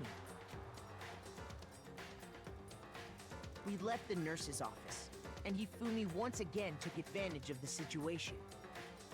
He simply got up and made his escape. When we learned his body had disappeared, we all rushed back to the nurse's office. And once again, Hifumi had the chance he was waiting for. This time, he snuck into the equipment room.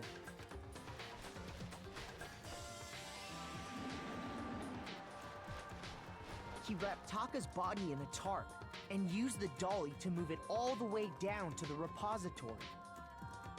That explains how each of the bodies disappeared. But even Hifumi didn't know what the true killer had in mind for their final act.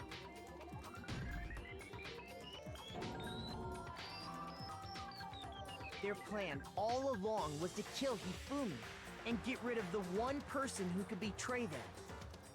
And they did it using an ordinary, everyday hammer from the repository. That should cover everything that happened.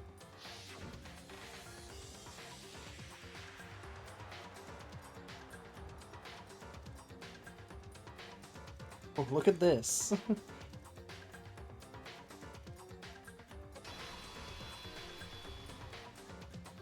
Celeste! Sorry, you lose.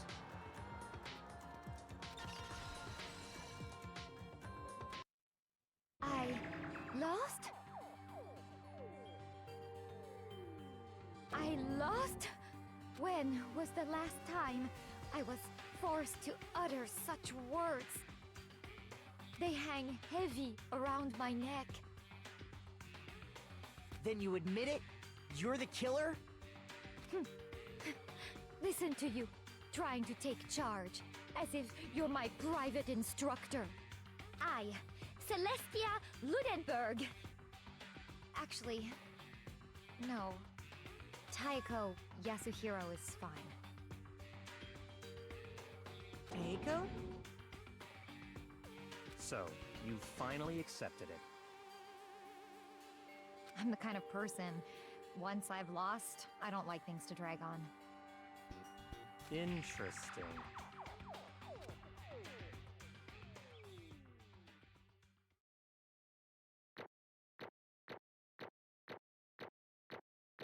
Damn. Her real accent was super boring. She didn't have a real accent. How disappointing. Okay, Monokuma. I'm ready to begin. Or, no. I suppose this is the end, isn't it?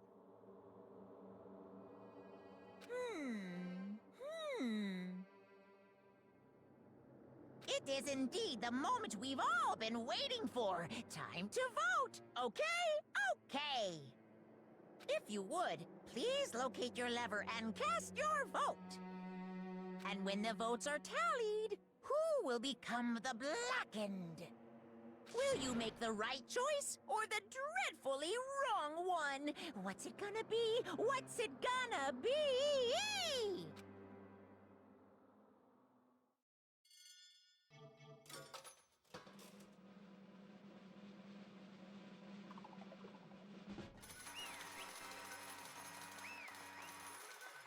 Yeah, French cosplayer. What? It's basically a formality at this point, but once again, you're totally correct. Yeah, Bob in shambles right now. Somebody should check on Bob. The Blackened this time. The true killer who devised the whole stinking scheme was... Celestia Ludenberg. Or more precisely, Taiko Yasuhiro. Honestly. I lost? Well, that sucks. Also, thank you to Oricalon for following. I guess trying to work with someone else is a mistake after all. Yeah, why did you work with Hifumi, man? Hifumi's ineptitude was beyond all my calculations. I knew it. So you really did approach Hifumi with this plan. But how did you get him to agree? I can't imagine he would have happily agreed to commit murder. I'm sure she relied on her specialty. Being a woman, I mean lying. My specialty? Don't make me laugh. I didn't have to lie to get him to agree. So then, Then, did you use... You know... What do you mean by that, Kyoko? What do you mean by this, Kyoko? I knew you'd figure it out, Kyoko. What? What? Please. Please. You're absolutely right. To get Hifumi to act as my accomplice. Oh, right. Okay, it's alter ego. Right. Not what I was thinking. Indeed. I used her.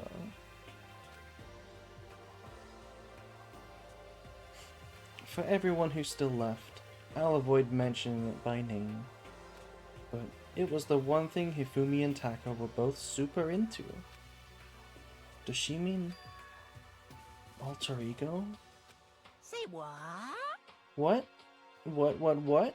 What are you talking about? just a second. Don't interrupt. We're in the middle of a very important conversation here. Oh, I'm totally out of the loop as usual. How sad. In other words, Then you're the one that stole it? Indeed. That's right. I see. And you used it to drag Hifumi into the plan you'd come up with. Right again. Last night, after we had our meeting about how it disappeared, I paid Hifumi a little visit. Oh, what are you doing here? Actually, I was hoping I could talk to you. Alone. It's about what was stolen. I know who did it. What? What? are you okay with this? It was Taka. He stole it. So then, And I have proof. Would you like to see it? As it turned out, I'd found a use for the digital camera. I'd taken you-know-what to Taka's room earlier, and took pictures of it there. I deleted the picture as soon as I'd shown it to Hifumi, of course. Damnation! So it was him. But how did he do it? She was supposed to yell if either of us got close to her. You are correct, which is why Taka forced me to steal it. Say what? as for me, Please forgive me. He threatened me. Oh, He did.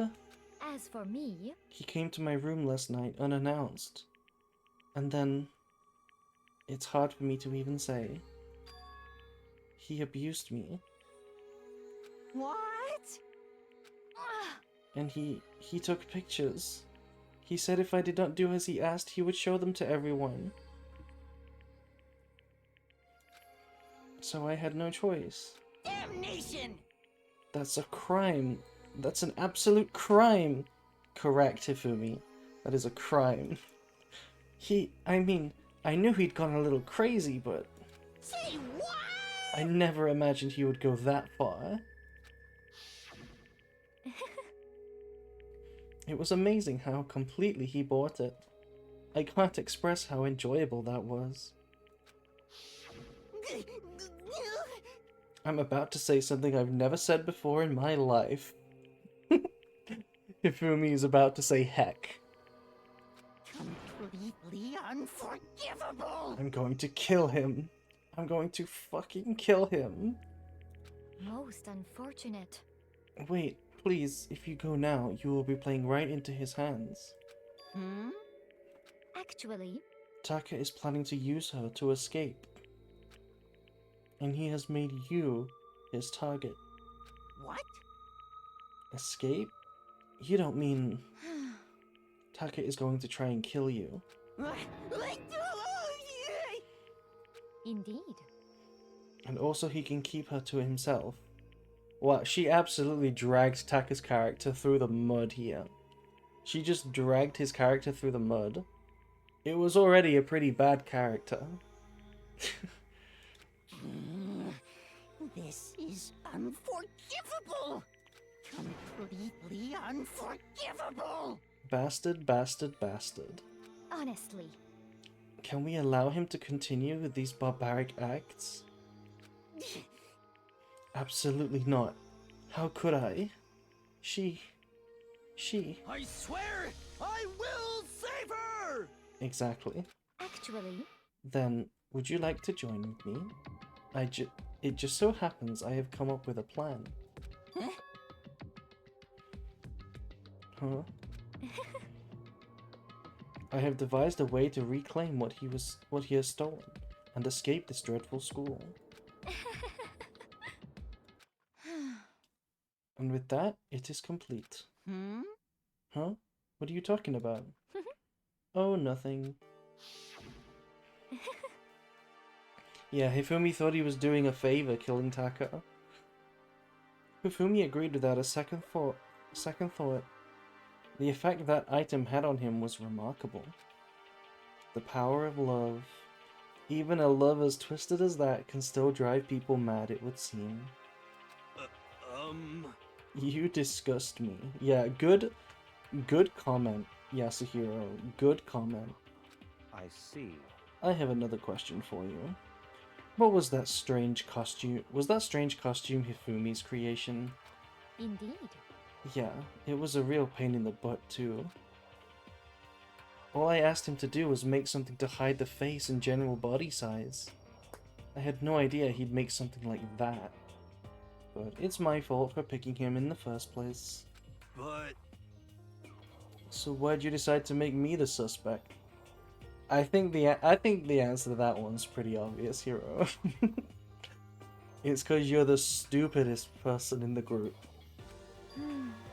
Exactly! Because you're stupid. huh? That's it?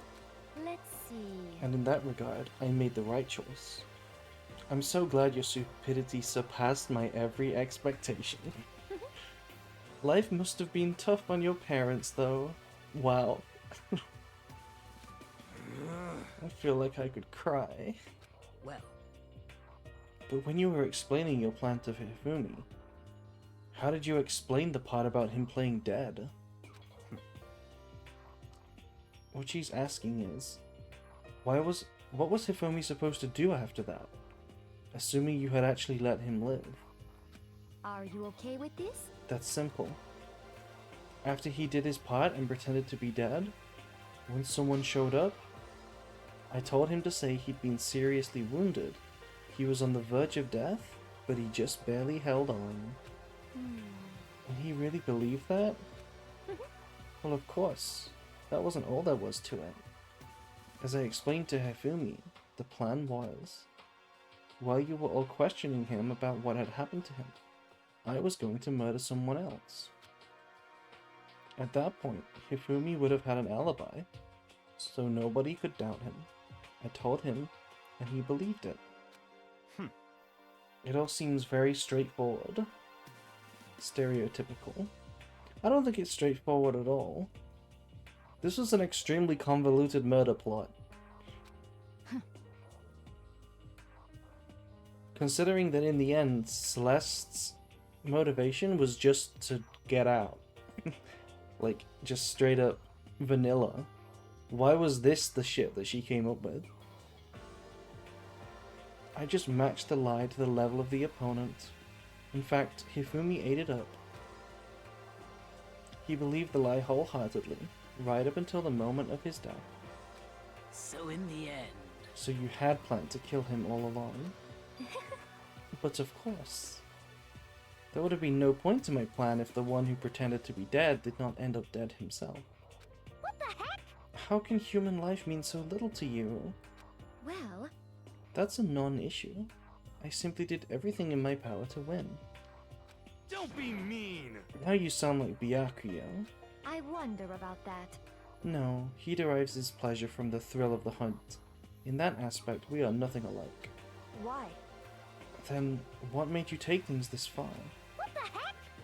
Was it really just for money? Are you talking about the $10 million Monokuma offered us? That is a lot of money, it's true. But that's not all there is to it. From the moment our new life began here, my only thought has been escape. But all along you were saying how we have to accept living here. You little bitch! You little bitch. Obviously that was a lie. Hey! I couldn't take it. I hated it from day one. More than anyone else in here. You little bitch! I wanted to get out. Every day was fresh torture. And do you want to know why? Huh? This is fine. Because I had a dream. Excuse me? And accepting a life here would have meant nothing less than giving up on my dream forever. Honestly. And there was no way I could ever do that.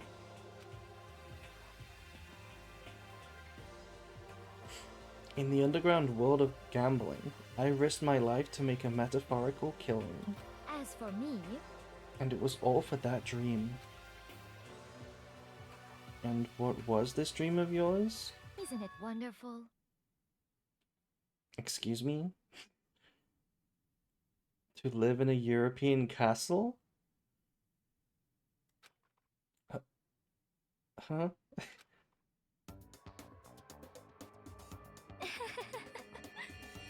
And to gather handsome men from all over the world to serve as my butlers slash bodyguards.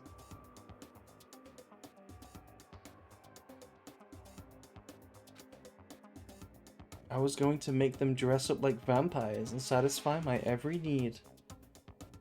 Huh?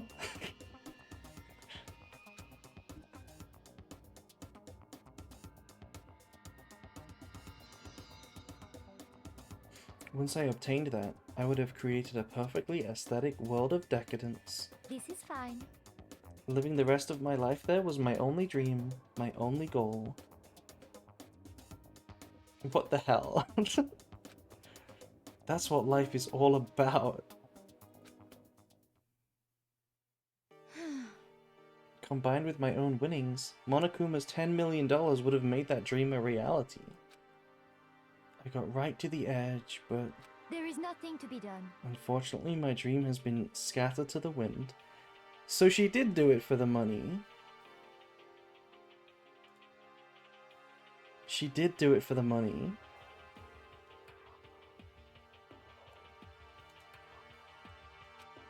Still, I don't have any regrets. I pursued my dream till the very end, so why would I? Just the worst. You sound so passionate, but you were really able to kill your own friends for it? Oh, Are you asking me to feel guilty? That's a pointless endeavor.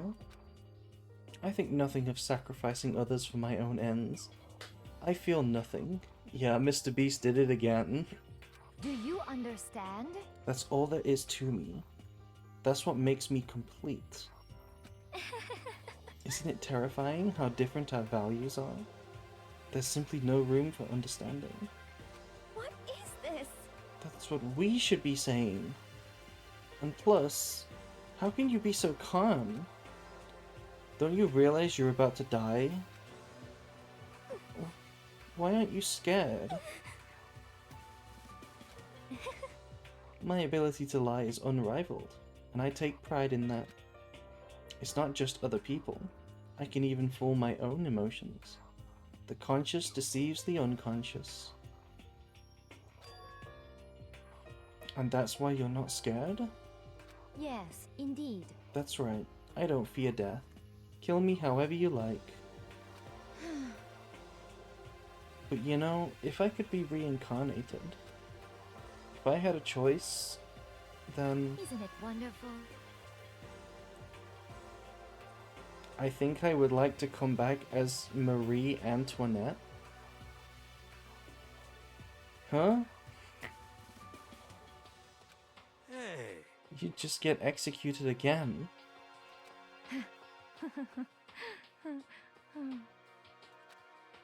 Celeste smiled then. And when she did, it looked to me like a poor effort to force it. She claimed she could fool her own feelings. But that statement itself must have been her final lie. And that weak fake smile is what betrayed her. Thrills, chills, kills! You're all done? Okay, then let's get rolling. The Blackened disturbed the peace and must pay the price. Now then, I've prepared a very special punishment! For her, the ultimate gambler. Let's give it everything we've got! It's punishment time! I guess I'll let Kyoko hold on to this. What? This is... Will it really give you the hope you're looking for? I can't say I ever saw it that way. Which is why... Actually, it's not important. Well then, take care, everyone. Perhaps we'll meet again, in another life.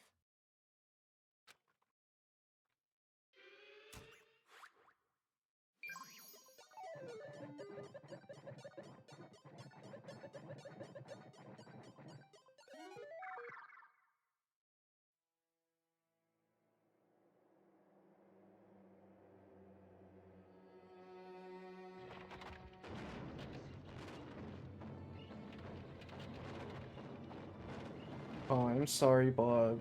I'm sorry. Look away.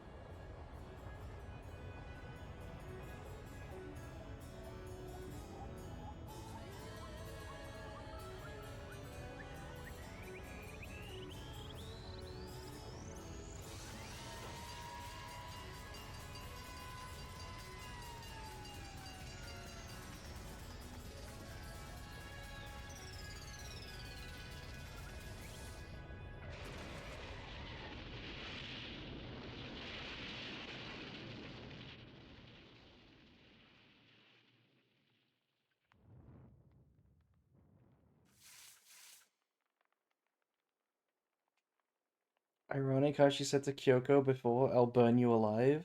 Yeah.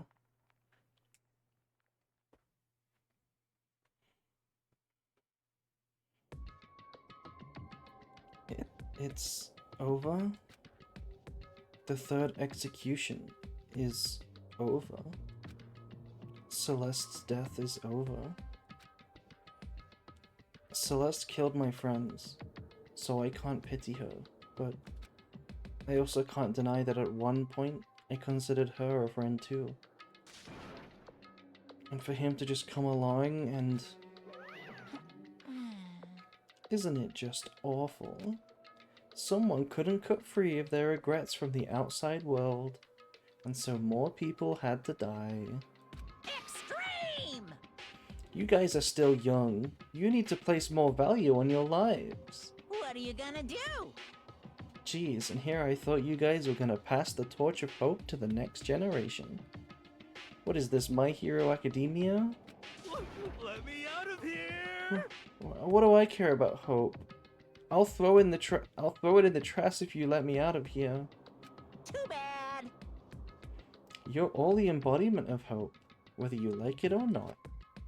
And it's my destiny to knock you down one by one. It's sad, yes it is, but that reality just can't be avoided. Don't talk like you're not responsible. How long are you gonna make us keep going through this? What do you want from us? How strange. God, I'm so sick of people asking me that. Give it a rest already. So anyway, Kyoko, did I see you get some new key type object from Celeste? Hey! Hey! What's the deal with that? Huh? What's the matter? So then, I'll answer your question. If you answer mine. you... What did you do? What did you do to me? Ooh. What? Hey, What did you do to my body? Ooh. How exciting. Oh man, oh jeez, oh man, oh jeez. What do you mean, what did I do? I have no idea. I don't know anything about it.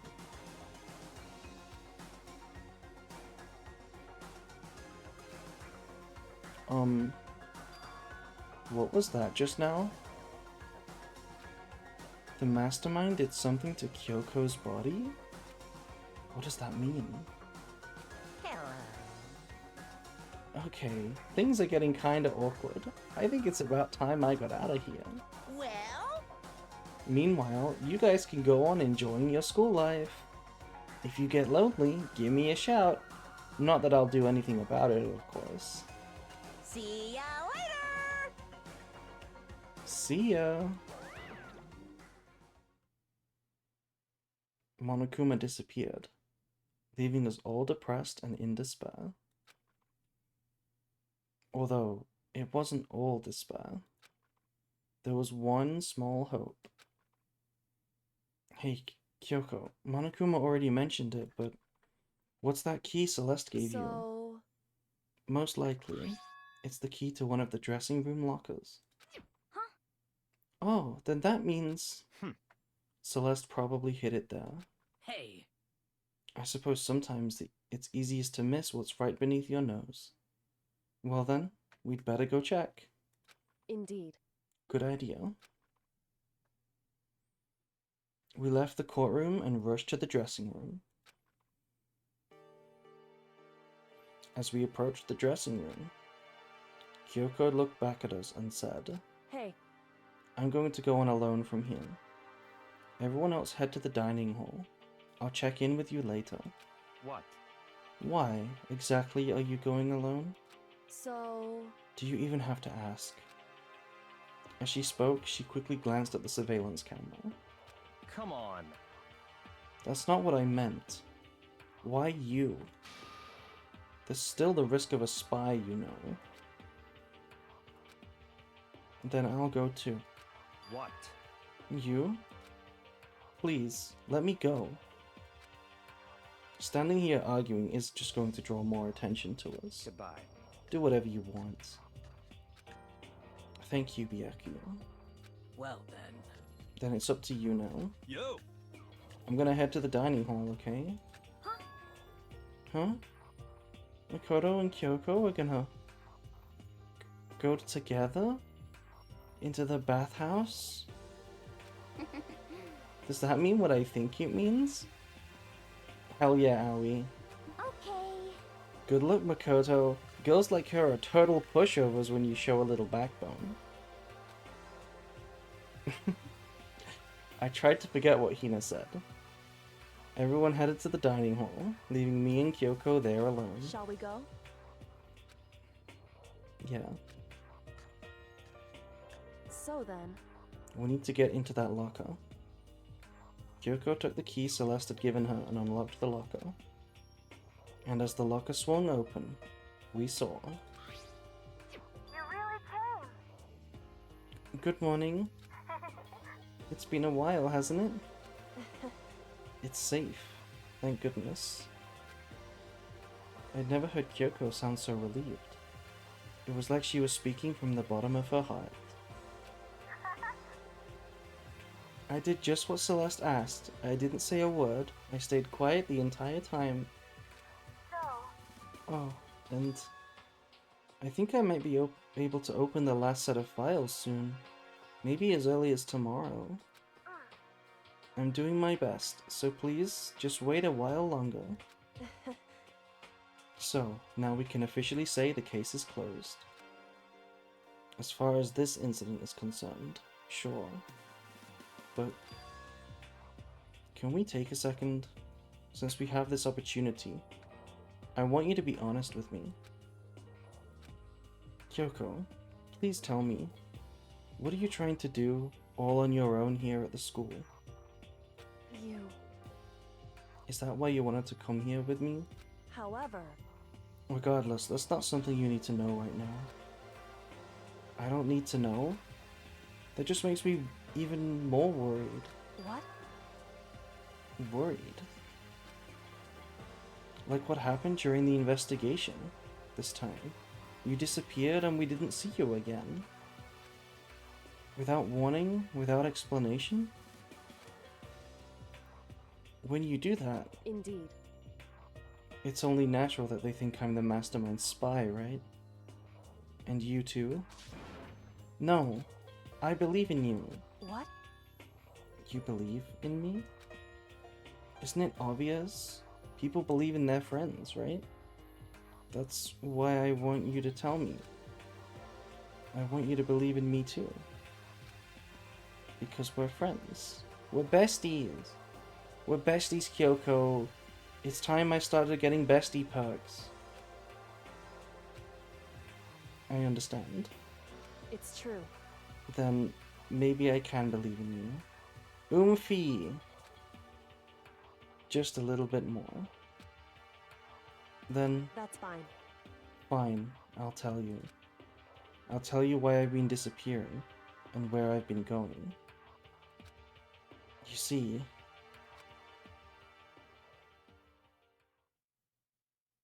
what I heard from Kyoko then was, well, frankly, it kind of blew my mind. Right after I told Kyoko I believe in her, she told me a story that was, well, almost unbelievable. I decided I had to confirm what she'd told me with my own two eyes. So I waited for nighttime to come. And when it did, I went into action.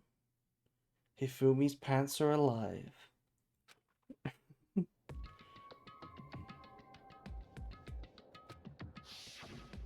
Correct. The boys' bathroom on the second floor doesn't have a surveillance camera or monitoring. And in the storage closet there, way in the back, she said it was way in the back of the boys' bathroom. But could Kyoko really be right about this?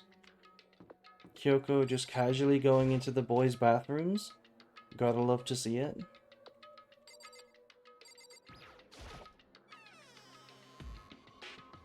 It's just a normal storage closet as far as I can tell. The secret Kyoko told me about. Could it really be hidden here?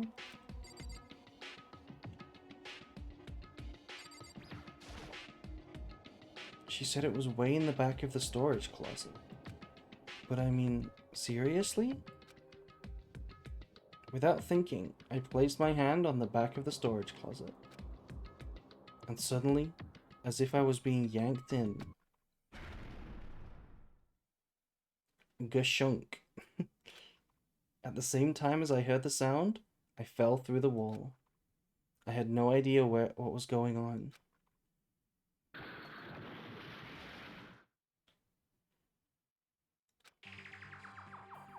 I had fallen through the back of the storage closet. Huh? It turned out the back wall was like a revolving door, and I'd made my way to the other side. Just like Kyoko had said. Correct. In the boys' bathroom, there's a storage closet. And way in the back of that closet, there's a secret room. So this is the secret room. But what's in here?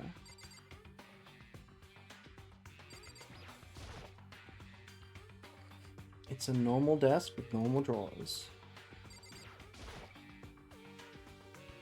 There's a bunch of files, and what looks like volume after volume of yearbooks.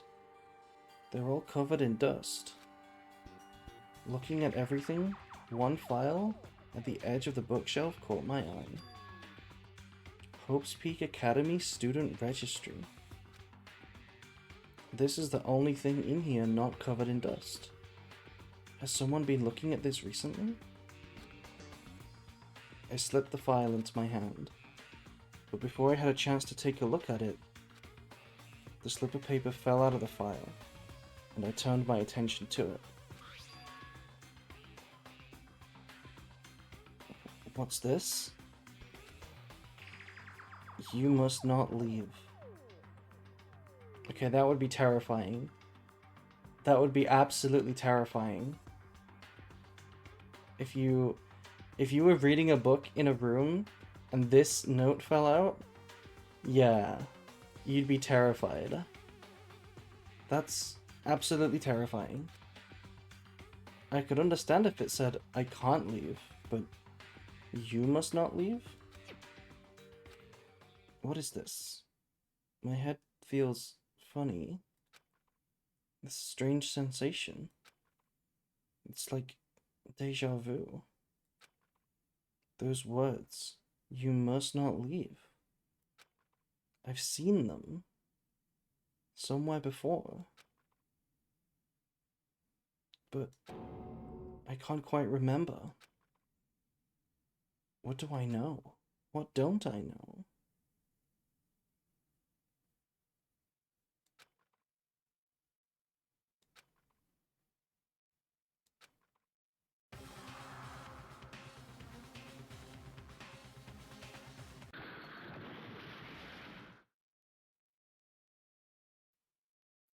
A strange sound rang out through my head. It felt like it was shaking my brain back and forth. And then, darkness. I don't understand what's happening. I don't know what started it. It's all over. And with that, I opened my eyes. I didn't know how long it had been. Yeah. Ow. Apparently something hit me, and I lost consciousness. That's all I understood. The dull, throbbing pain in my head proved that much at least.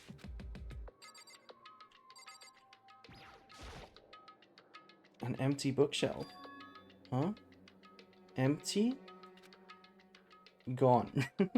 Yes, Makoto. It's all gone. It's all gone!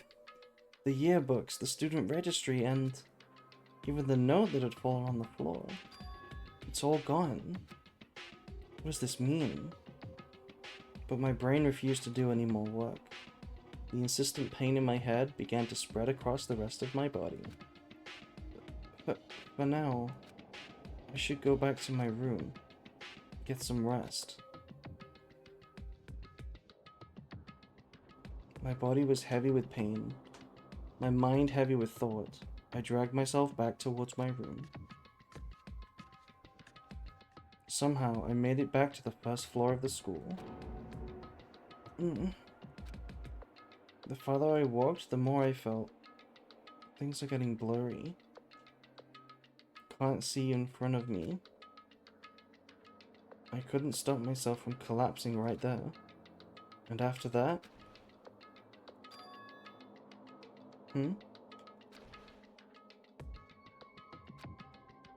As if from a vast distance, I heard a sound. It was faint, but undeniable. That sound. It's coming from the gym? As I desperately hauled my shaky frame towards the gym, the sound got stronger and stronger. What's going on? It can't be nothing. Here, in the gym?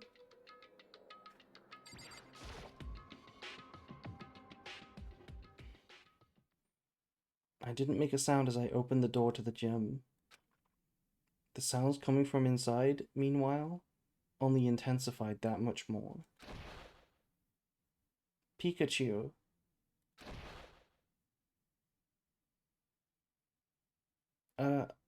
Yes. Bakia da dun sha sha sha sha. Are these JoJo references?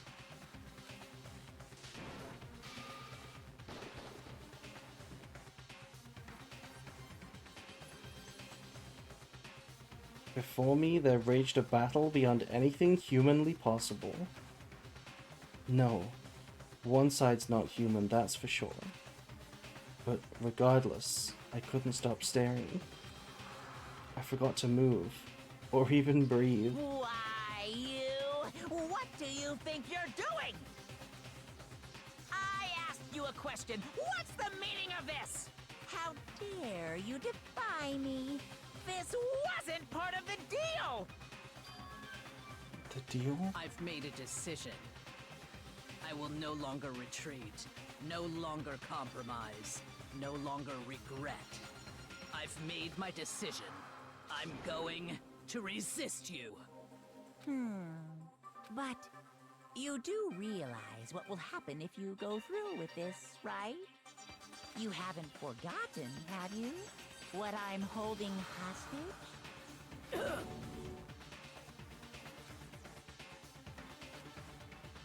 What am I looking at? What am I hearing? A hostage? Then could it be? The mastermind spy is Sakura?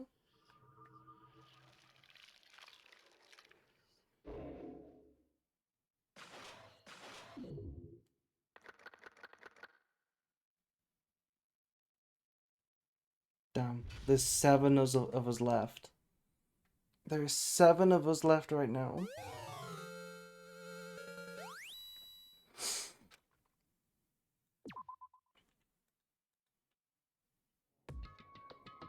Oh, jump scare. Jump scare, but that is the end of the chapter. Pay no attention to the Sayaka on the screen for some reason.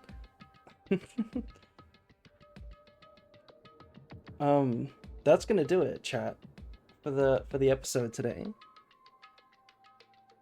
Next episode, we're getting into the end game stuff now. So, big stuff coming up. That'll do it. Unfortunately for Bob, Celeste is dead. I'm sorry. Make sure to be here if you want to follow the rest of the story. But yeah, for now, good night, and have a good sleep, everyone. Hopefully you're not too sad. Good night, good night. Bye bye bye bye bye bye bye bye bye.